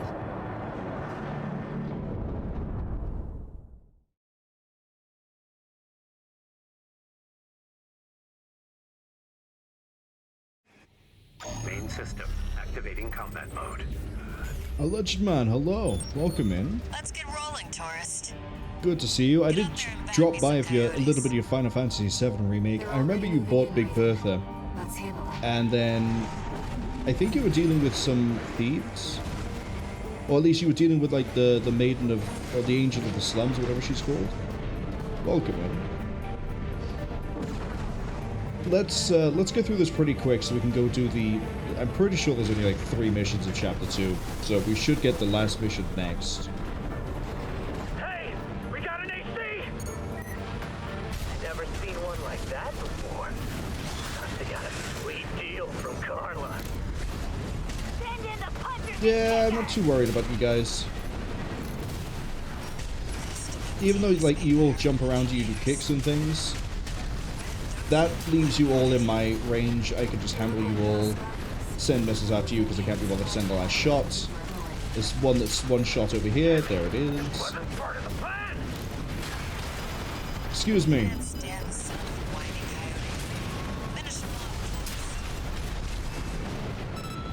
Clean as a whistle. Now move to part 2. Enemies detected. I'll mark their location. Yeah, they're just regular missiles. We're fine. So I called off my MTs. That's that bit dealt with. We got company! Let's go deal with this bit over here. That one of RAD's newbies? Feathering the spacebar here means I can get across and dodge all the missiles.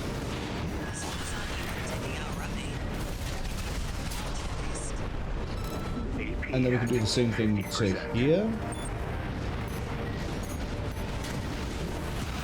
I overshot the spacebar by accident. That's okay, these guys aren't particularly tough anyway. And then don't I have like a last group with a tetrapod? Looks like it's over. Guess I was right to pick you for the job. Oh wait, no, there might be things I can collect. It's my turn to help It's fine.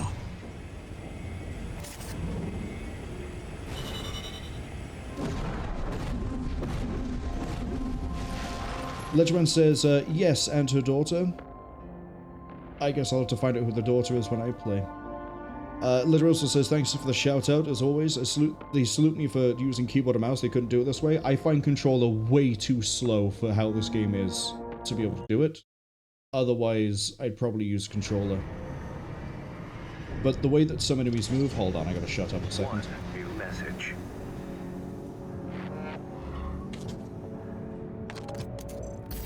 Guess you noticed that job from Balaam and decided to take it. I see you're heading for the cargo launcher now. Not a bad idea, I'll give you that. Keep heading for the ice field. I'll take care of some loose ends in the meantime.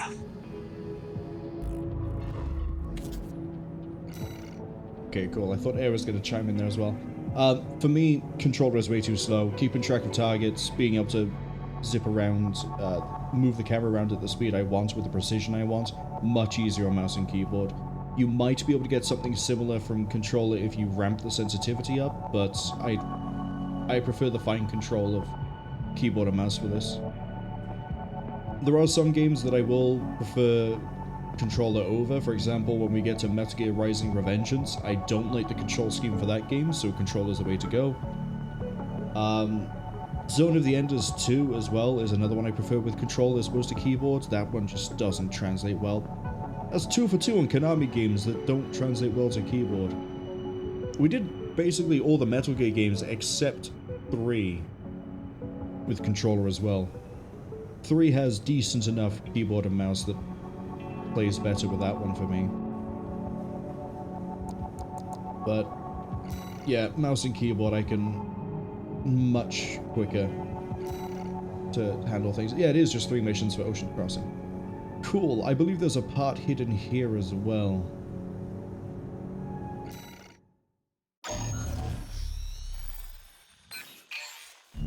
We're continuing through Grid 086 toward the Intercontinental Cargo Launcher. As promised, Carla has agreed to serve as our guide. I'm not sure how safe it is to trust a dozer. But if we turn her down, we turn her knowledge down as well. One more thing, Raven. Cinder. Carla's nickname? That's what the Rubiconians call survivors of the fires of Ibis. But if the fires happened half a century ago... well, it could just be some dozer inside joke.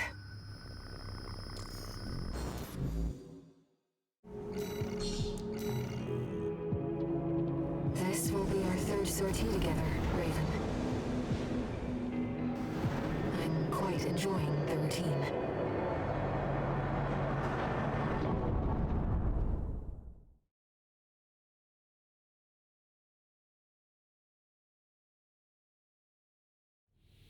Main system activating combat mode. Alright, pretty straightforward mission. It's basically just a short level and a boss fight. But after this, you owe me one. Just open the door, Carla. Let's get the whole thing rolling. Because I have an elevator right to go through, some parts to find, and then the fight. I'm pretty sure I can handle this boss faster and easier than I handled the Sweeper. Maybe faster and easier than I handled Balteus. Cass says every mech pilot is valid. Yeah, I know some people who... I know one person who played this with a HOTAS, the madman. Yeah, man, he managed it. He did 3 playthroughs, all on HOTAS. There's also people I know that play this with other weird things you wouldn't normally think you could use for games like this. But that's also become a thing in its own right, right? People who play like Elden Ring and Dark Souls with a dance pad, for example. We'll get into the gimmick of this level in a second. I'll catch up with chat. I know there's another message I've missed. Ledgerman says, yeah, some games do better with mouse and keyboard, some do better with the controller. I absolutely agree. Dynasty Warriors, I don't think I'd ever play that with keyboard and mouse, but I happily play that with controller. And then other people will choose to play with one or the other purely on comfort. I Myself, I prefer keyboard and mouse usually. And then we'll get into the gimmick. So the gimmick here is, if you're outside of cover, you have to try to dodge a laser. The timing on it is very tight, very unforgiving. I think the collectible is it's either to the left or to the right. I don't remember which way. I think it's to the left. It's not to the left, that's out of bounds, so it's to the right. We'll get to it. There's a few ways across here. You can try to just dash across the top, or you can go below. Intruder detected in forbidden sector. Terminating target. That must be the PCA security system. Those guys are basically kamikaze mines. Don't let them fly towards you. It's not great for your health. That guy has decided he wants to be part of the local machinery, which is a bit of a shame because I thought I was going to get punished for that.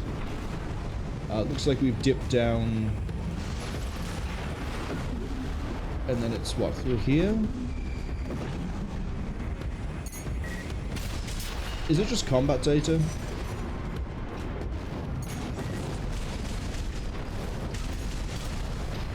Excuse me?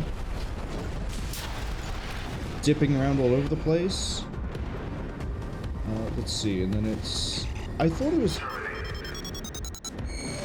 I don't know how I dodged that one, but we did.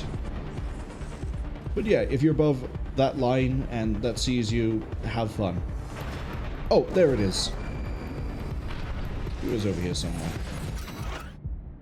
It's just a data log. Here we get a little bit of a teaser towards a character called Chatty. We'll be seeing him later. I don't think there's anything else over here. It's just the 2 combat log and the lore. On 2nd and 3rd playthrough, I might actually be... Do you want to run that by me again, Chief? Thank you. Well, so it's 4 data log.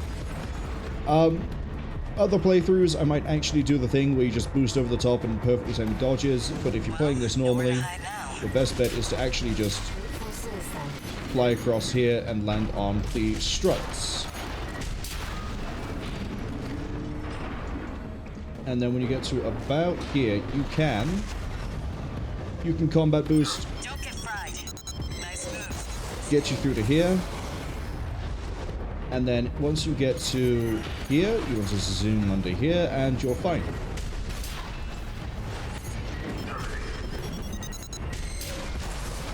We still have those weird squid drones to get rid of. I guess these aren't the kamikaze version. There is, I swear there's a kamikaze version. And we are in the clear, kind of. We're not far from the cargo launcher.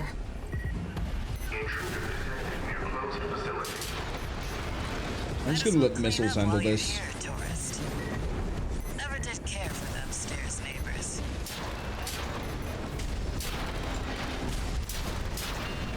For the most part. Alright, Chapter 2 Final Boss. Get the cargo launcher ready. We have to do some prep first. I'm going to... You know what? I'm not even going to take the resupply. If I fail, we start from the checkpoint as if we had this anyway. Enemy detected. Welcome to the Chapter 2 Final Boss.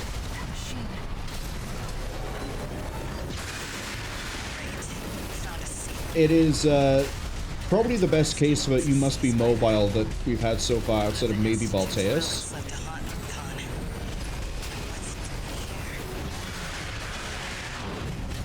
We're about to stagger it, and thankfully the blades are about to come off cooldown.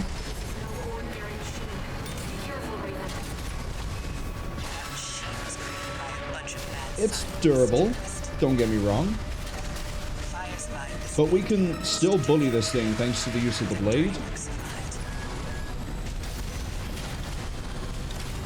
Just don't fly in a straight line when it's doing its big cannon thing like I just did. Also, the arena sort of works against you here because there are things that will get in your way. Punish you.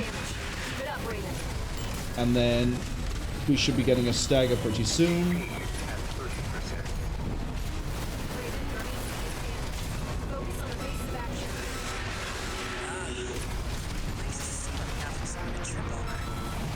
It does have a second phase. Again, I'm getting stuck on bits of the terrain. I'm used to having a AC that's fast enough that you don't need to boost to get it out of its gun range.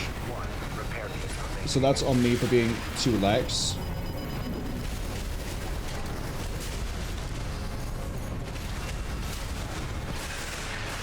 But every time it does that front leg slam, you can punish it.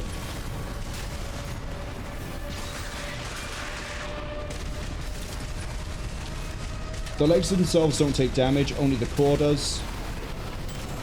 And we're doing a really good job of this so far anyway. I mean, yeah, we lost some health. It's taking off. Another coral response. Watch out. No, that's that. Yeah, I forgot about the AoE splash on that. You just can't beat the Institute. But yeah, when it gets AoE, when it starts flying, that's when it's going to become a bit of an issue. So we should be able to get this in hopefully under 5. But yeah. Dash to avoid the laser beam. Fire missiles by accident. Now, if you could just step inside. Wait. Enemy detected.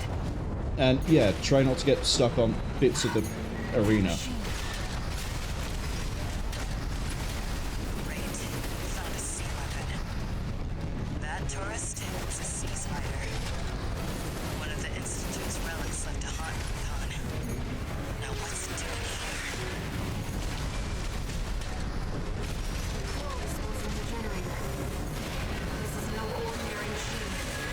Oh, we're gonna get the stagger soon.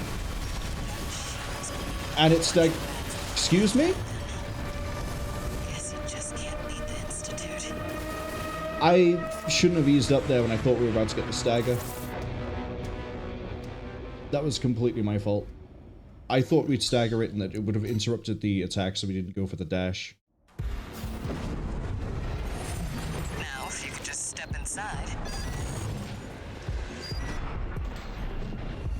Oh, did I break that too soon? Wait. Enemy detected.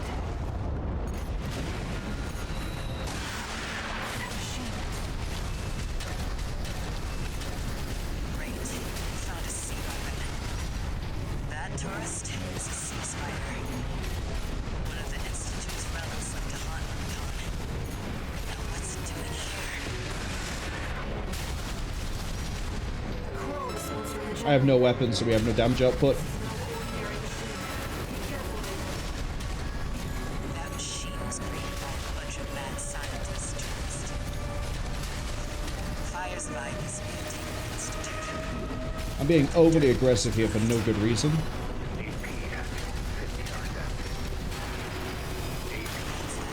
Unfortunately, we got staggered by the leg there. Just can't beat the Institute. If it steps on you or steps near you, it can stagger. But yeah, being overly aggressive did not pay off. Ledgerman says that they remember this fight. They beat them after coming back next week in one try.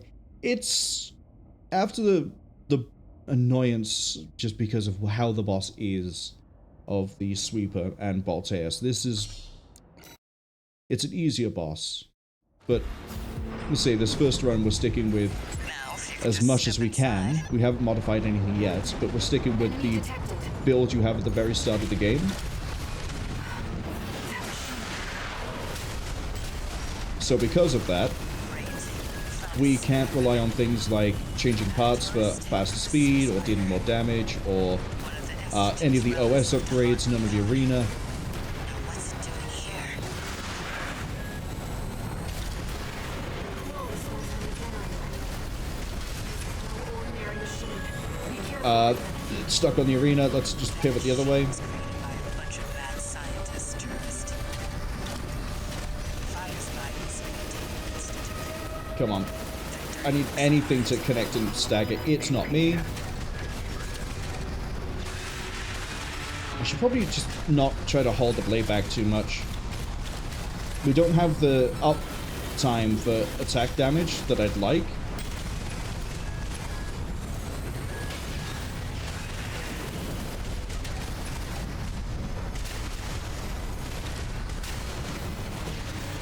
Taking damage. Get up, Ray. Keep near it.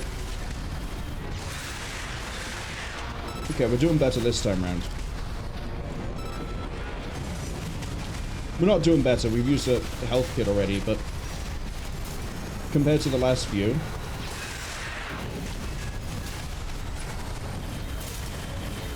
I actually managed to dash away from that, I don't know how. Well, just boost away from it. We're getting staggered by the legs because we didn't get the hits.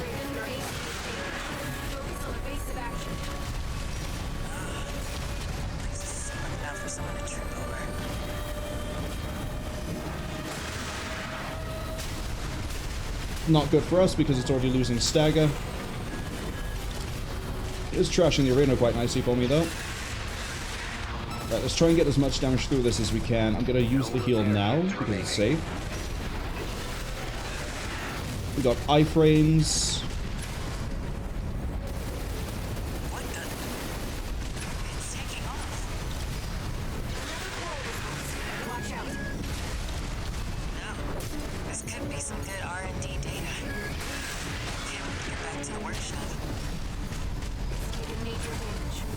Come on.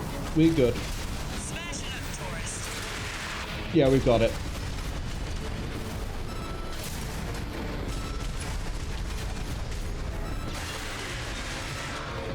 In this phase, it stays staggered for a real long time, but I could just feather this. And as long as we don't get hit by things like that attack, we're good.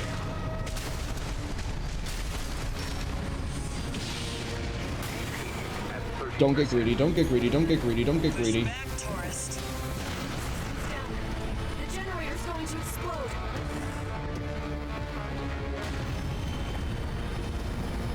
What was on, like 200? 60? 130. I know I was taking laser hits there when we went in for the last hit. I was like, either we hit this and win, or we go again. But yeah, that fight is much nicer, much more fun than the frustration that is... It's not even frustration, it's just a bad boss. I'm sorry, the sweeper is just horrendous. It's not interesting, it's boring, it just moves around the arena, you hit 2 weak points, that's it. It's tedious, which is the worst thing a boss can be.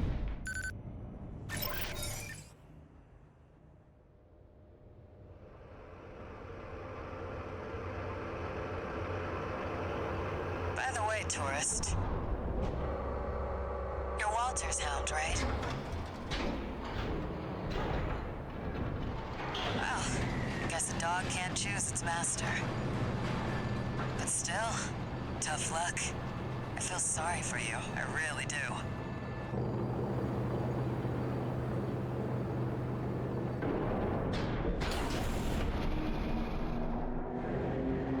Oh, and one more thing. You know the cargo launcher's strictly for cargo, right?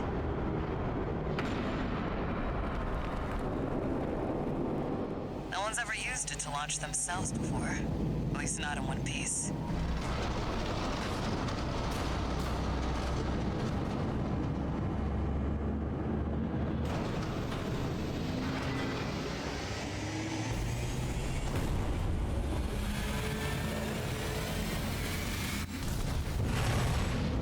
Hope your luck changes.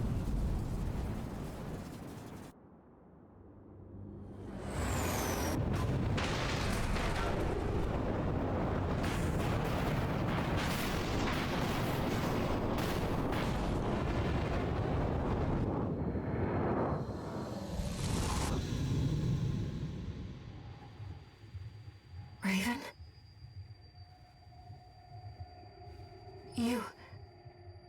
You see it too, don't you? The voices of the coral.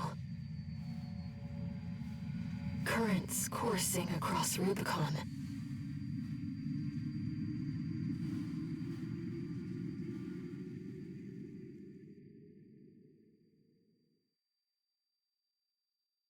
Walter was correct in his judgment.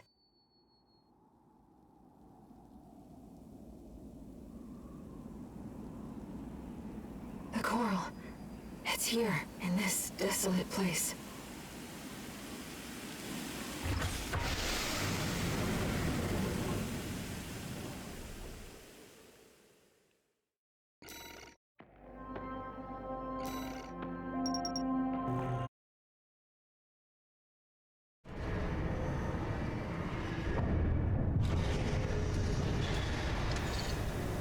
Augmented human C4621, entering standard mode.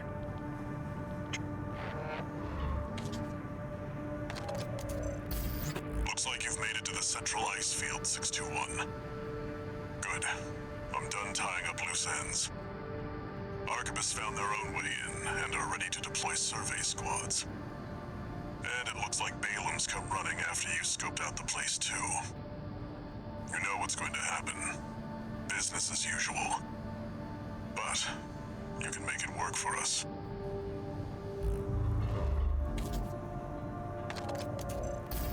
Registration number RB23. Call sign, Raven. Your records have been updated. D-rank virtual encounters are now available in the arena.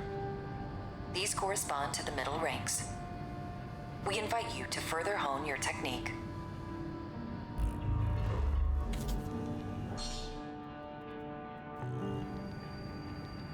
Raven, I was looking into the arena, and I discovered something you might want to know about. It's a network service that was labeled Nest, with no obvious clues about its purpose. From what I can tell, it's a special mercenary support program, encrypted and kept secret. I've installed a backdoor, so you'll have no trouble getting in as you please.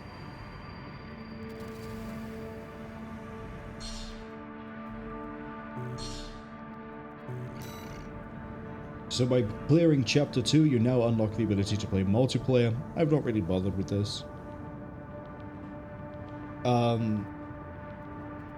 Get more parts, but again, we're not customizing the AC, we're not doing tutorial, we're not doing the arena, we're not doing OS tuning.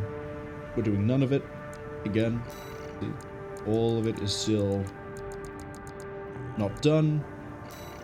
The arena, again, no one's been done. We're going to keep on going with the regular build. Ledgerman says, in regards to the Sea Spider, the ceiling fan pinecone mode, I like how they took the idea of a spider-ish shape and then decided, what if we also turned it into a satellite, a kill sat? It's just that the kill sat has some really weird... The kill sat is arguably easier than the rest of it, because then you just... The weak point is there, it's not being blocked by the legs. The stagger for it lasts long enough. And if you're building your own AC, when it staggers, you probably killed it before it finishes the stagger. I remember I had that when I first played. But it's a fun fight. It's way more fun than the Sweeper. I will die on the hill that the Sweeper is the worst of the gimmick bosses. Right. We have a mission to steal survey data, which is a fun mission, and I'm curious to see how this build handles it. I say this build, it's standard, it's the default. Cass says it's a regular-ass Raven AC. It is. Well, it's not the Raven AC. If you've played the game or seen the trailer, you know there's some differences between the Raven and the default loadouts. But it's close enough. It's close. I think it's one headpiece is different in some of the weapons, and that's about it. Bixie, welcome in. Hope you have a really good weekend. Bixie says, it's kind of weird how I had to arrive early, yet Walter took a sweet time and went to the ice field via heli. Walter has many means by which he achieves different goals, as we're going to find. Ledgerman says, alright, they gotta get going, they gotta finish laundry, get Discord stuff done, they'll see me later. Thank you for dropping by, Ledgerman. Hope your rest of the day goes well. And, yeah, let's go steal some survey data.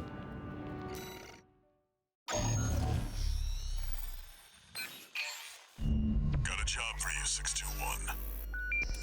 It's a request from one of the Balaam companies. Attention, Gun 13 Raven. This job comes from our subsidiary, Dafeng. The operation will take place in the central ice fields, Yalmar Mine. We want you to stage an attack on the Arquebus survey camp located there. After digging into the ice field, Arquebus launched survey drones to gather data.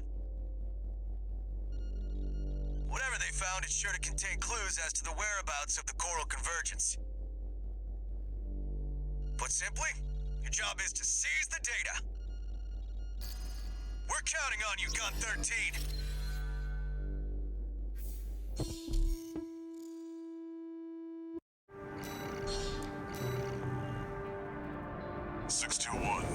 Are you still hearing things? Tell me if it happens on the job. I'll make adjustments.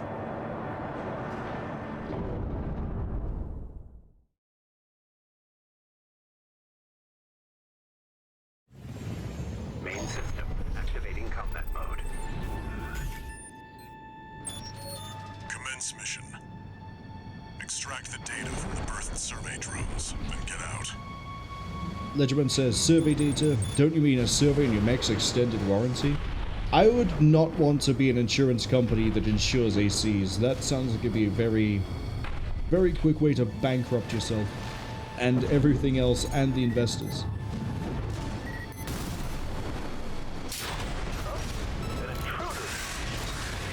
Although, I guess, if you know how to work it, maybe it'd be really profitable. You know?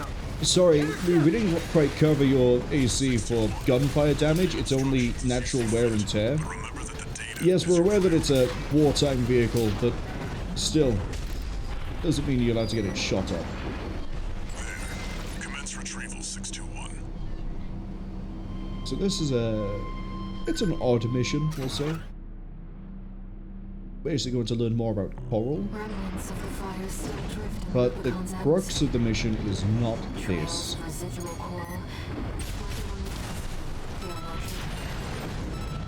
Is there a second one here? No. That makes two.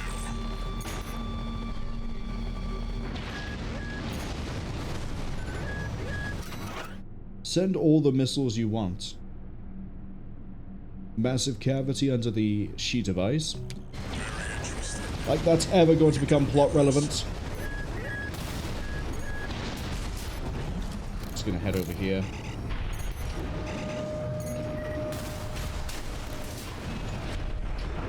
Pretty sure I've left a MT alive somewhere, but not my monkey, not my circus, I think is the saying.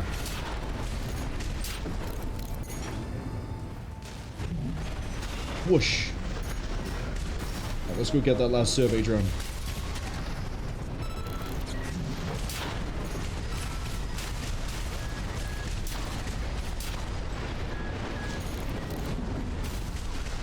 Wondered where you came in.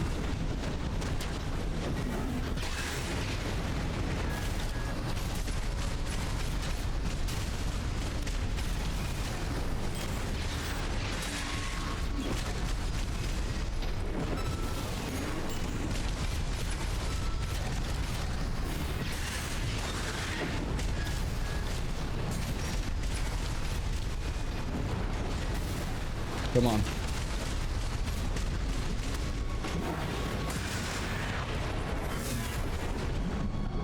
Nice and simple. Cass says, plot relevant? This game? Never. Yeah, when has FromSoft ever had things in the game that's ever relevant to the story, right? It's only ever inferred, it's only ever theories. You sit down like a madman with red string and a cork board. Even the Rubiconians have I skipped through that one a bit quick. Because I'm a madman with a cork board. Coral must be involved.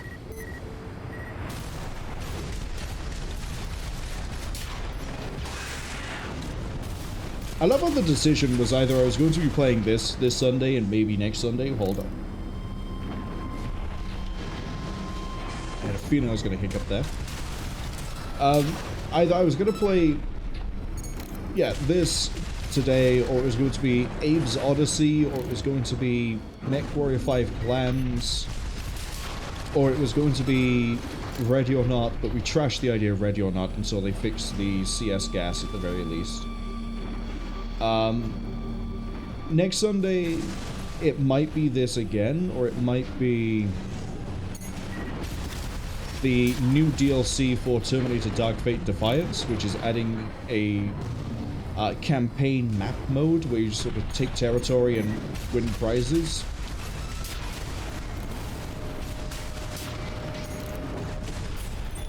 Hold on. Let's deal with those.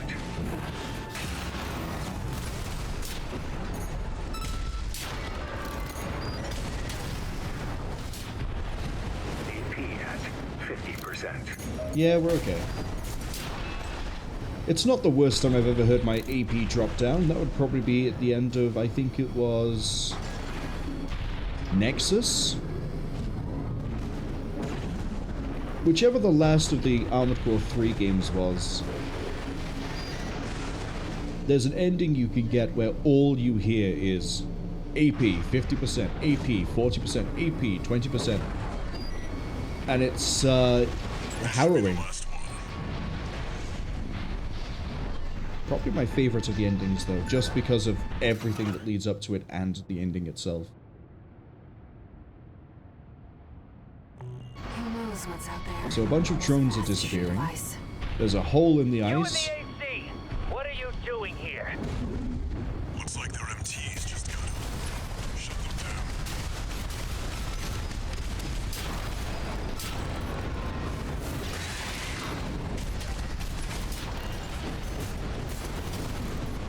Right, let's deal with the quad. 1 second, my mouse is having... There we go. Not the best time to pause, but we'll take it.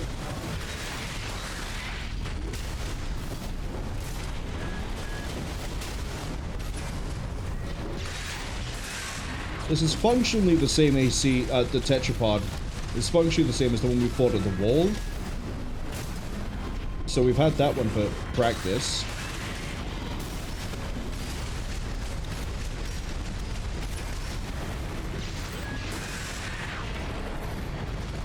Never a doubt. Attention, Gun 13 Raven! Looks like you ruffled some feathers. Taking their drones back to HQ. I want you to find them and stop them.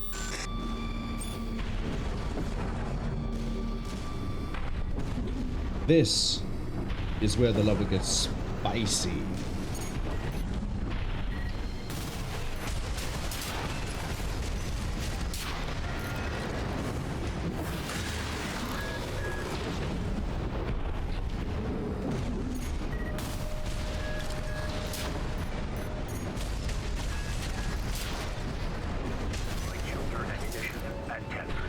Now, I don't think we get a resupply here, which is gonna suck, but it's fine. We do get a resupply, thank you. I'll take the resupply quite happily.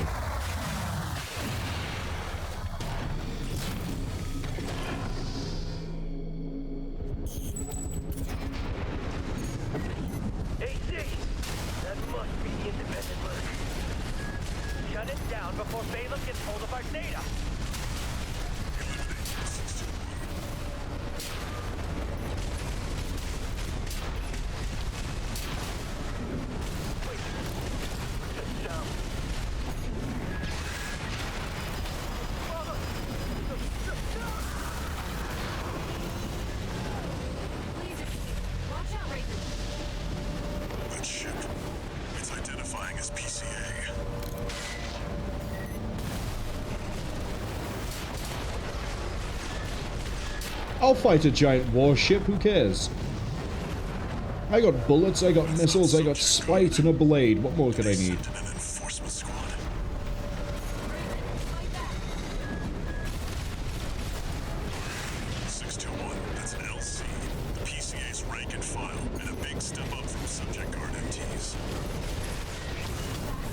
So welcome to the light cores.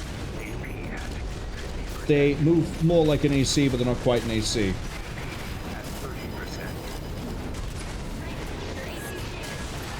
Problem is, I'm gonna get, stunned by that guy because of his grenade. We were fine until we took the stun, and then we just lost the range, and it pulled on us.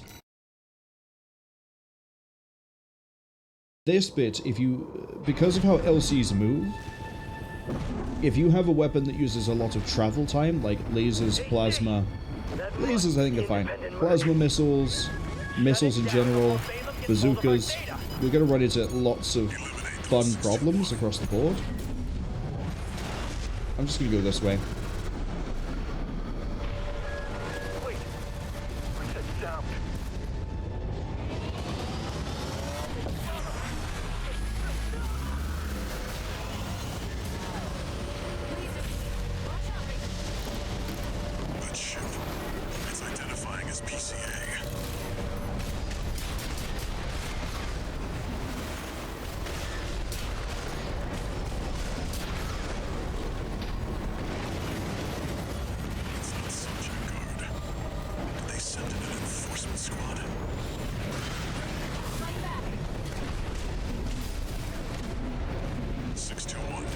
So they'll try to dodge missiles. I need to deal with you.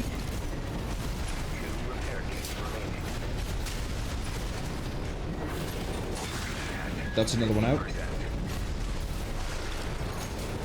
And then deal with not get stunned. Because part of the issue is you're not going to take a lot of damage because of that shield.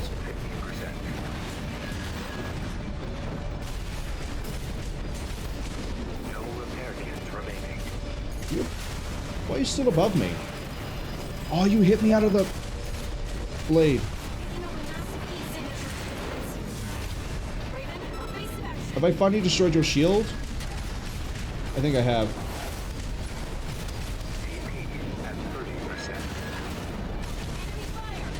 Problem is, you're gonna be my main issue. And it's all because of your shield.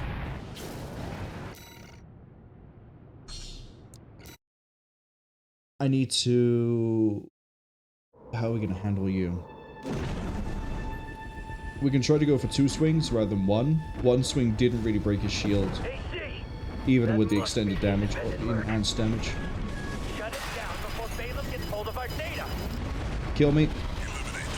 I'm not starting a fight with the PCA in this state. Actually, don't I have it? Yeah, I can restart the checkpoint.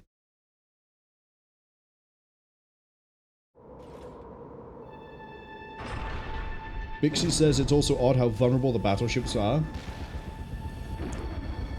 To a point, yes. We haven't...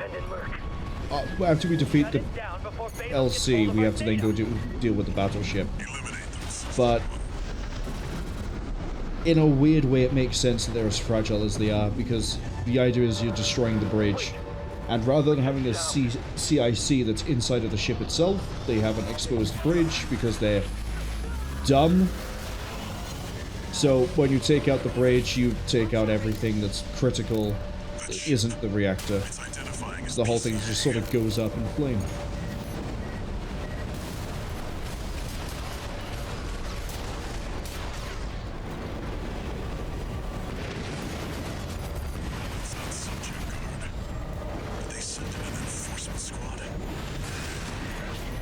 Okay, that killed you.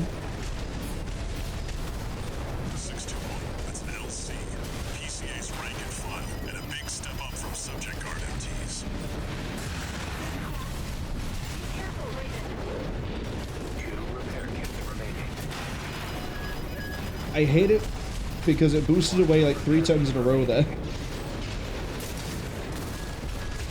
And it's staying just out of my knife range. Well, it's not even the knife. That time it was just orbiting us and we just weren't going to land anything no matter what we tried. Let's pull back this way, make it fight us on the cliff over right here. Should be about to appear.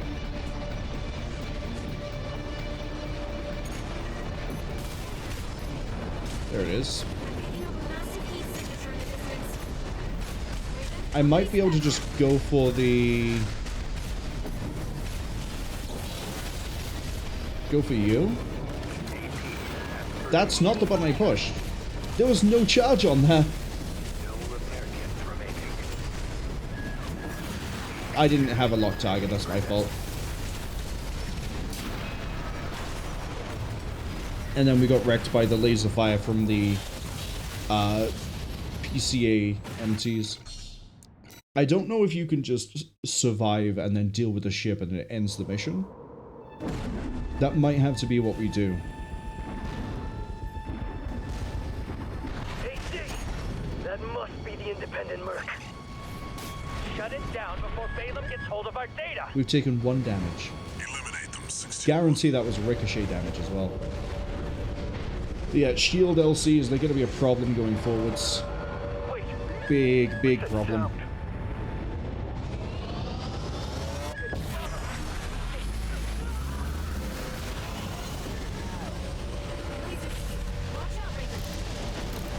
That ship. It's identifying as PCA.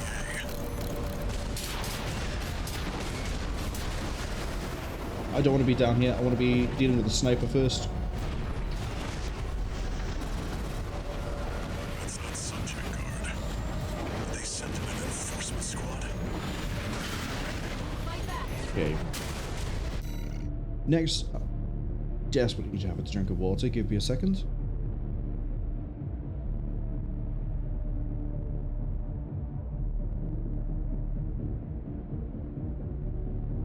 Okay. Let's try again to take out the shield LC. 621, that's an LC. PCA's rank and file, and a big step up from subject guard MTs. Okay, we got him.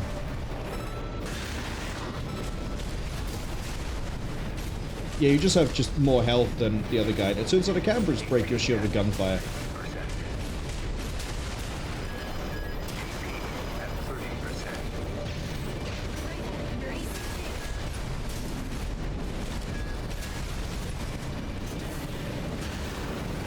You're way too quick.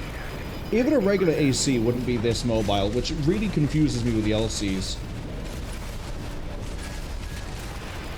I should have dodged that. I thought I was going to kill you with that missile volley. LC destroyed. Right, now we have to deal with the other one.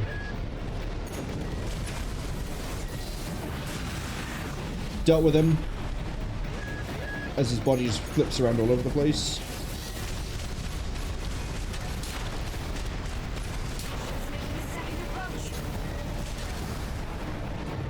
That didn't kill that MT. That did.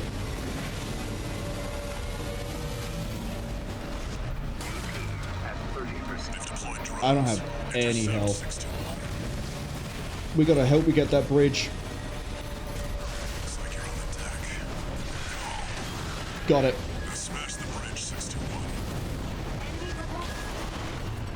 It took too long!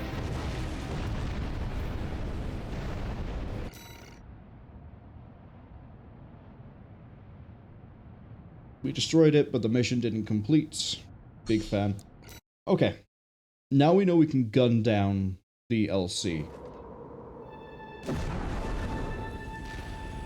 Now we need to actually respect how much health it has. AC! That must be the independent merc.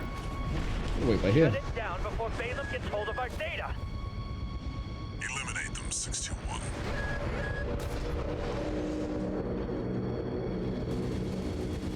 Mamaka shares my my tears. Ads arriving in 45 seconds. We will probably be finishing the mission just as the ads finish. That ship. It's identifying as PCA.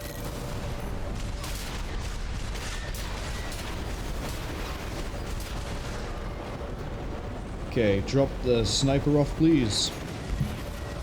That's not subject guard. Did they send in an enforcement squad?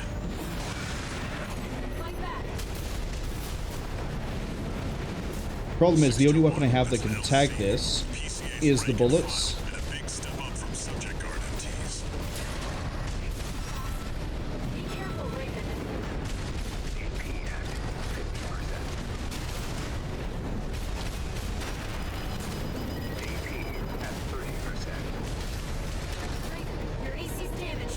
I'm aware, Air. I don't need you chiming in like a bitching Betty.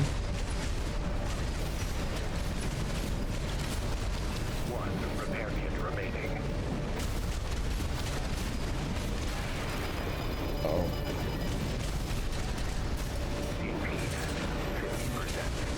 See how much damage that blade didn't do? That did, though. Right, now I need to worry about the other one, which is slowly drifting its way up here. Ruh-roh.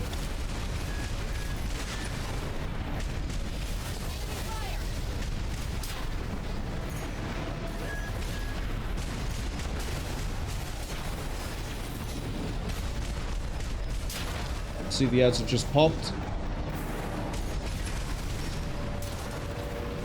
Okay, we're good. We just need to get airborne, take the safety, and go. Worry about the drones in a minute.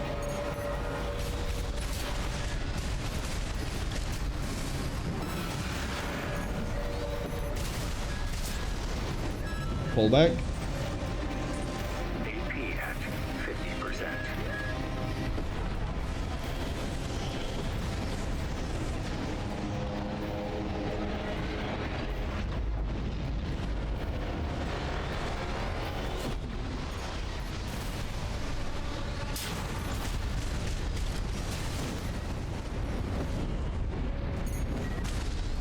Light shoulder ammunition at 50%.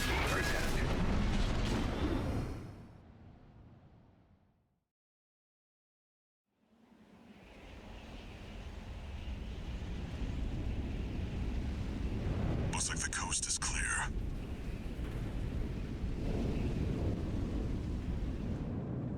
The closure area is SG's jurisdiction. Why send an enforcement squad in a warship? Special mission, maybe? Or was it? Wait. Over there.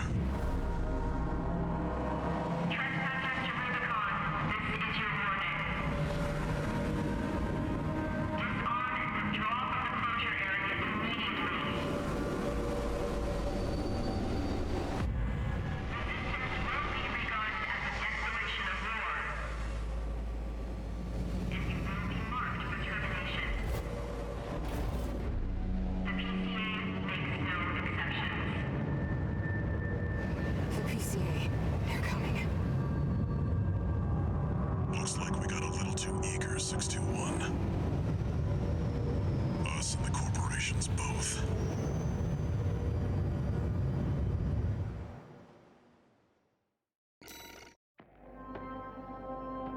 Uh-oh.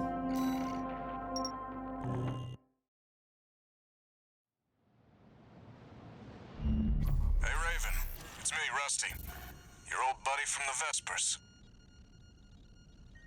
Haven't talked since we climbed the wall.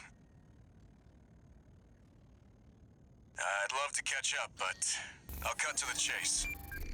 The PCA has deployed its suppression fleet. And now it's laying down the law all over Rubicon.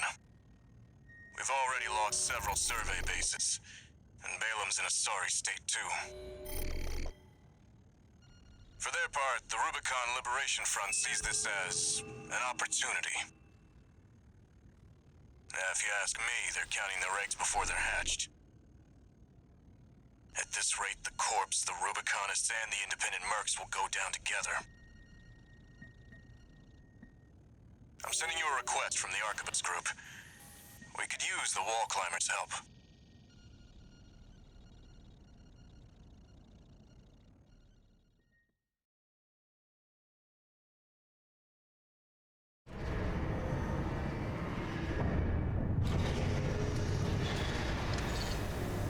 One new message.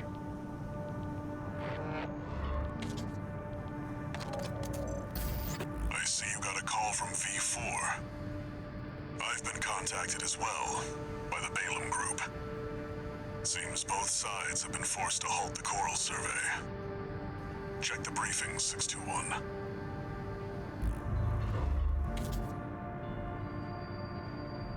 Raven. I've picked up a good job for you too. I know you've established yourself as one of the corporation's preferred mercenaries. But I was hoping you might learn more about the people who live on Rubicon.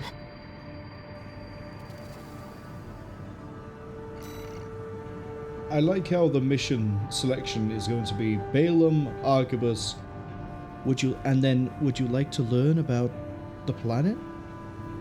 The people who live here? The history, the deep, rich history behind Rubicon? So, money, and... please? Basically. We have attacked the refueling base, which is...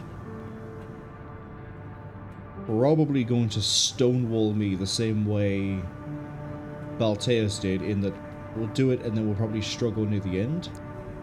Eliminate V.VII and tunnel sabotage. Now there is a secret fight here, but I'd have to play the mission twice to do it. We're going to leave that, though, for the second and third run-through, because honestly, it is one hell of a gauntlet to go through V.VII and then the secret boss fight. But we're going to start with tunnel sabotage.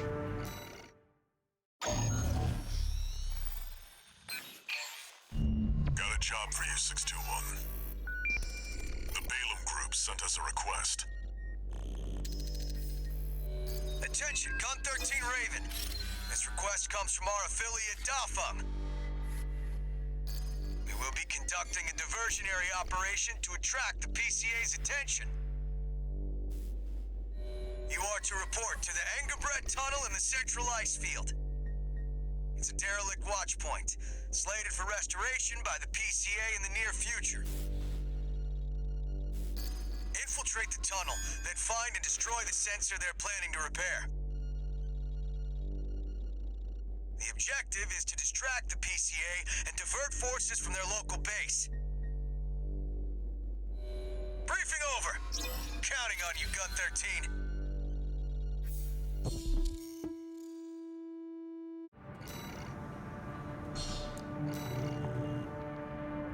I don't think Dafeng appreciates your true value. I'll talk to them.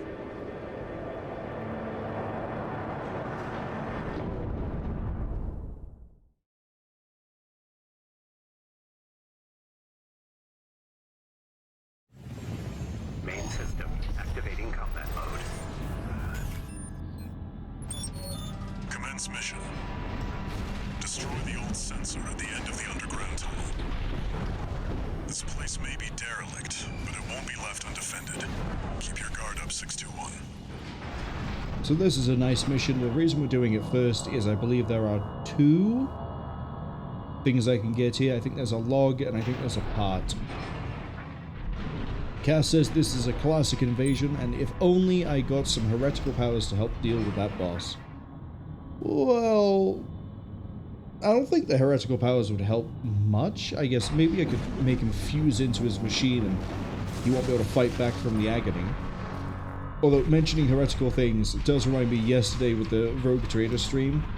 I did sort of laugh to myself when I caught that guy off guard when he was like, "Oh look, Cabela's such a hot goth mommy," and I went, "Wow, that sounds very heretical." And they went, "What?" And I went, "Yeah, it sounds very heretical. Sounds like you're part of Slanesh. Please turn yourself into the local Inquisitor." You can thirst, just don't be weird about it, because that's heretical. You know? I also appreciate Cabela. We're romancing Cabela. But I'm not going to go insane over it. That's how Heinrich turns up behind me and puts a bolt round in the back of my head.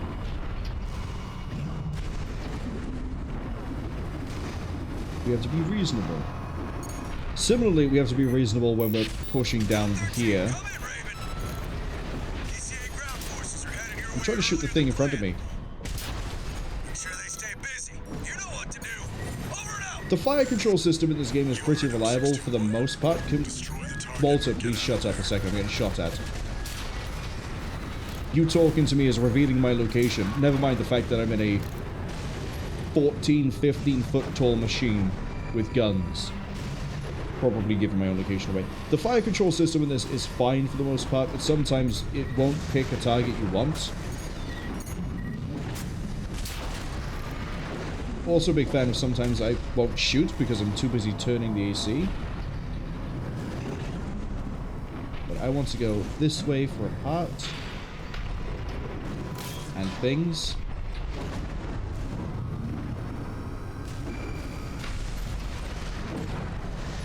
Oh, is it not this way? Oh, it is this way. Right? Yeah, it's over here.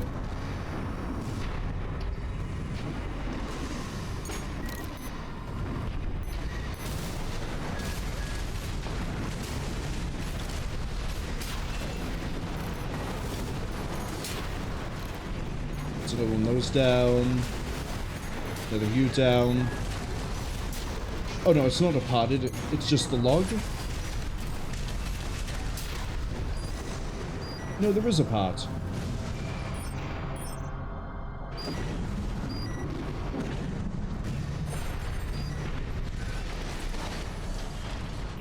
Oh, this is where you get the nebula.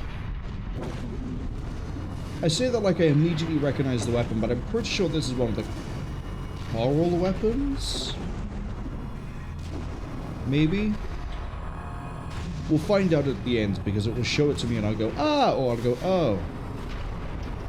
And depending on my reaction is whether I recognize it or if I like it or what. Cass says, besides, Kubella ain't a goth mommy. She really isn't. You need to sort of be a MILF in the first place to be able to be the goth mommy. Right? I think that's how that works. I'm not exactly up to date on how these sort of things work. Like, I know Rhea Ripley, I don't know much about wrestling, but I know things through cultural osmosis. I know Rhea Ripley is called mommy a lot of the time, but I don't quite get why. And then, as far as I know, she doesn't have children. I know she's been married recently to one of the other wrestlers. Why am I doing this? Why am I doing this? I could just go airborne and missile the group, but instead we decided to take electric damage. If electric fully builds up, then we take a big burst of damage. We can inflict electric to enemies as well, but again, that's the target. I need to go through here. It's protected by a basic shield. Just hit it from the inside. Is this not the bit I'm thinking of?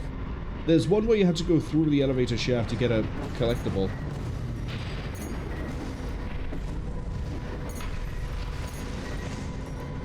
And I thought that might be it. There's nothing on the scan.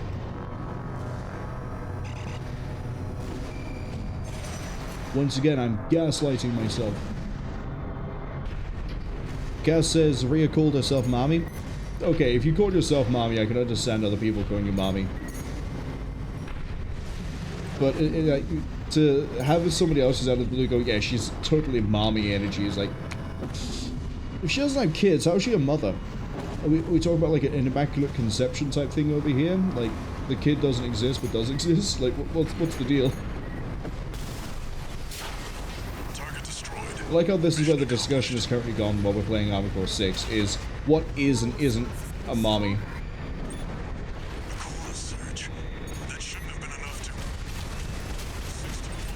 Okay, we're gonna slowly take damage over time here. Which is fine, because we just have to pull out. We can answer that later. Get out now, 61. The damage over time isn't really that much of a problem, let's be honest. Code 31C. What's the system verdict? Proceed. How exactly? Straight up. The coral's coming. Would you look at that, we're free. Another place where going fast is preferable. But you see, we've seen the limits, we're now pushing the limits. This job's finished. We're gonna push it to the limit. Back and rest, 621. I don't remember the rest of that song, I'm sorry. This one, is it not this level? Is it? Have I got it confused with a different level with an elevator shaft? Like one of those specifically. I must have.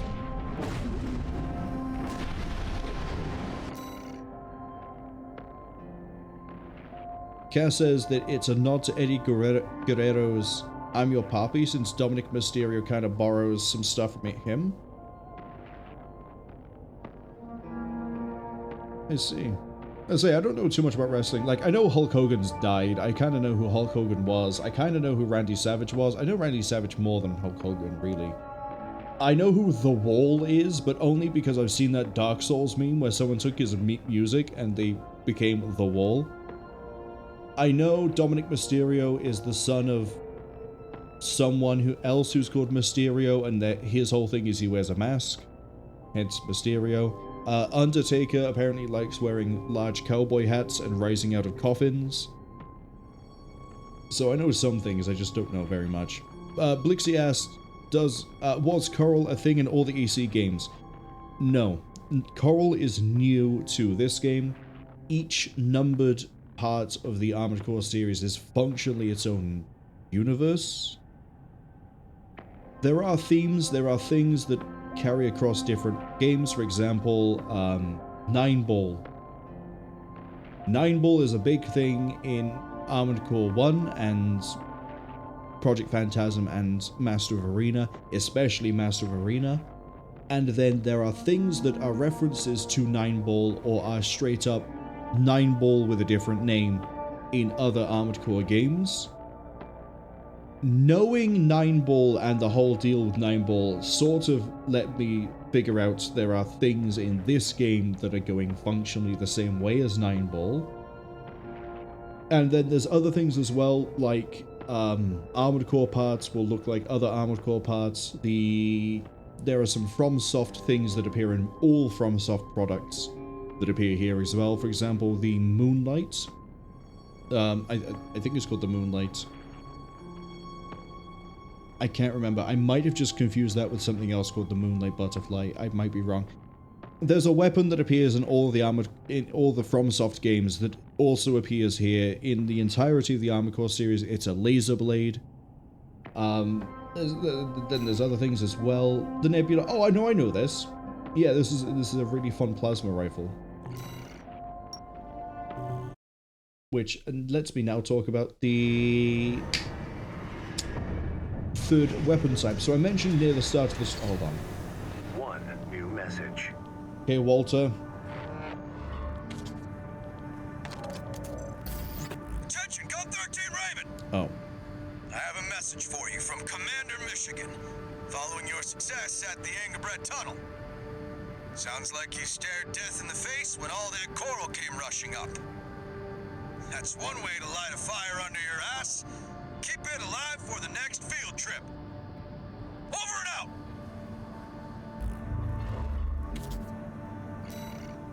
So I mentioned at the start of the stream when we sort of tried to quickly go over all the major parts of mech assembly, I mentioned that there are 3 damage types: kinetic, energy, explosion, and then I mentioned that there is a generator thing you can have that does affect your damage type. There is actually 4 types of damage. Coral isn't listed here because Coral has a special property where it ignores defend. If you have a Coral generator and you use the explosion expansion part, you will deal Coral damage type, not energy or pulse or whatever it is flagged as, which means you will deal more damage with the explosion and you'll ignore defenses. Coral weapons themselves are a case of being niche. They work within their own area. We don't have the other plasma rifle to compare this against, but keeping in mind the idea that Coral damage isn't mitigated by anything, the damage values you see here are going to be better than the other weapons you compare it to, such as the plasma weapon this is based on. As far as I know, 90% of the Coral weapons in this game are functionally a reskin of an existing weapon, but then the stats are altered. So like, the Nebula here, we can get this as a regular plasma rifle with a different name, and it has different stats, and it works kind of the same, but differently. This, being a Coral weapon, is pretty fun, it's pretty okay, but I prefer the normal plasma rifle because you can fire more shots, you don't overheat the weapon so quick.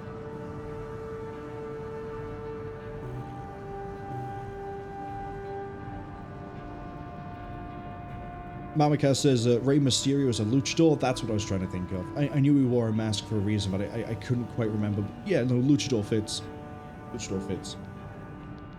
Chaos also says there are symbolisms spread across the series. Yes, there are quite a few things that sort of, as I say, there's reoccurring themes, reoccurring ideas across the series.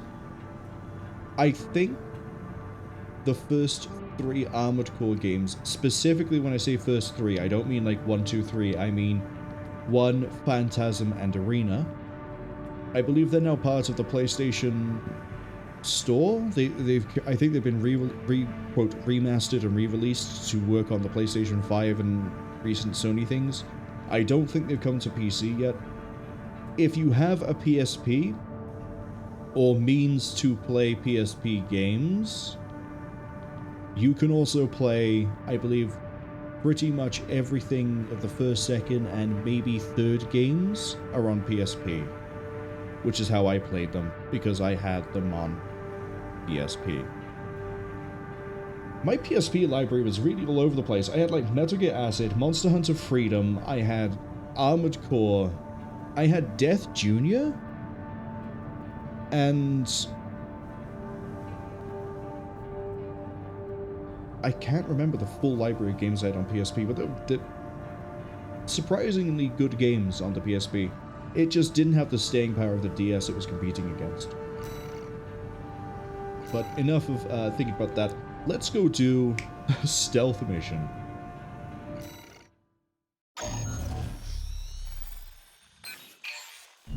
We've received a job from the Rubicon Liberation Front. Let's take a look at the request. Raven, we have a mission we'd like to offer you. The Rubicon Liberation Front is planning to retake the wall from Arquebus, and would like you to lay the groundwork for us. Your objective is to assassinate V.VII Swinburne, the commander of the occupying force. Swinburne has dispatched surveillance squads to monitor for intruders and hired operatives. If our plan to retake the wall is to succeed, you must not be spotted. We're counting on you to handle this discreetly.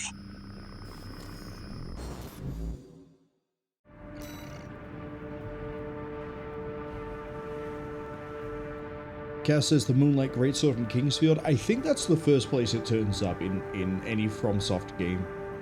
And I think that's why the Moonlight turns up everywhere else as well, is because of they're sort of doing a callback to their origins. There's a weapons platform as well. I think it's called the Kurosawa. But I might be wrong. That one turns up in, I think, every Armored Core game as well. And I might also turn up in other franchises. But I'm not too sure. Same as I'm not too sure it's called the Kurosawa, but I might be right, I might be wrong. I just know there's a ranged energy weapon that also, again, turns up a lot. Kaz also says Commander Michigan can't take him seriously. I like how goofy over the top military he is, considering his considering who he's working with. And Big C says, and now we're back to the wall in a heartbeat. Always made them laugh. It really is kind of funny how we went from centralized field, which required us to be fired from a cargo container, all the way back to the wall, and then we suddenly go back over. Funny the way things work. In order to ambush and eliminate the target undetected, you'll need to adopt a different style of fighting.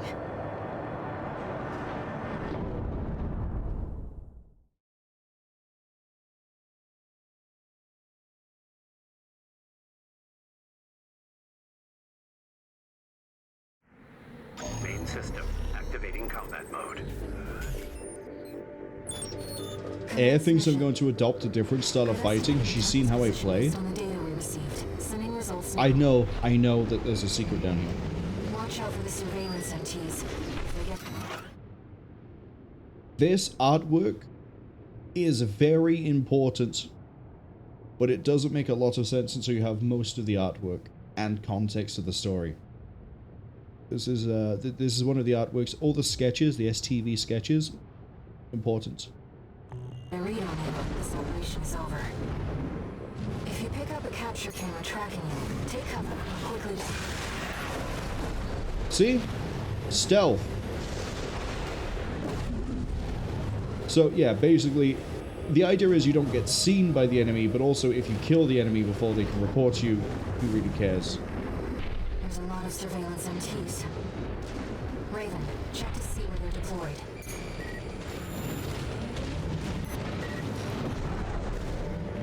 Raven, surveillance MT.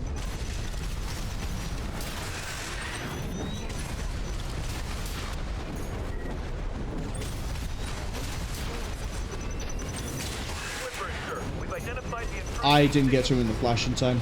I saw an independent mercenary. Must be working for the Liberation Front. I might not be able to be as aggressive during this as I'd like to be. Oh, I can't take the combat log here because there's no way I can kill that fast enough. Main system activating combat mode. I'm gonna have to wait until... Let me go get that data again, just in case it disappeared. Watch out for the surveillance MTs. Thank you. If they get a read on you, this operation's over. If you pick up a capture camera tracking you, take cover or quickly destroy it. But yeah, I'm not going to be able to do this like I'd like to. There's a lot of surveillance MTs. Raven, check to see where they're deployed. That camera's tracking you. Gotta capture the intruding AC. Well done. I'll handle it from here. I think we're gonna have to go left side. If you're quicker, you can get through the middle. I think there's only one enemy in each group that can actually flag you. Main system activating combat mode. But yeah, we're gonna go left side. I've estimated the target's position based on the data we received. Cal says, Kurosawa, huh? Kept you waiting. I think it's more in reference to the movie director, Kurosawa, than it is anything else. Take cover or quickly destroy it.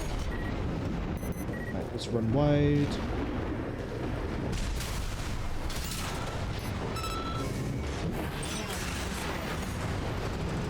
There's a lot of surveillance and check to see where they're deployed. Up here.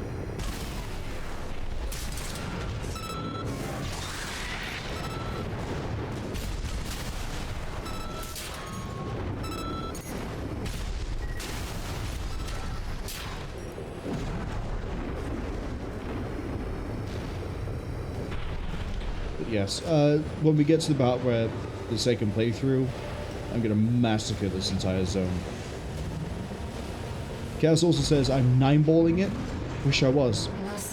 Can't quite do that bit yet. But when I can, oh, we're gonna have a field day. Cass also says mandatory stealth section on a mech. Yeah, this is. Thankfully, nothing as bad as Last Alive. God, Last Alive was a real disappointment. It's a front mission game that doesn't want to be a front mission game. And it's really, really weird. And it also isn't playable until you've beaten the game once, which is really weird to say, but it's true. Okay, there's a few funny things we can do here. We are going to do this funny to start with. Tired old concern falling further and further behind. I'll have you all sent for re-education. Snail will be pleased to have you. Excuse me, sir. Back to your post, Grunt. I can handle myself, thank you. What? Who are you? Stop right there! How dare you pretend to be Need to crack that shield.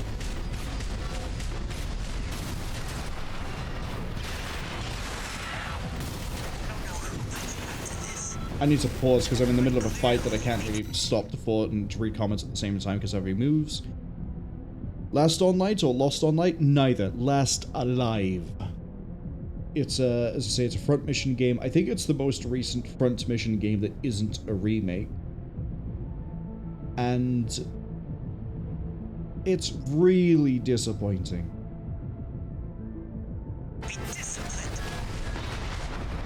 I love pausing and then not having my thruster turned on when I leave pause.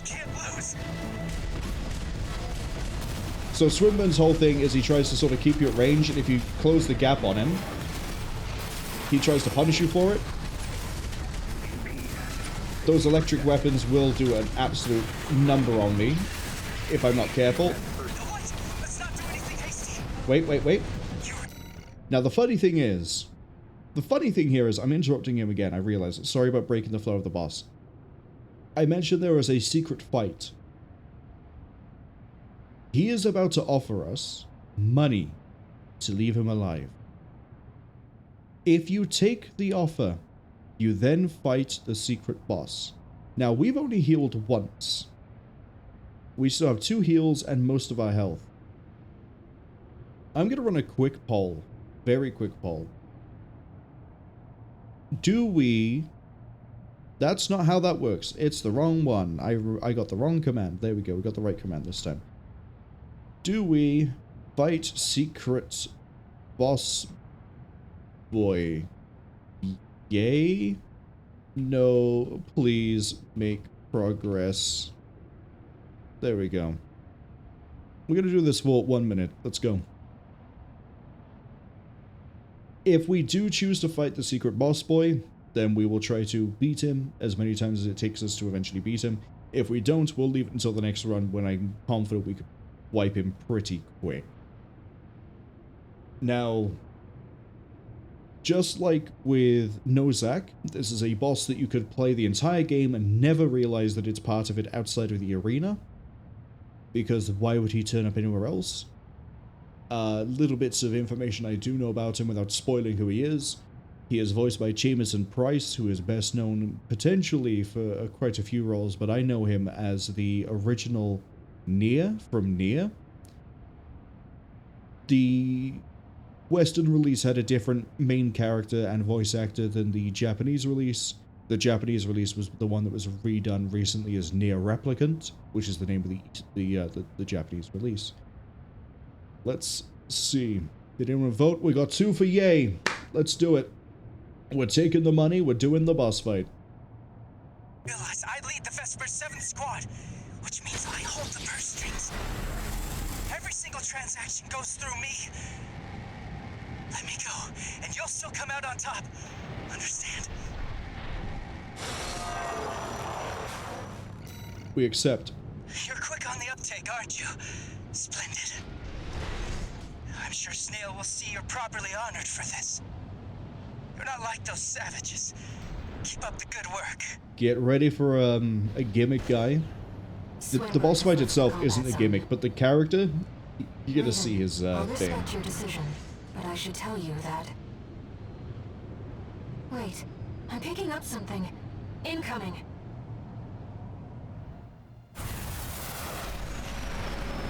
Death and dishonor, such as the Oathbreaker's due. Pay the sons who dawn!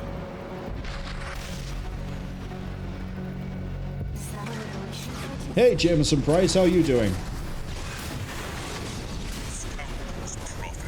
So we're just going to wait for that to burn down. His gimmick, if I remember correctly, is he only speaks in haiku.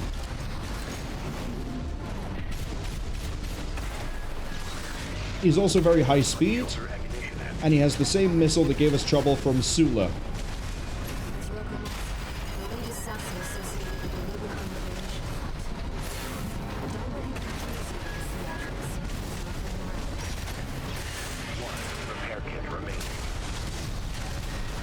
Right, we're gonna break out, wait for him to burn that down. Wait, go for him. What's kind of funny about this is he has a piece of equipment that makes him stay in place. Fortunately, he got the combo out. I thought he was still in recovery for it. But I think we can handle Rokumonsen, I think his name is. I know his call sign is Shinobi.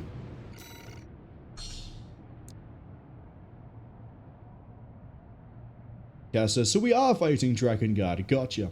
Not the worst gimmick. It's not, but it's one of those that, like, I like it when Target confirmed. the characterization gimmick isn't, like, obnoxious. Him talking in haiku is pretty interesting because you don't really necessarily catch that. I'm just gonna interrupt you this time, buddy.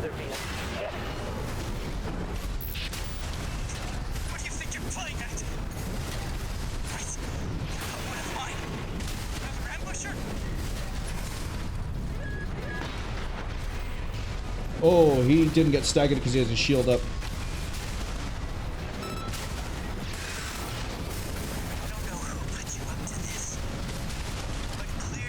Oh, we're okay.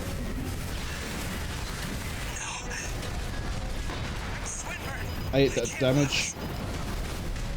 I didn't need to.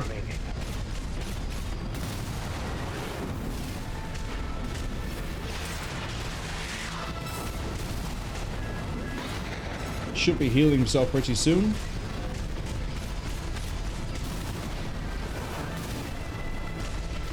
I think this is also the first AC we fight that's a quad leg. Why are you so far away?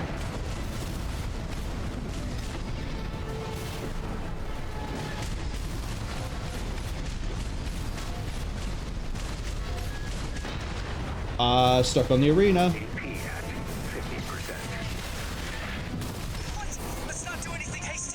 Not in the best position compared to last time, but it's workable. Every single transaction goes through me. Let me go, and you'll still come out on top. Understand? Nice little detail, by the way. If you choose to refuse here, he's on his last health bar. He can't heal again, as far as I remember. But we're here for the other guy. You're quick on the uptake, aren't you? Splendid. I'm sure Snail will see you're properly honored for this. We're not like those savages. Keep up the good work. Gonna heal now. One repair kit remaining. So we have one less repair kit than we had earlier.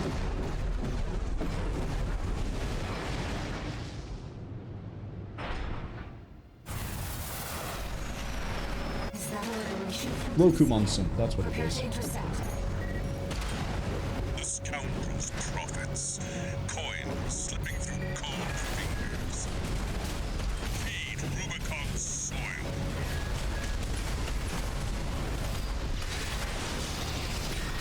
Okay. Break out.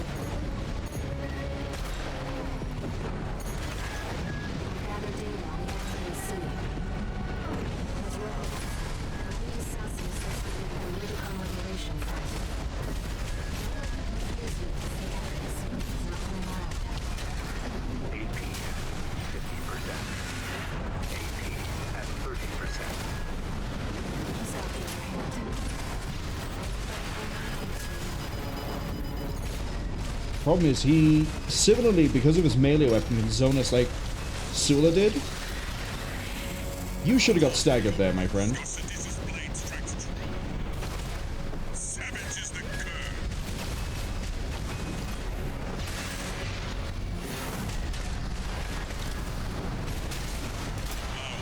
We got caught by the missile.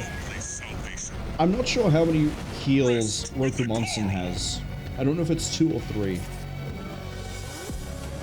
But as long as we can get through Swinburne without taking too much damage, we should be okay. But yes, he has a melee weapon where, unless you are a tank or quad leg, it locks you in place to do the whole animation, but it has good reach. And that's the bit that's going to punish us. We have to fight him at a really weird distance. And if we try to melee him, we have to go for a big hit. The Vesper's number 7.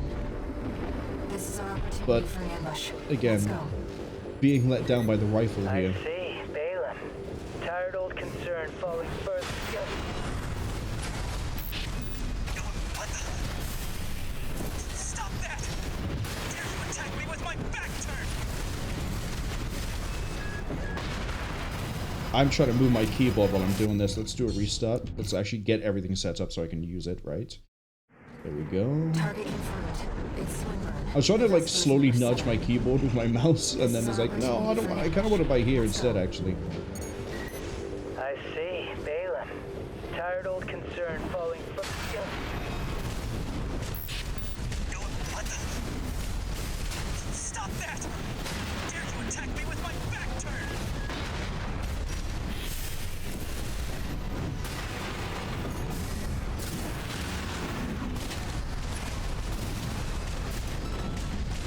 I don't know who put you up to this, but clearly you need to be disciplined. No. I'm Swinburne. I can't lose.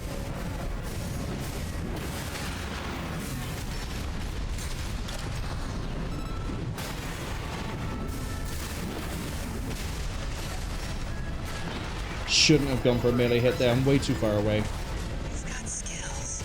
Shame you don't put them to good use. But that can be changed. Broke his shield. With a little reprogramming. Like a fine soldier. I don't want to be right under him in case he does cannons.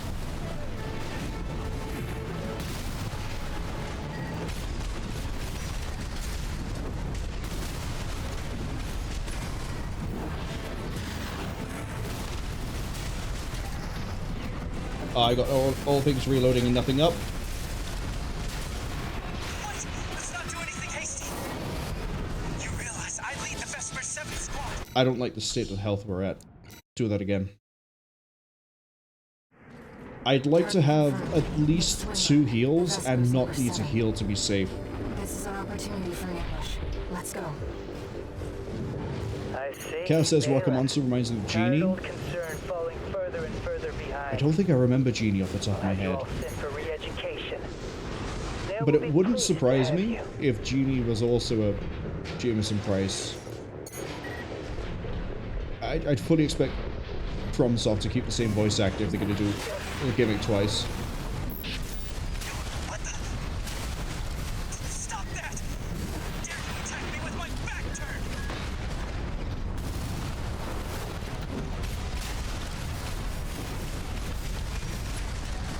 Oh. Come on, get a gun up. But clearly you need to be disciplined. No. I'm Swinburne. I can't lose.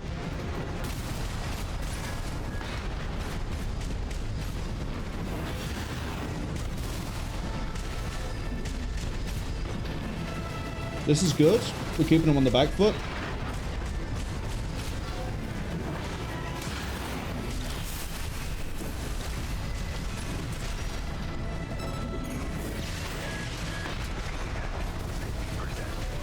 Fortunately, I couldn't quite monopolize on his stagger there.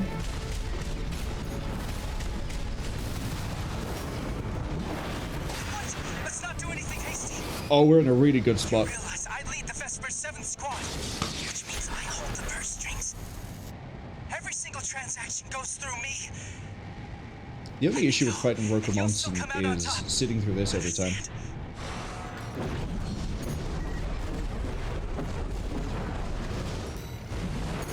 You're quick on the uptake, aren't you? Splendid. I'm sure Snail will see you're properly honored for this. You're not like those savages. Keep up the good work.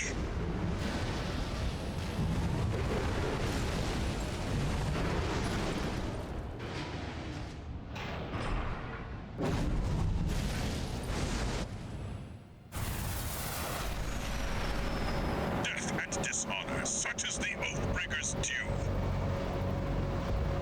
Cal says that Genie's from Last Raven, same style of fighting. I don't remember Genie. I don't think I remember many of the characters actually from Last Raven. Coin slipping through cold fingers. Feed Rubicon soil. Where is he?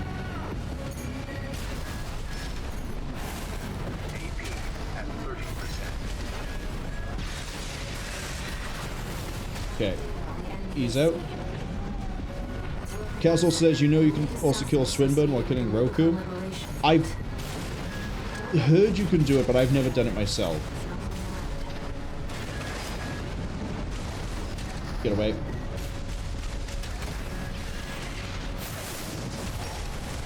Pull back. So his melee weapon can also lay down those mines we see, which is part of the reason why he's sort of a pain to us to fight. I don't know where he is, because I keep losing track. Oh, and you use your expansion to interrupt. Genius move by the AI there. I got an itchy nose. Let's not deal with that right now. Let's keep boosting around. Get that between us. He's going to run out of expansion slots eventually. I think he's on the last heal.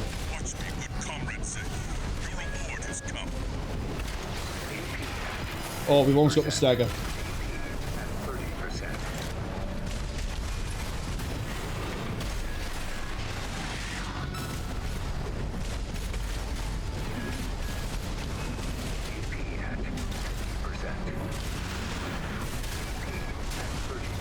I need to pull this a bit.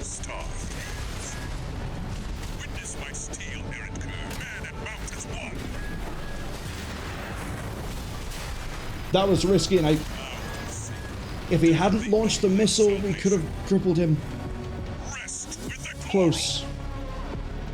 I did like a 50-50 on that. Either I get him and stagger him before he launches the missile, or he launches the missile and I get staggered by him, and fortunately it was the latter. Target confirmed. It's Swinburne, the Vesper's number 7. This is our opportunity for an ambush. Let's go. I see. Bailiff.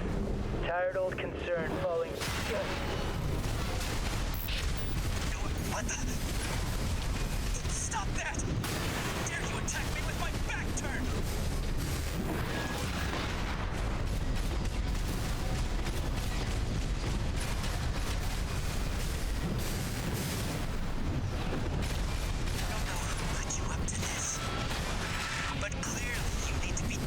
Come on, heal yourself. I don't want to kill you by accident.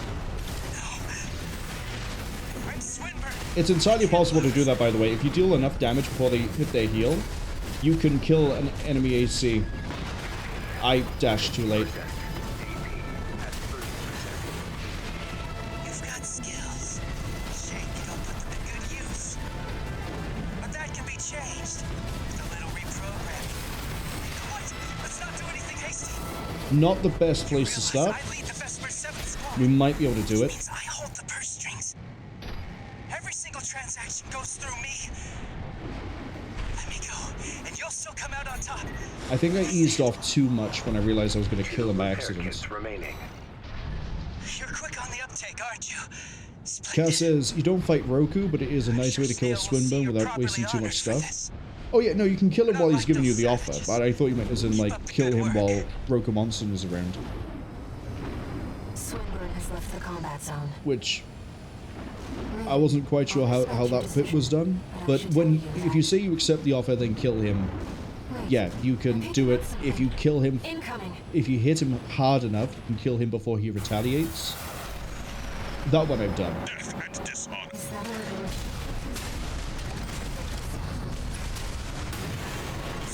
See, the issue here is they have kicks and I don't have a kick to build up stagger.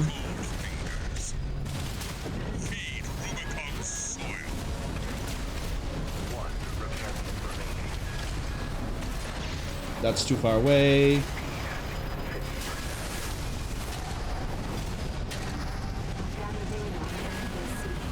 And his burst pistol is a really good reach for the range he fights in.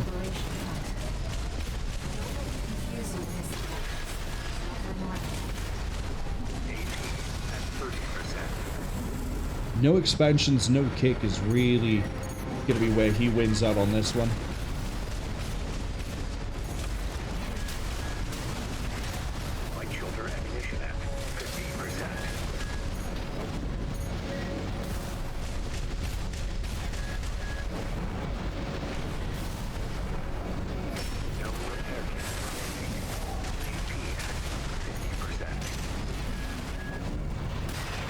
He's faster than we are. We can't keep the distance.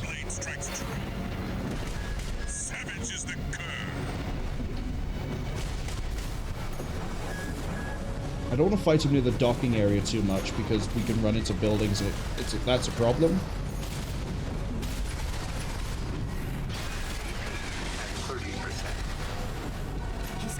I think we need the health to basically just nail him with the blade over and over again.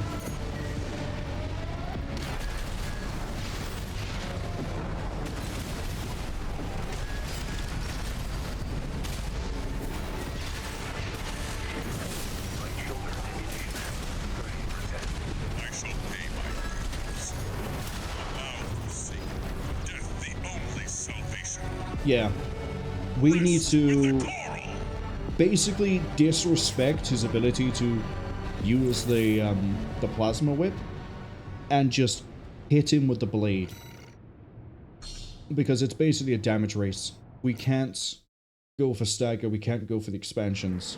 Target confirmed. It's Swinburne. If we had kick, we would open with a kick because that does a lot of stagger damage. Let's go.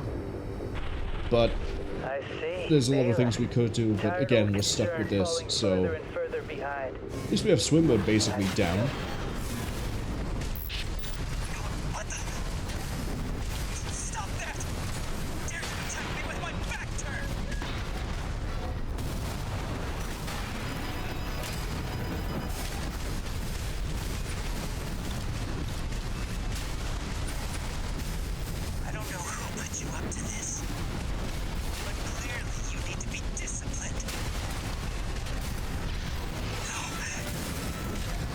Get away.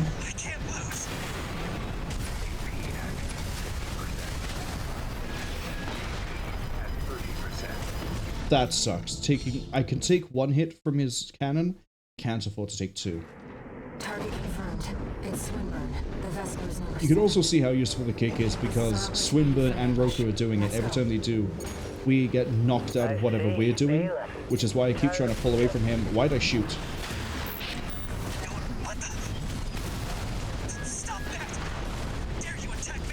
If he wants to fight at that range, then we can sort of indulge him, because I'll break his shield and then we'll just wait for the stagger.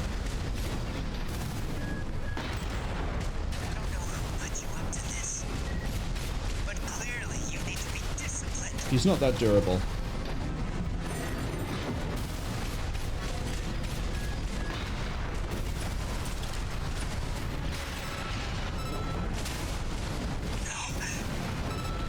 I'm gonna try to pull him away from the fucking cliff for a second. But he's going to refuse. Oh, that's interesting. I dodged that and you still got the shot out. Rough.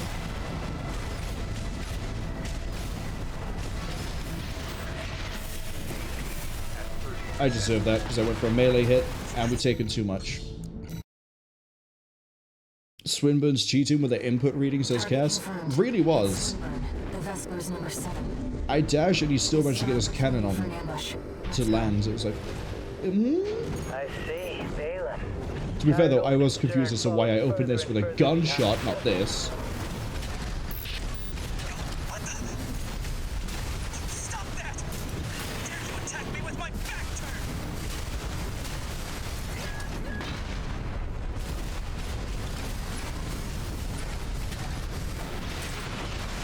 That's a good combo there. I don't know who put you up to this, but clearly you need to be disciplined. Let's keep a bit of distance, make him come to me. I don't want to fight him in that direction. Roku I'll fight over there. Not him though. Yeah, you didn't input read that one, did you, little cheating bastard?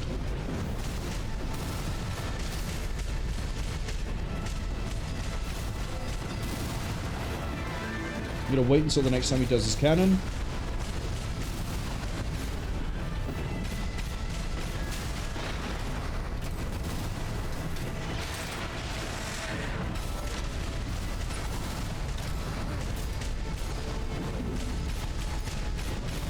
Once again, the terrain is not favoring me, it's favoring them because that should have blocked some shots and made me lose track.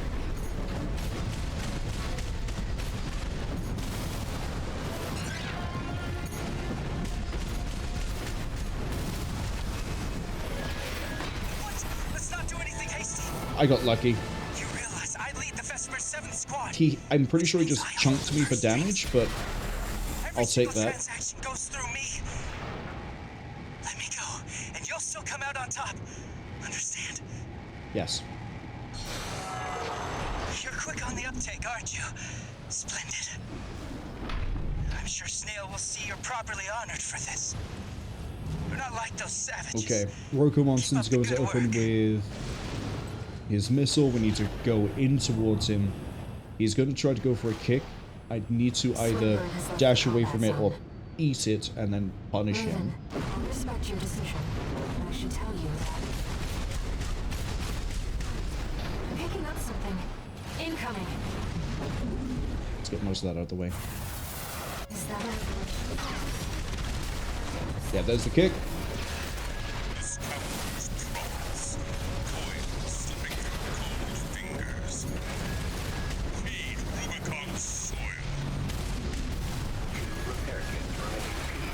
Go away.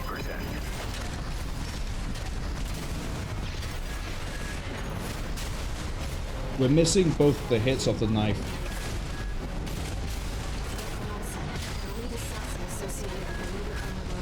And part of it is because I'm not getting close enough when I start it. Oh, a good hit.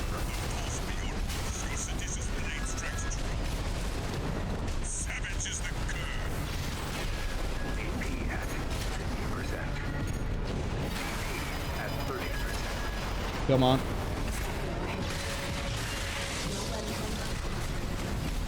The other issue as well is we can't easily chain him into a stagger if we don't get him there in one go. Because he'll just expansion slot us. Damn. That one was a lot of me messing up with the knife. And also, I should not fight him while he has the expansion slot active. Because we're just eating damage that he's not going to be taking in return. Swinburne, the Vesper's number 7. This is our opportunity for an ambush. Let's go. I see. Bela. Tired old concern falling further and further behind. Have you all sent for re-education? They will be pleased to have you.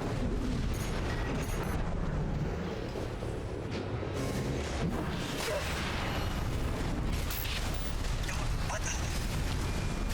Stop that! Dare you attack me with my back?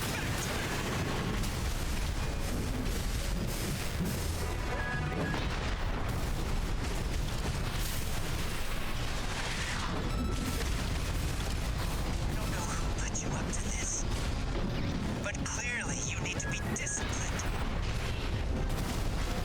No. We're good so far. I can't lose.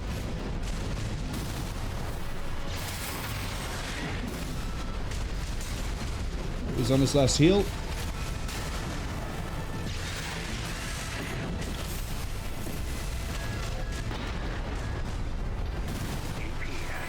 What? Let's not do anything hasty. Nice. Ads arriving in 43 seconds. But we are going to hopefully clear Rokumonsen. If we don't, then we're still here after the ads. Welcome back from the ads, but let's see what we can do. You're quick on the uptake, aren't you?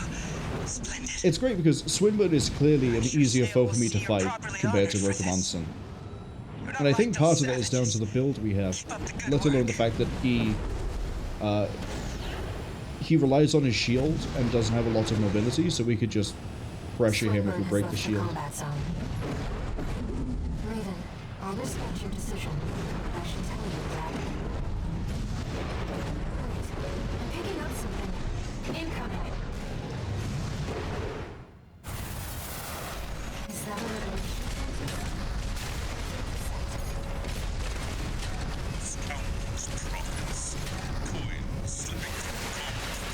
Got him. That sort of thing is what we're looking for.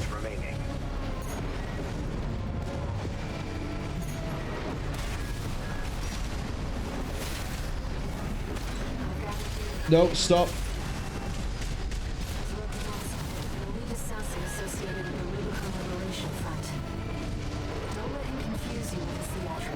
hopping over the wall soon. AP Yeah, there he is. 50%.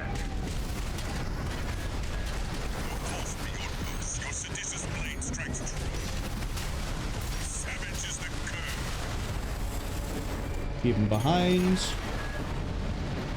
I'm not sure if he has a pistol or a shotgun. I think it's a semi-auto burst pistol. 30%. He's got the upper hand. Don't let him play mind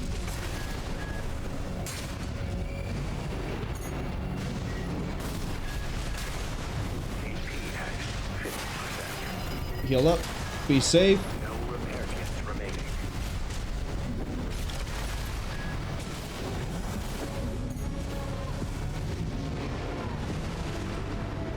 Missing him.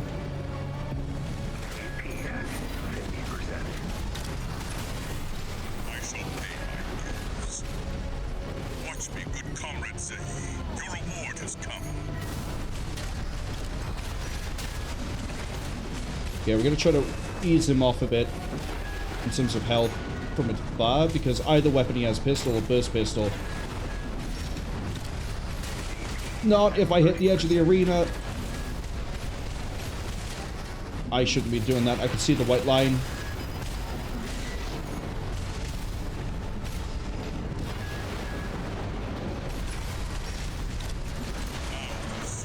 Rough. The only salvation. Rest with the coral. Cass says it's a shotty. It's the Haldeman, if they recall correctly.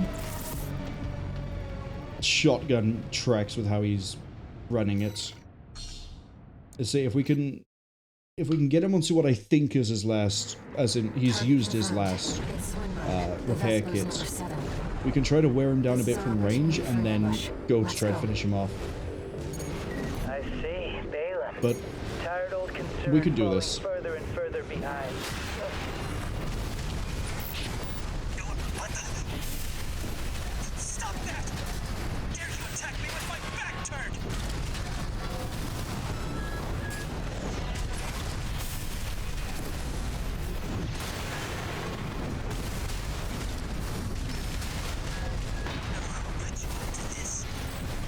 But clearly you need to be disciplined. No. I'm Swinburne. I can't lose.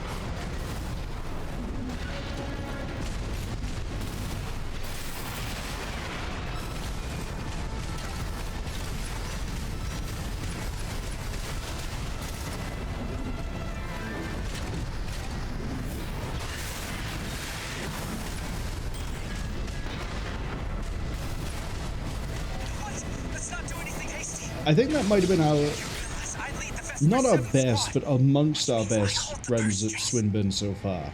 Every single transaction goes through me. Let me go, and you'll still come out on top. Understand? You're quick on the uptake, aren't you? Splendid. I'm sure Snail will see you're properly honored for this. You're not like those savages. Keep up the good work.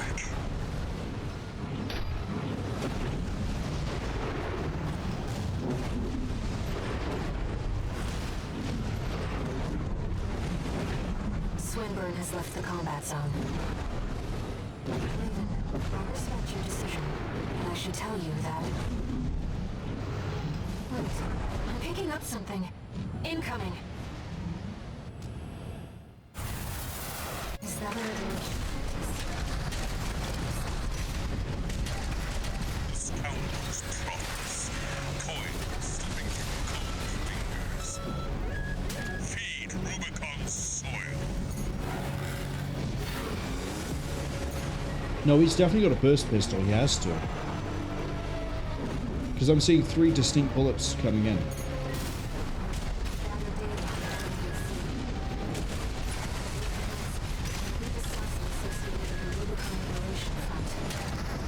Don't let him confuse you with his theatrics.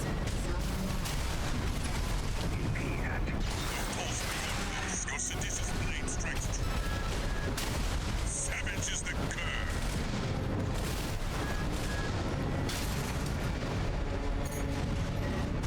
My children had vision.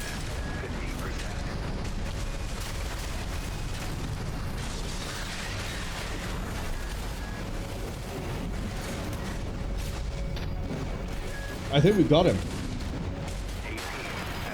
Unless we get staggered and I can't heal.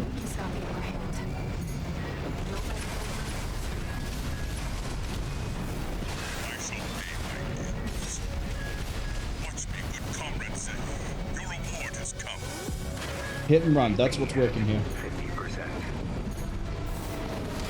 Safety heal just in case. I need to basically bait him into doing his kick and then punish him for it.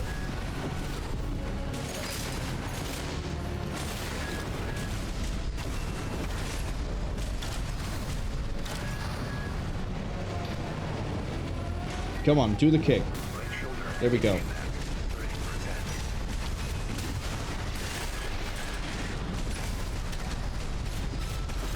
He has no heal.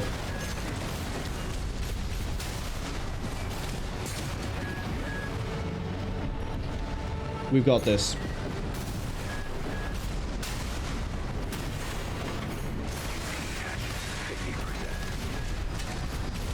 Because he probably also has no expansions left either.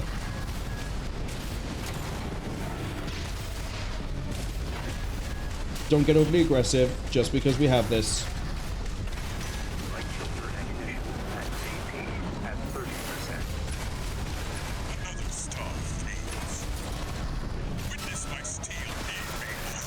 There we go.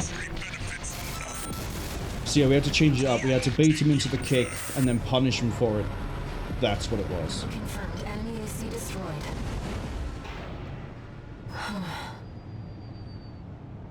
That was certainly an adventure.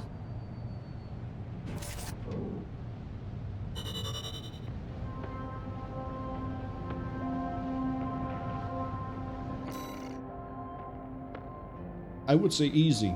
Swinburne was easy. Rokumonsen actually required brain power.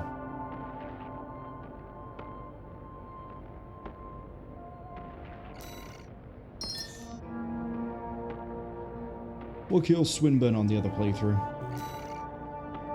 And now we have the launcher that they've all been using. The detonating missile that Rokumonsen and then the other guy, Sula. Now we have their missile launcher.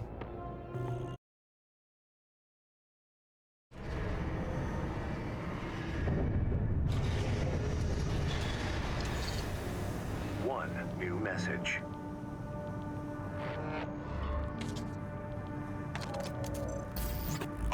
Mercenary Liaison, V.VII Peter here.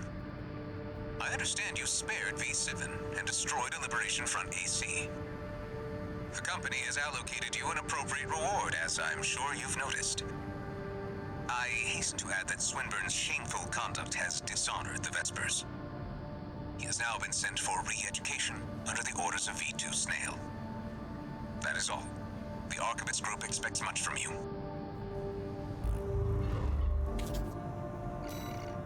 So no matter how that mission goes, Swinburne is effectively gone. He's either dead or he is being re-educated. But that leaves one mission. Debatably, this one might take us the longest time to clear because of the fight we have at the end. Let's see.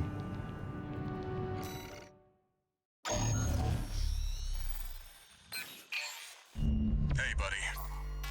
This job comes from Schneider of the Archivist Group. Here's the rundown. They want you to attack the Jorgen Refueling Base, a PCA foothold on Rubicon. The target is the energy refinery plant deep inside. Take that out and, well, it ought to slow down their suppression fleet at least. Until recently, Jorgen was one of Balaam's Coral survey bases. It only took a day for the PCA suppression fleet to commandeer the base. You'll also find a number of fuel storage tanks that I've marked as pay targets. I want you to be a walking advertisement for opportunities in destruction.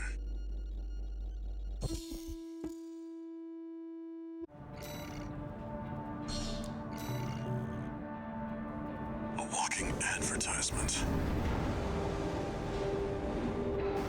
You're not their master. mascot, 621. Just focus on getting the job done.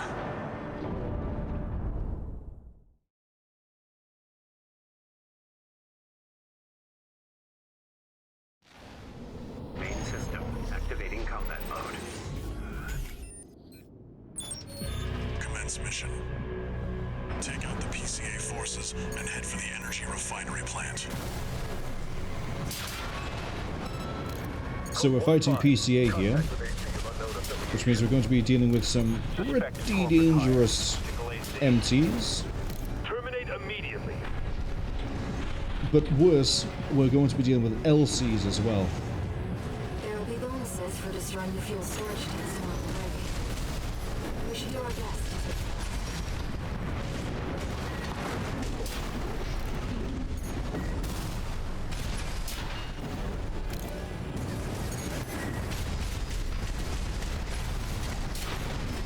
I need to take as little damage as possible in the run-up to the first annoying fight.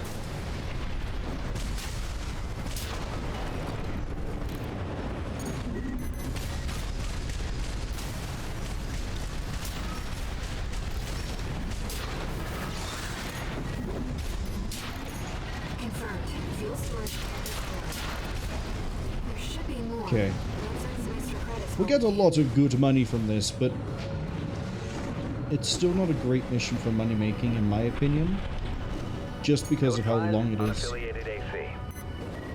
Moving to terminate. Oh look, we got another one of the shield guys.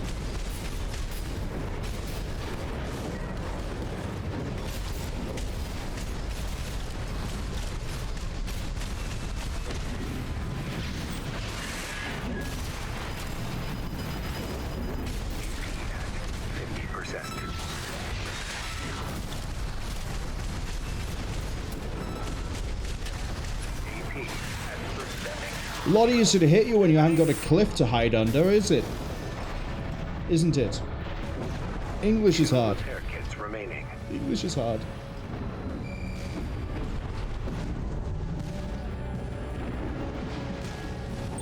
You see that, 621? That dome's your refinery plant. We'll get there, don't your worry. marker data. Head for the target. I think there's an achievement if you find and destroy all of the fuel depot. As I suddenly draw a blank on if there's any more over here. I do seem to remember, though, you could sort of see the burning wreck down there. There's a log we can go get. Code 5, unknown AC. Must be after the plant. Contain the situation. Terminate it. Looks like an independent mercenaries assembly. Leave the analysis. Intercept.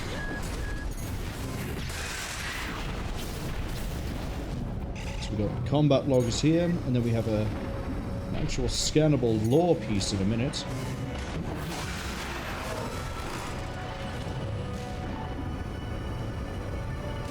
Pretty sure that's what's in here.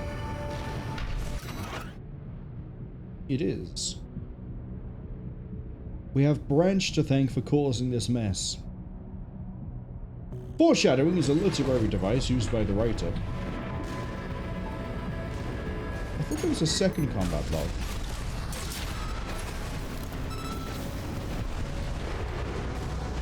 Maybe the other side?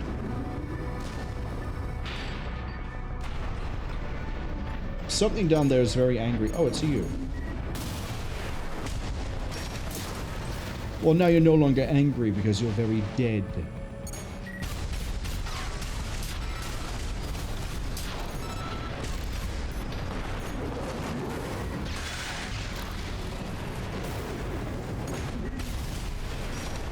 I think I have an LC right next to me.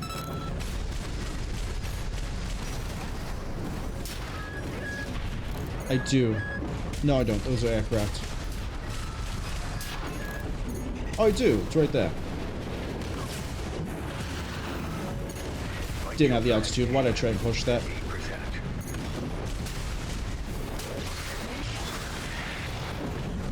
Thank you for the combat log. Collect any corporate data you can find. The system. Wait. Code 1-5.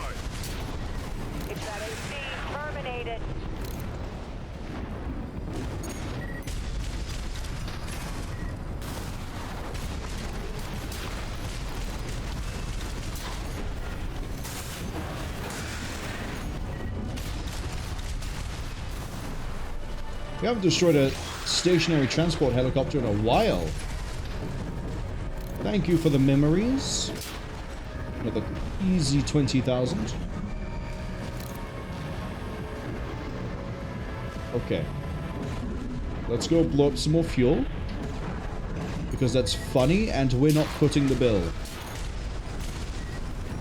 Code 1-5. Where's the Vanguard? Handle it!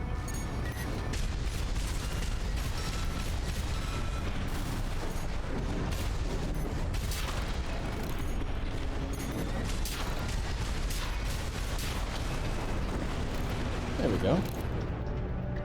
And then we have more fuel depot over there. You can also see there's an LC stood on top of the platform as well. But I want to go this way. Cass says, easy money. It really is. Imagine how nice it would be to just go out, shoot one bullet into a fuel depot container, a fuel container even, and get 10,000 euros. Target confirmed. I would be able to have all the turkey dinosaurs I want. Light shoulder ammunition at 30%. Now these two LCs are what make it a little bit difficult to approach.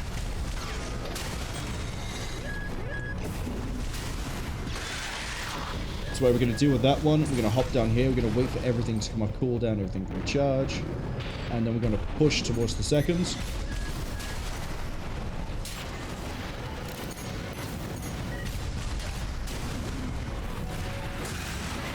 Get out of here.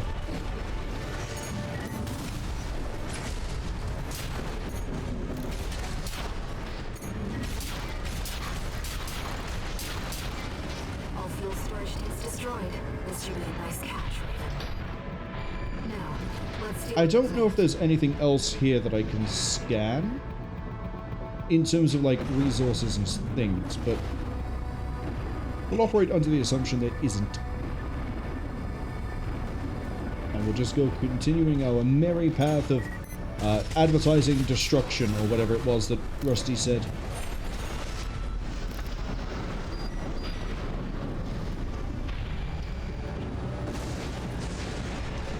I think there's something up here.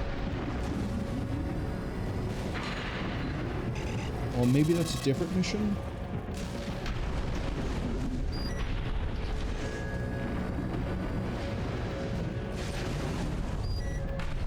I would be a fool not to use the resupply right now.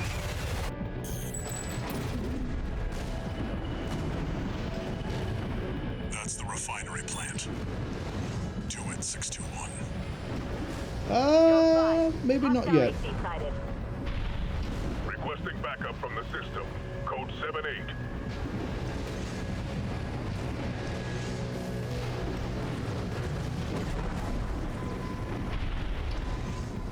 Because I want to go back here.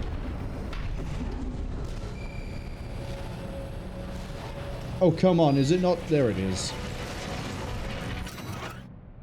We have another sketch. 4 independent mercenaries. Never got to meet the 4th merc. As I said, the STV sketches, if you find them on their own, interesting sketches, very nice artwork, combined with things you can uncover, very important.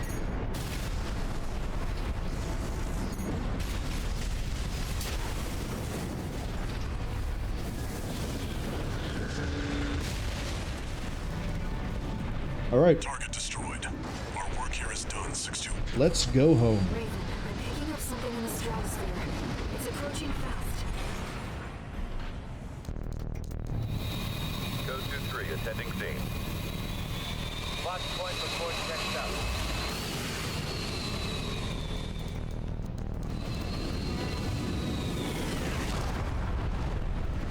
Call sign Raven. Priority subject for termination. High on the list.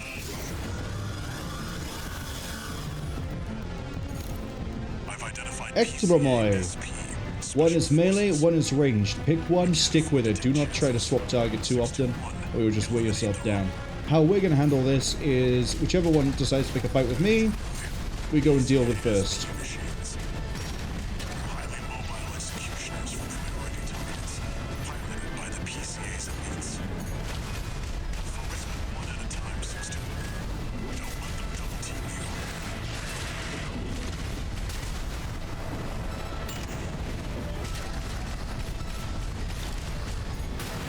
Oh, that kick was a bit rude. 50%.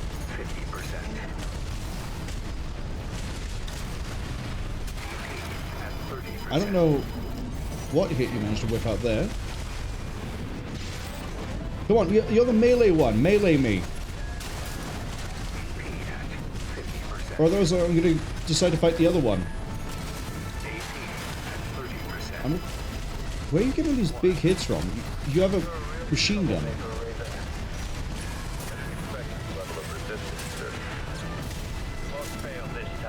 Ah, right as all my guns are out.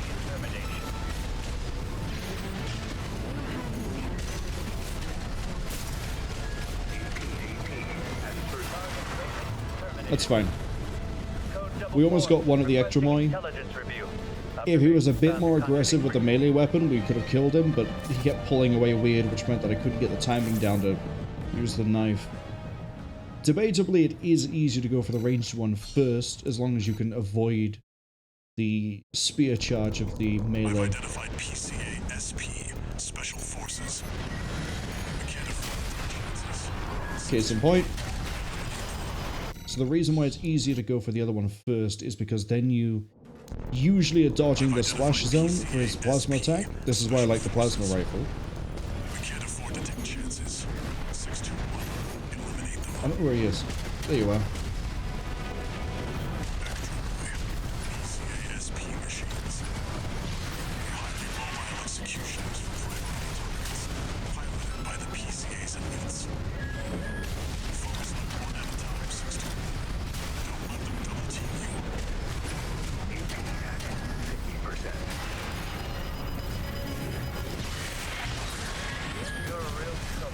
Again, I'm out of rounds.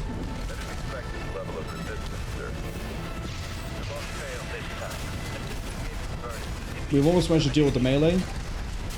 Thankfully, they can't heal themselves. Now we have to find the other one. Where is it? There it is.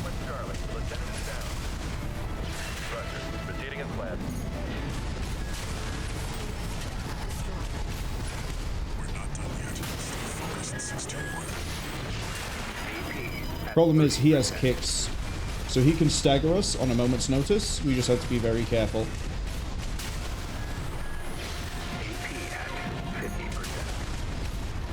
I'm losing track of him. I don't have enough mouse space.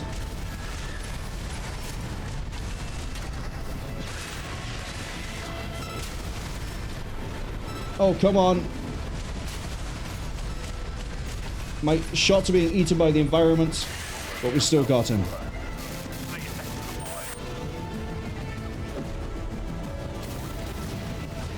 I thought I'd be here longer than this.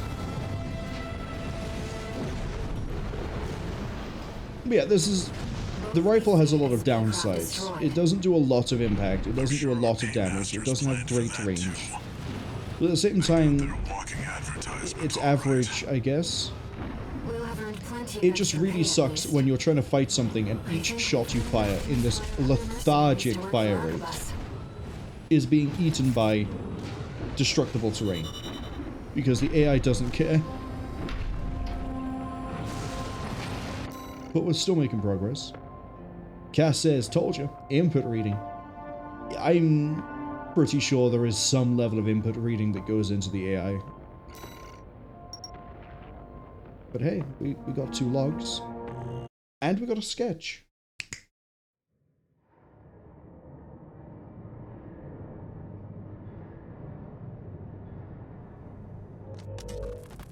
How's it going, Walter? Hard to say. 621's still performing well, but I doubt the voices have gone away. At any rate, whatever the voices are doesn't seem to be doing any harm. For now. I was asking about you, Walter. But whatever. Bigger things. The coral. You'd better find it. Turns out, our friend's fears were warranted. Don't spend too long dealing with the PCA, Walter. Clock's ticking.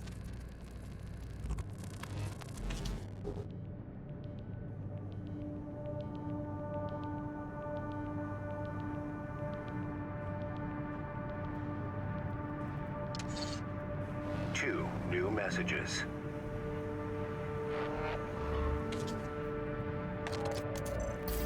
Archivist Group Mercenary Liaison, V.VII Pater here.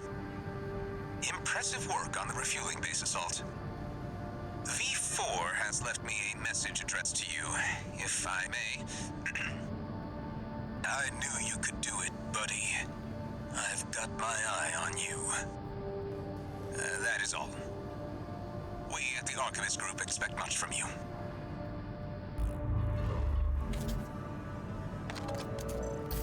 Registration number RB23. Call sign, Raven. Your records have been updated. C-rank virtual encounters are now available in the arena. We invite you to further hone your technique.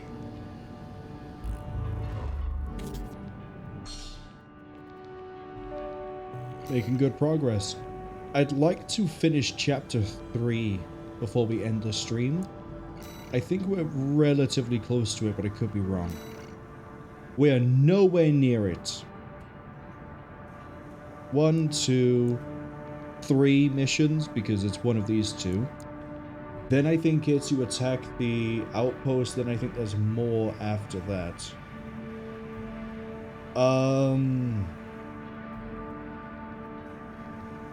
Let's do this set, and then after we finish whichever one of the decision missions, we'll move on and we'll end the stream, and then next time we'll hopefully finish the first run. We'll see. We're going to start with Survey the Uninhabited Floating City because it's a pretty fun mission. It's interesting. This is a personal request from a friend. We still don't have enough data to pin down where the coral is gathering in the ice field. According to my friend's sources, we could find some clues here. Xylem, a city floating on the ocean built by the Rubicon Research Institute.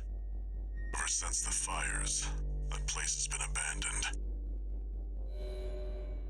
It's likely hiding secrets about the coral, kept shrouded by the city's ECM fog. My friend's already tried sending in a survey drone, only to lose it in the interference. That's where you come in. I want you to disable the ECM fog generators so that we can resume the survey. Right now, the corporations are preoccupied with the PCA. We can be the first ones to identify where the coral is converging.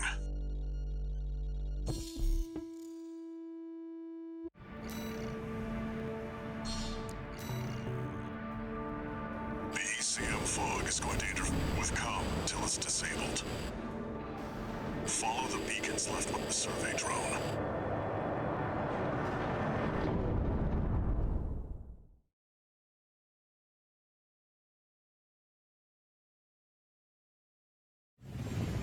Main system activating combat mode. Raven, the ECM won't interfere with our contact. But it is affecting your lock-on range. Okay. Keep an eye on your surroundings. There's things to find here, but I don't remember exactly where they all are. We're going to basically be playing Follow the Beacon. Left by the survey drone. Cass says, not a bad set of progress for a first session. Yeah, especially considering we're doing this with all the rookie equipment. This is the kamikaze drones. I remember now.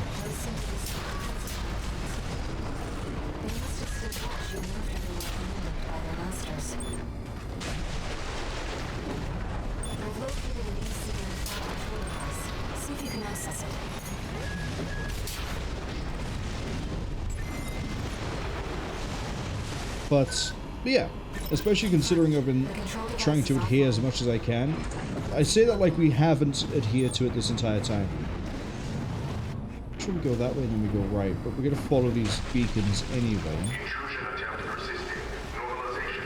But I'm also finally going to finish that thought. Oh, I forgot this is where you guys turn up. You're a bit of a pain. So is the fact that I have such a slow-loading gun with a small magazine.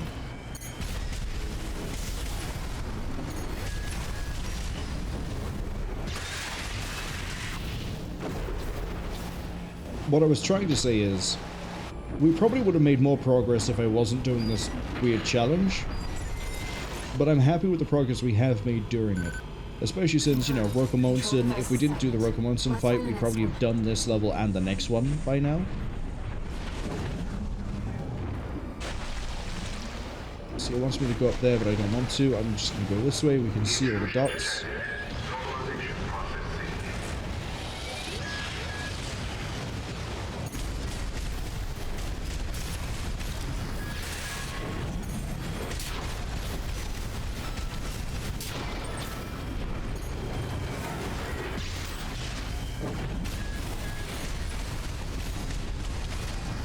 Come on. Where? Below me? We're good.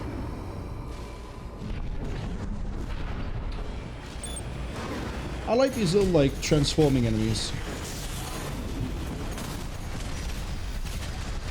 Because for the most part, why the fuck is my neighbor building at this time of evening?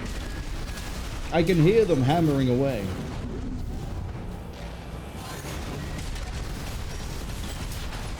Sunday is for rest, my friend. I say rest, and here I am playing probably a more stressful one than I'm normally used to in this game. Or it was survey drone. We might be able to extract its data. But yeah, if I was playing Armored Core 6 normally, we would probably be much further along. Oh, yeah, these guys.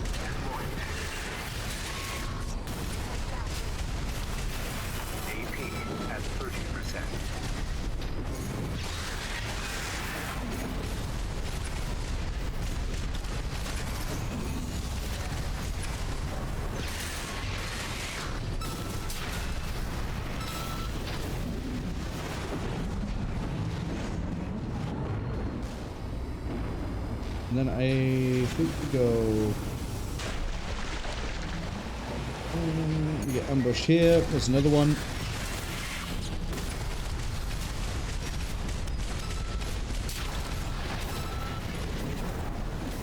Now we know what happened to the drone. Fortunately, the data we found helped to identify where the last ECM device is. I've set a marker for it. Let's check it out. Ooh, thank you for the follow. Follow Zero Anonymous. Currently dancing with a really annoying enemy. There we go. And then there's this scannable thing right here. I think this is STV. It's not. It's Dolmayan's writing. We haven't found a lot of these. Admittedly, I've not really been looking that hard for things. But we're fine for the most part. We found the spare parts we need to build our own junk machine if we want to. Well, not junk, that's its own thing. Wrecker, I think, is the name of the group, or the parts. We'll have Walter back after this. Just skate around this. Oh, did I break it? Oops. Let's go again. See if I can stay on the road. I can't stay on the road. The turning circle on this is atrocious. Absolutely diabolical. Do you read me? You've got PCA incoming. Oh no, PCA. Pull out before they make this complicated. Yeah, we're doing this fight again, but it has support.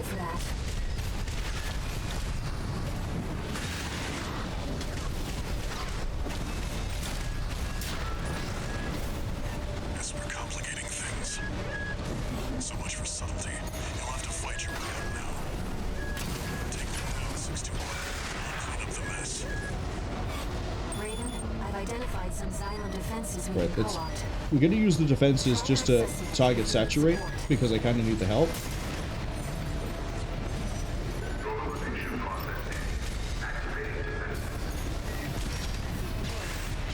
Defenses now recognize you as an ally. That should help keep That's the another PCA one. Let's get them all.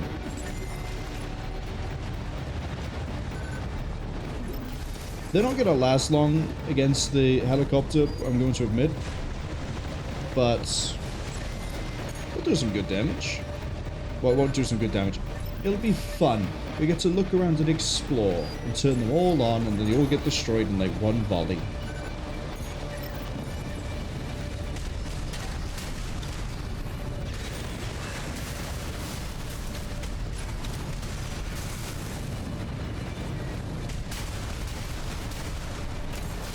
Now, in the tutorial, the boss didn't do this much, but it could still do it then.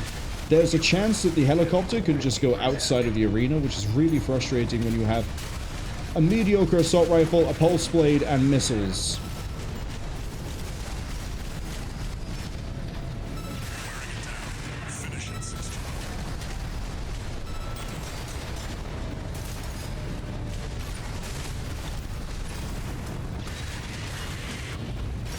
It's okay. The fact that we did this with the same build in the tutorial, this boss only has like, I think, 1 or 2 extra attacks. The issue is going to be just the higher degree of elevation that we need. Just because it's not as close to the ground. Pretty straightforward.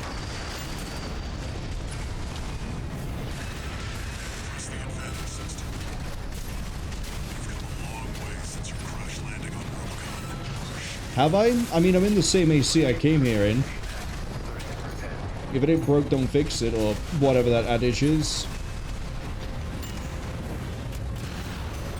Again, another enemy that just decides, I'm gonna hold S.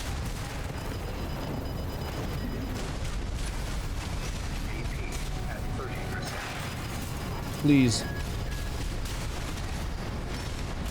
It's so close.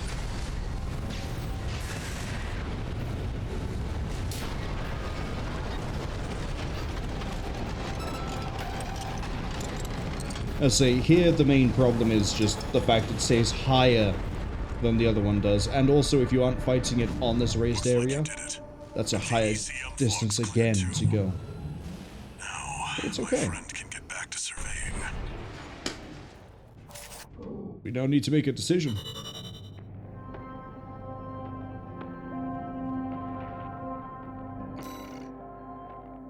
Let's close this. I think there's some dialogue we get in a second.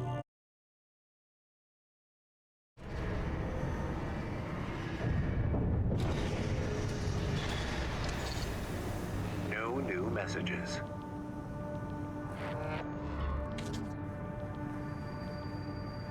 Raven, the city's defense systems were still in operation after all this time. And stranger still, the PCA personally intervened to block the survey. There must be more to Xylem. And to Walter's friend.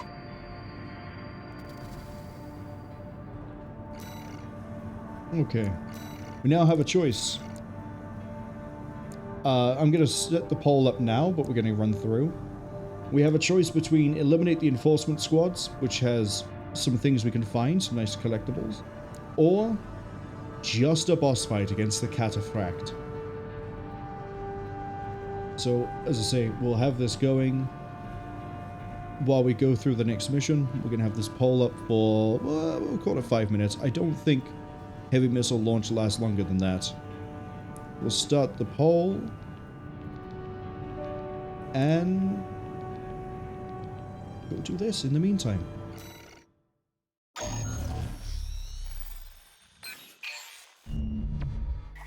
Long time no see, tourist.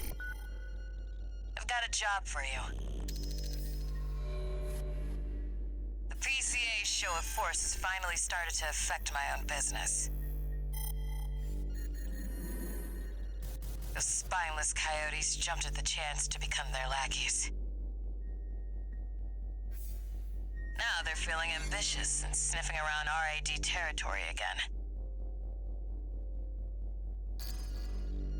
I'd say this calls for fireworks, and I've got something that'll blow them away. The coyotes can be ungrateful, though. They're bound to come running to stop the launch. That's where you come in. Intercept them and defend the missiles. We'll make sure the coyotes and the PCA get a chance to see RAD's famous fireworks.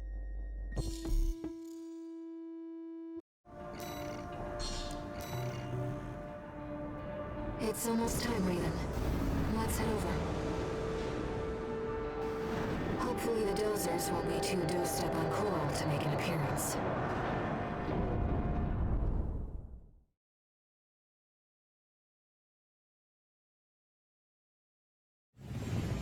Main system activating combat mode.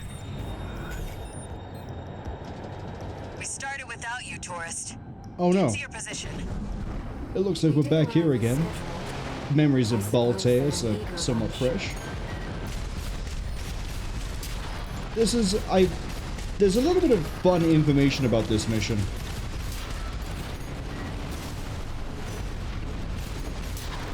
We'll get to that in a second once we actually, you know, the timer starts. We're all set, Chief. Commencing missile launch sequence. So apparently, as part of the... Yeah, this is nice. Okay, hold on. Systems admin. Doesn't talk much, but he knows his stuff. Anyway, no time for pleasantries. We've got coyotes to deal with. Never thought they'd end up palling around with the PCA. Smart, but not for long. Okay. Here comes the second wave. So the fun thing about this mission is that supposedly during the lead up to Armored Core 6's actual release, in Japan there was a some sort of like Comic-Con or games convention or something. There was a thing where you could play this mission, and supposedly only one person managed to successfully beat this mission. They weren't even using just stock parts. They were allowed to customize. I think they had like 3 minutes of time to customize before they had to play the mission. And yeah, apparently only one person managed to do it. They supposedly used dual miniguns to do it, if I remember correctly. I don't think they got anything other than like a little like medal, well, not a medal, but like some sort of congratulations, you did it. But I find it really interesting that only one person out of all the people that tried managed to successfully beat this mission. Because here I am in the regular equipment, and they, if I remember the article correctly, had only one missile left standing.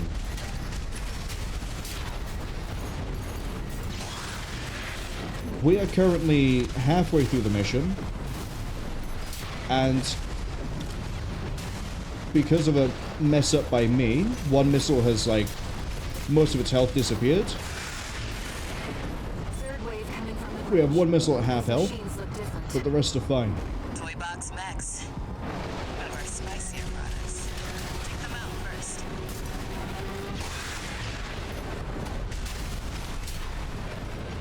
Okay, let's go deal with this.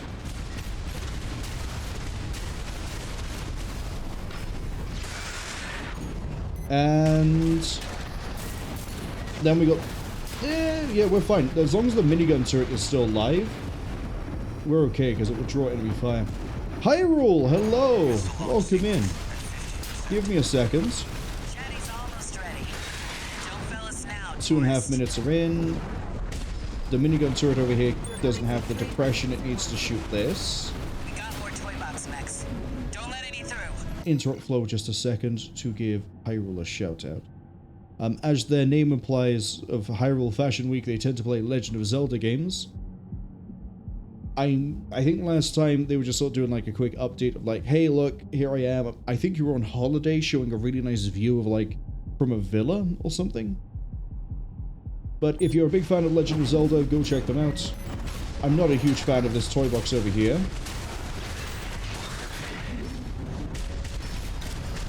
I'm not a fan of the fact I just ran out of energy.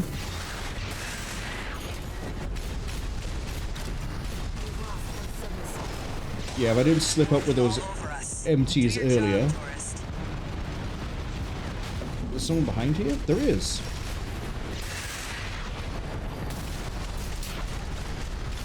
Yeah, if I didn't slip up with those MTs that I let through on the left side, we'd still have the right missile, because the left minigun would still be live and I wouldn't have to be split between the two areas.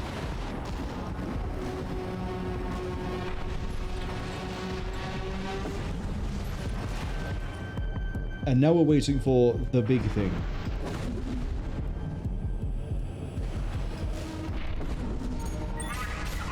Here it comes.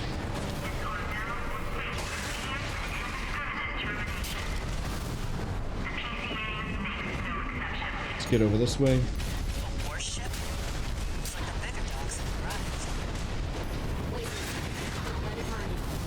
Okay. I need to hope we have the energy to make it up here. We're good.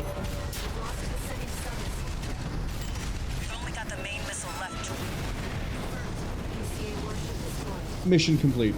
That's the stuff. Thanks for the pre-show, tourist. So, I'm going to interrupt the game flow here.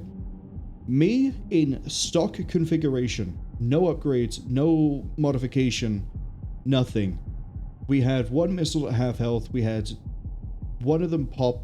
Again, there's things I could have done because I lost track of where the MTs were. And we still managed to clear the mission. How no one else other than one person who modified for double miniguns possibly... How they all failed except the one? I don't know. Chief.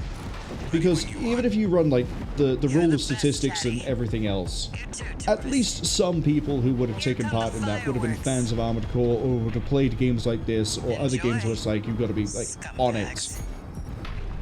And yet only one managed. I have a funny feeling that whoever wrote the article might have lied, or it might be a case of like the HR people, the PR people from FromSoft were like, the game is so hard, like there's no way anyone could have done it, but one person, we missed the nuke, I'm sorry, one person managed it, and you could try, you could be like them when it releases, and yeah, it's just confusing.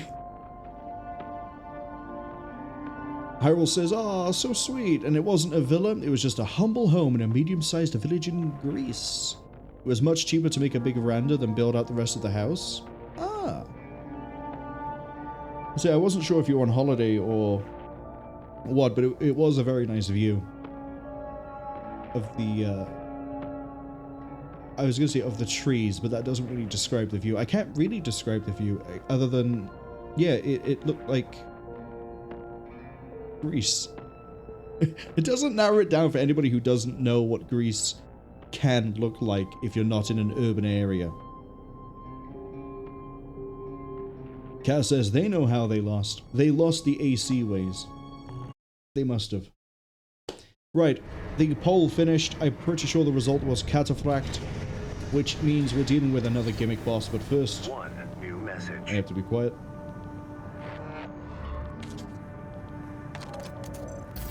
Chatty Stick, RAD. Thanks for helping with the fireworks show.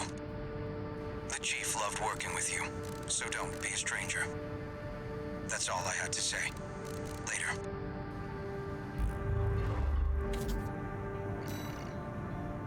Okay, so the end of the vote for the last mission we try to finish, or we will finish through spite, is to destroy the Cataphract. Let me get comfortable. There's another bit of fun information about this before we get started.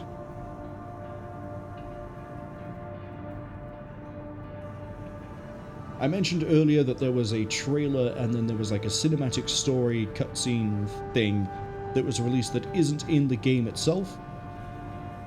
That shows 6, 17, 18, 19, and I think 20 all going to try and fight a Cataphract. A Cataphract turns up in the trailer as well. Raven kills it. The Cataphract also, as I say, turns up in the story thing where it just annihilates all but one AC. And I don't want to spoil it too much. It's like a 5-minute long video. It's really worth watching if you want to see more Armored Core stuff outside of secret levels or the game or any of the other games. We are going to try to fight the Cataphract in functionally the same equipment they had and see if we can do better. When I said earlier during the sweeper fight when I was getting a little bit annoyed that like there's another gimmick boss but it's more fun and interesting than that, this is the boss I was referring to.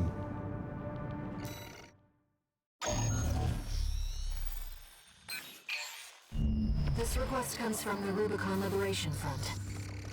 Let's see what it says. Raven, we have a mission we'd like to offer you. The PCA has deployed the Cataphract, a special forces weapon specialized for ground combat. If we allow the corporations to seize this kind of technology, things will take a dire turn. We want you to deny them the opportunity. Destroy the weapon first.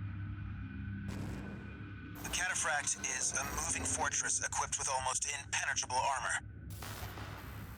It incorporates a bipedal MT as its core, making it a highly versatile threat. That MT core is also its vulnerability. Focus your fire there, and it can be beaten. You're our best chance. What do you say? Gonna quickly catch up with the messages before we go straight into a literal boss fight. That's all this level is. Hyrule says much of the country is very rocky and mountainous, which most don't expect. Yeah, it catches a lot of people off guard. I think it helps add to like the aesthetics of Greece, because it's an island. A lot of people go, yeah, it's an island, but like it's gonna be flat. No, it's an island in a volcanic area. It's gonna be rocky. There's gonna be like, it's not going to be as flat as you're thinking. Italy is kind of the same as far as I'm aware, where people think it's really flat, but actually it has like lots of hills, lots of mountains, really rocky areas. I think that sort of goes pretty much for everywhere in the Mediterranean. Again, I could be wrong. I haven't visited a lot of the Med, I'm going to be honest. But from what I've seen, from what I've heard, yeah, the Med area tends to be really good sights, but a lot of people are surprised by the terrain. Kask says as well that the Grecian rocky hillside is lovely though, and yeah, it is. It's got a very nice appeal, especially during a sunset or a sunrise. Hyrule says that their siblings and them inherited a piece of land from their mom. It took, with all the red tape, it took over 10 years to build a home. I'm glad you managed to get the red tape sorted and managed to finish the home. Nothing worse than trying to get through all of that and then it just falls through at the end. Glad it worked out in the end for you. Hyrule also agrees that it's stunning. Visiting in winter has so many benefits. Cass has issued a challenge, the 9-ball AC Run 2. And then Hyrule is asked preemptively, because I was going to ask the same question for elaboration, what does that mean? Cass says 9-ball is an armored core from Armored Core 1. It's a hard fight. Yeah, I'm going to have to ask you to elaborate on what you mean by the run. I don't know if you mean as in, like, the next time we stream, do the stock build, because that was the plan for the entirety of the first playthrough. We're sticking with the default build. It's not until we hit an ending and then do a new game plus that we're going to do a different... We're going to start playing normal Armored Core. Cass says loadout-wise, if it means sticking with the default build, then we're going to do it. As I say, the entire way through, first run, we're seeing how far we can go with just the starting equipment. Seems the Liberation Front are hoping their rivals will wear each other down. They must be desperate to avoid confronting a triumphant victor.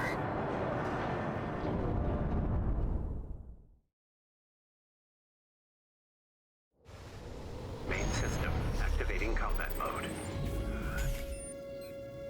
Okay, Cataphract is nice and quick. I say nice and quick, that's with a different sort of a loadout. The Cataphract itself, though, is very nice and quick. Here it comes.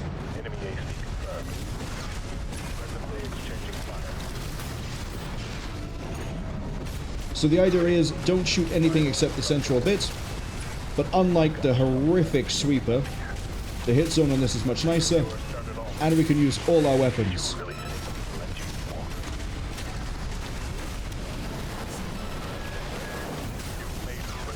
Thing is that it has very many weapons, has a lot of weapons that we need to be careful of. Normally I do this through brute force, so we're sort of on the back foot already, especially if we're taking a charge like that. The main attack I need to be careful of is the energy spread attack that it has. This one.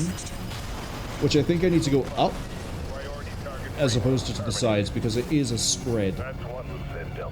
But on the first attempt we took off a third of its health. And we weren't even able to really throw the damage in. So I think that was a good first attempt. Let's go again. I hate how you can't just use restart from checkpoint. You have to use restart mission.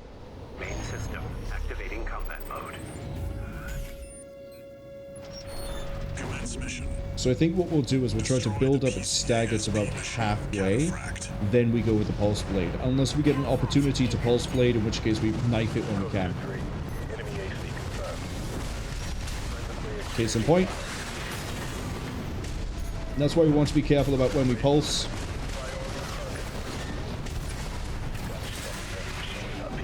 Second blade did nothing because of the weird way we did that.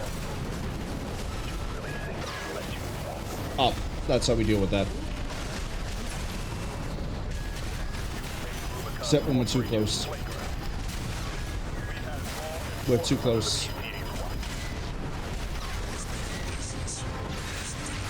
A little bit mean that it did that twice in a row.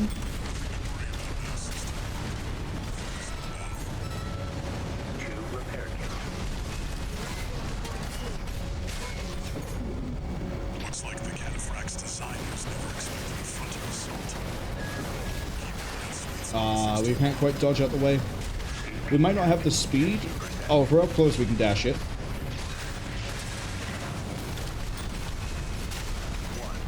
We'll take that opportunity to heal.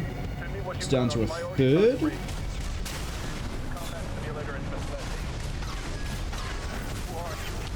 Did take the full hit there, but it's okay.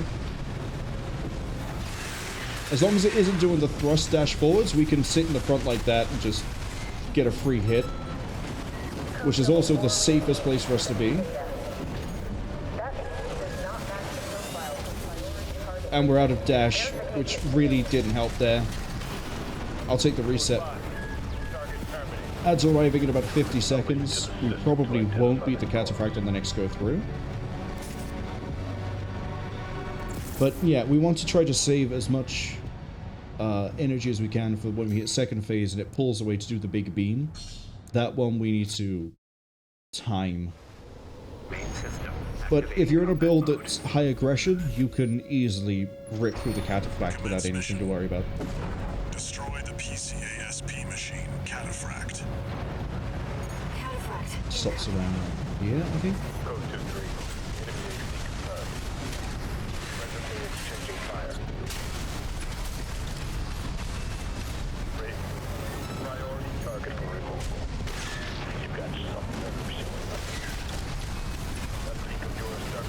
Oh, come on.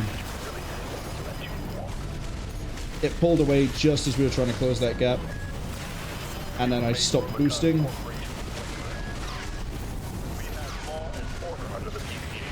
Am I at the back? I was at the back of it.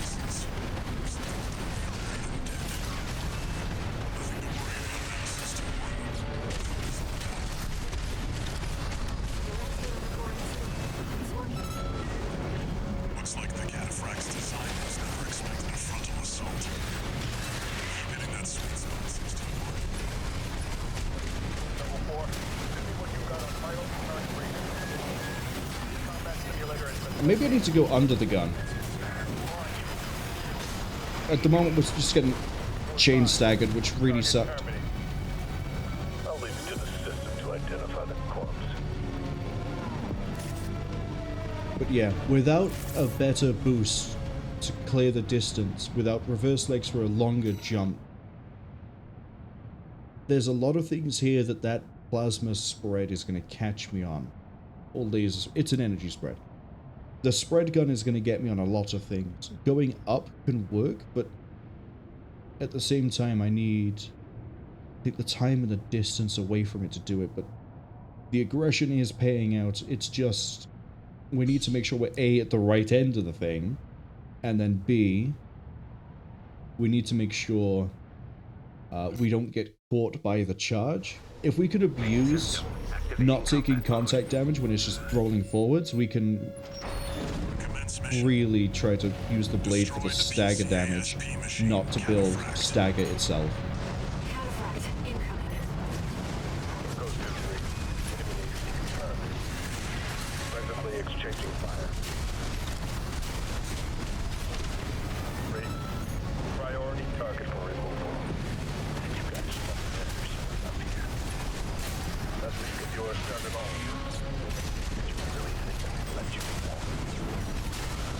So another thing about this, we aren't really focusing on the dialogue here,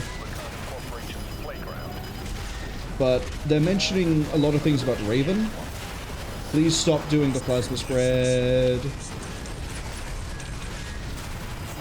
It's not even a thing I can get around. I'll take that.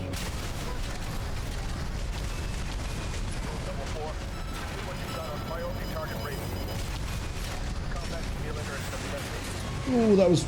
we took the damage anyway, but I thought we interrupted it in time.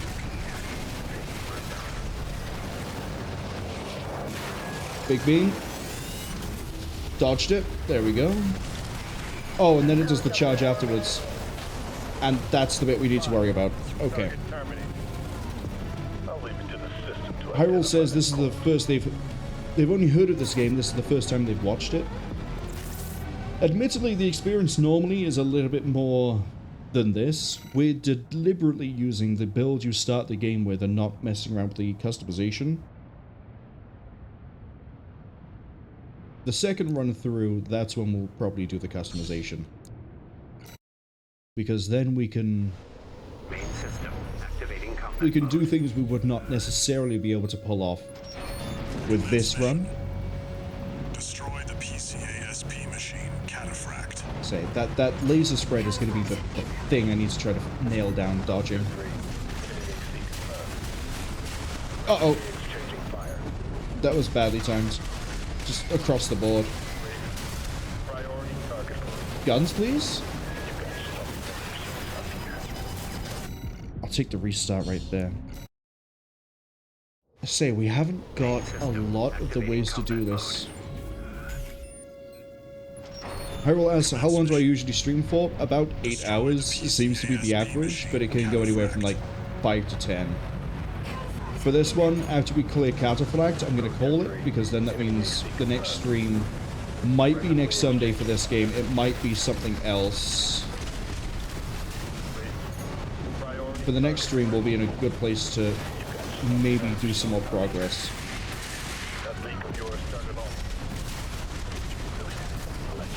Let's get out the way of you.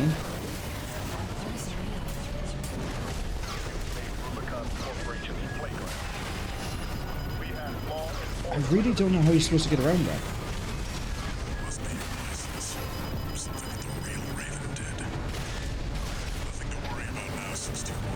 And again, now it's deciding not to show me the weak points, which is really upsetting.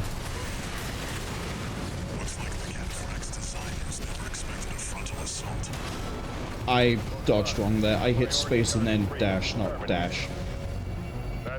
It's okay. We can do this. Hyrule says, oh, they get it. Yeah. As I say, at the moment, well, next week is scattershot as it is. Normally we do Thursday, Friday, Saturday, then Sunday. Next Thursday is nothing. Next Saturday is way earlier than usual if we stream. But Friday, we should be starting Metal Gear Portable Ops. And then Rogue Trader some point on the weekends. And then the Sunday is either going to be Terminator Dark Fate Defiance or it's going to be this again. I'm not sure which one yet.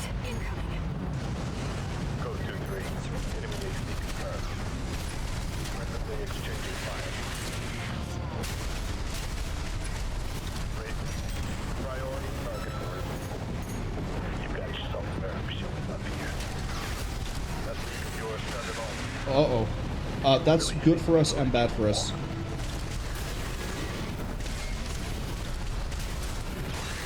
Good for us because we could use the blades for the damage, not the stagger. Bad for us because...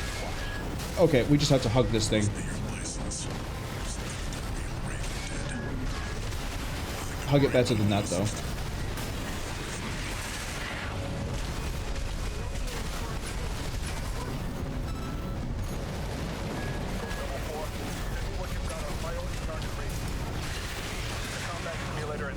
I think we might have it on this one. Unless we get chain stunned, in which case it's gonna suck.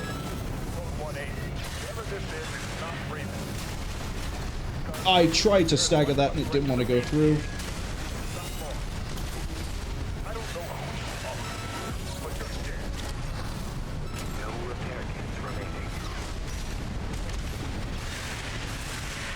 We got it.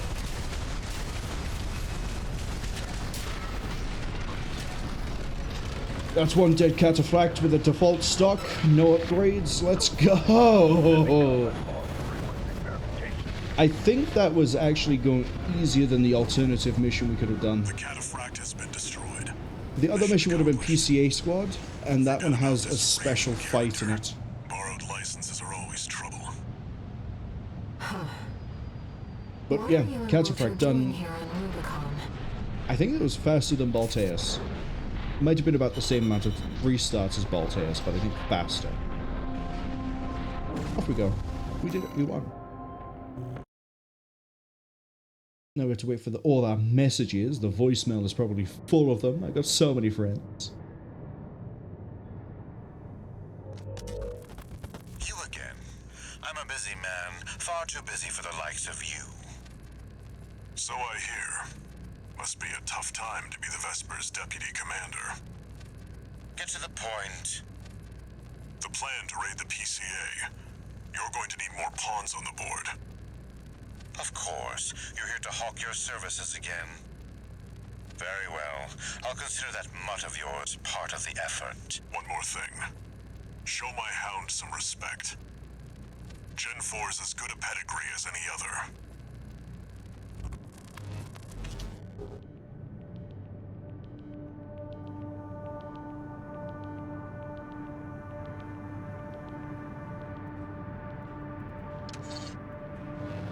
New message.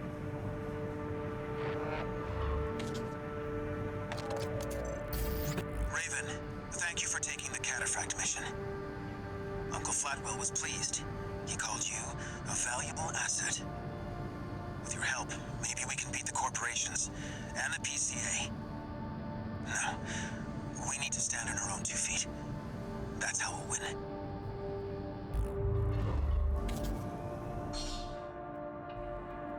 For doing that, well, either of those missions you unlock more parts.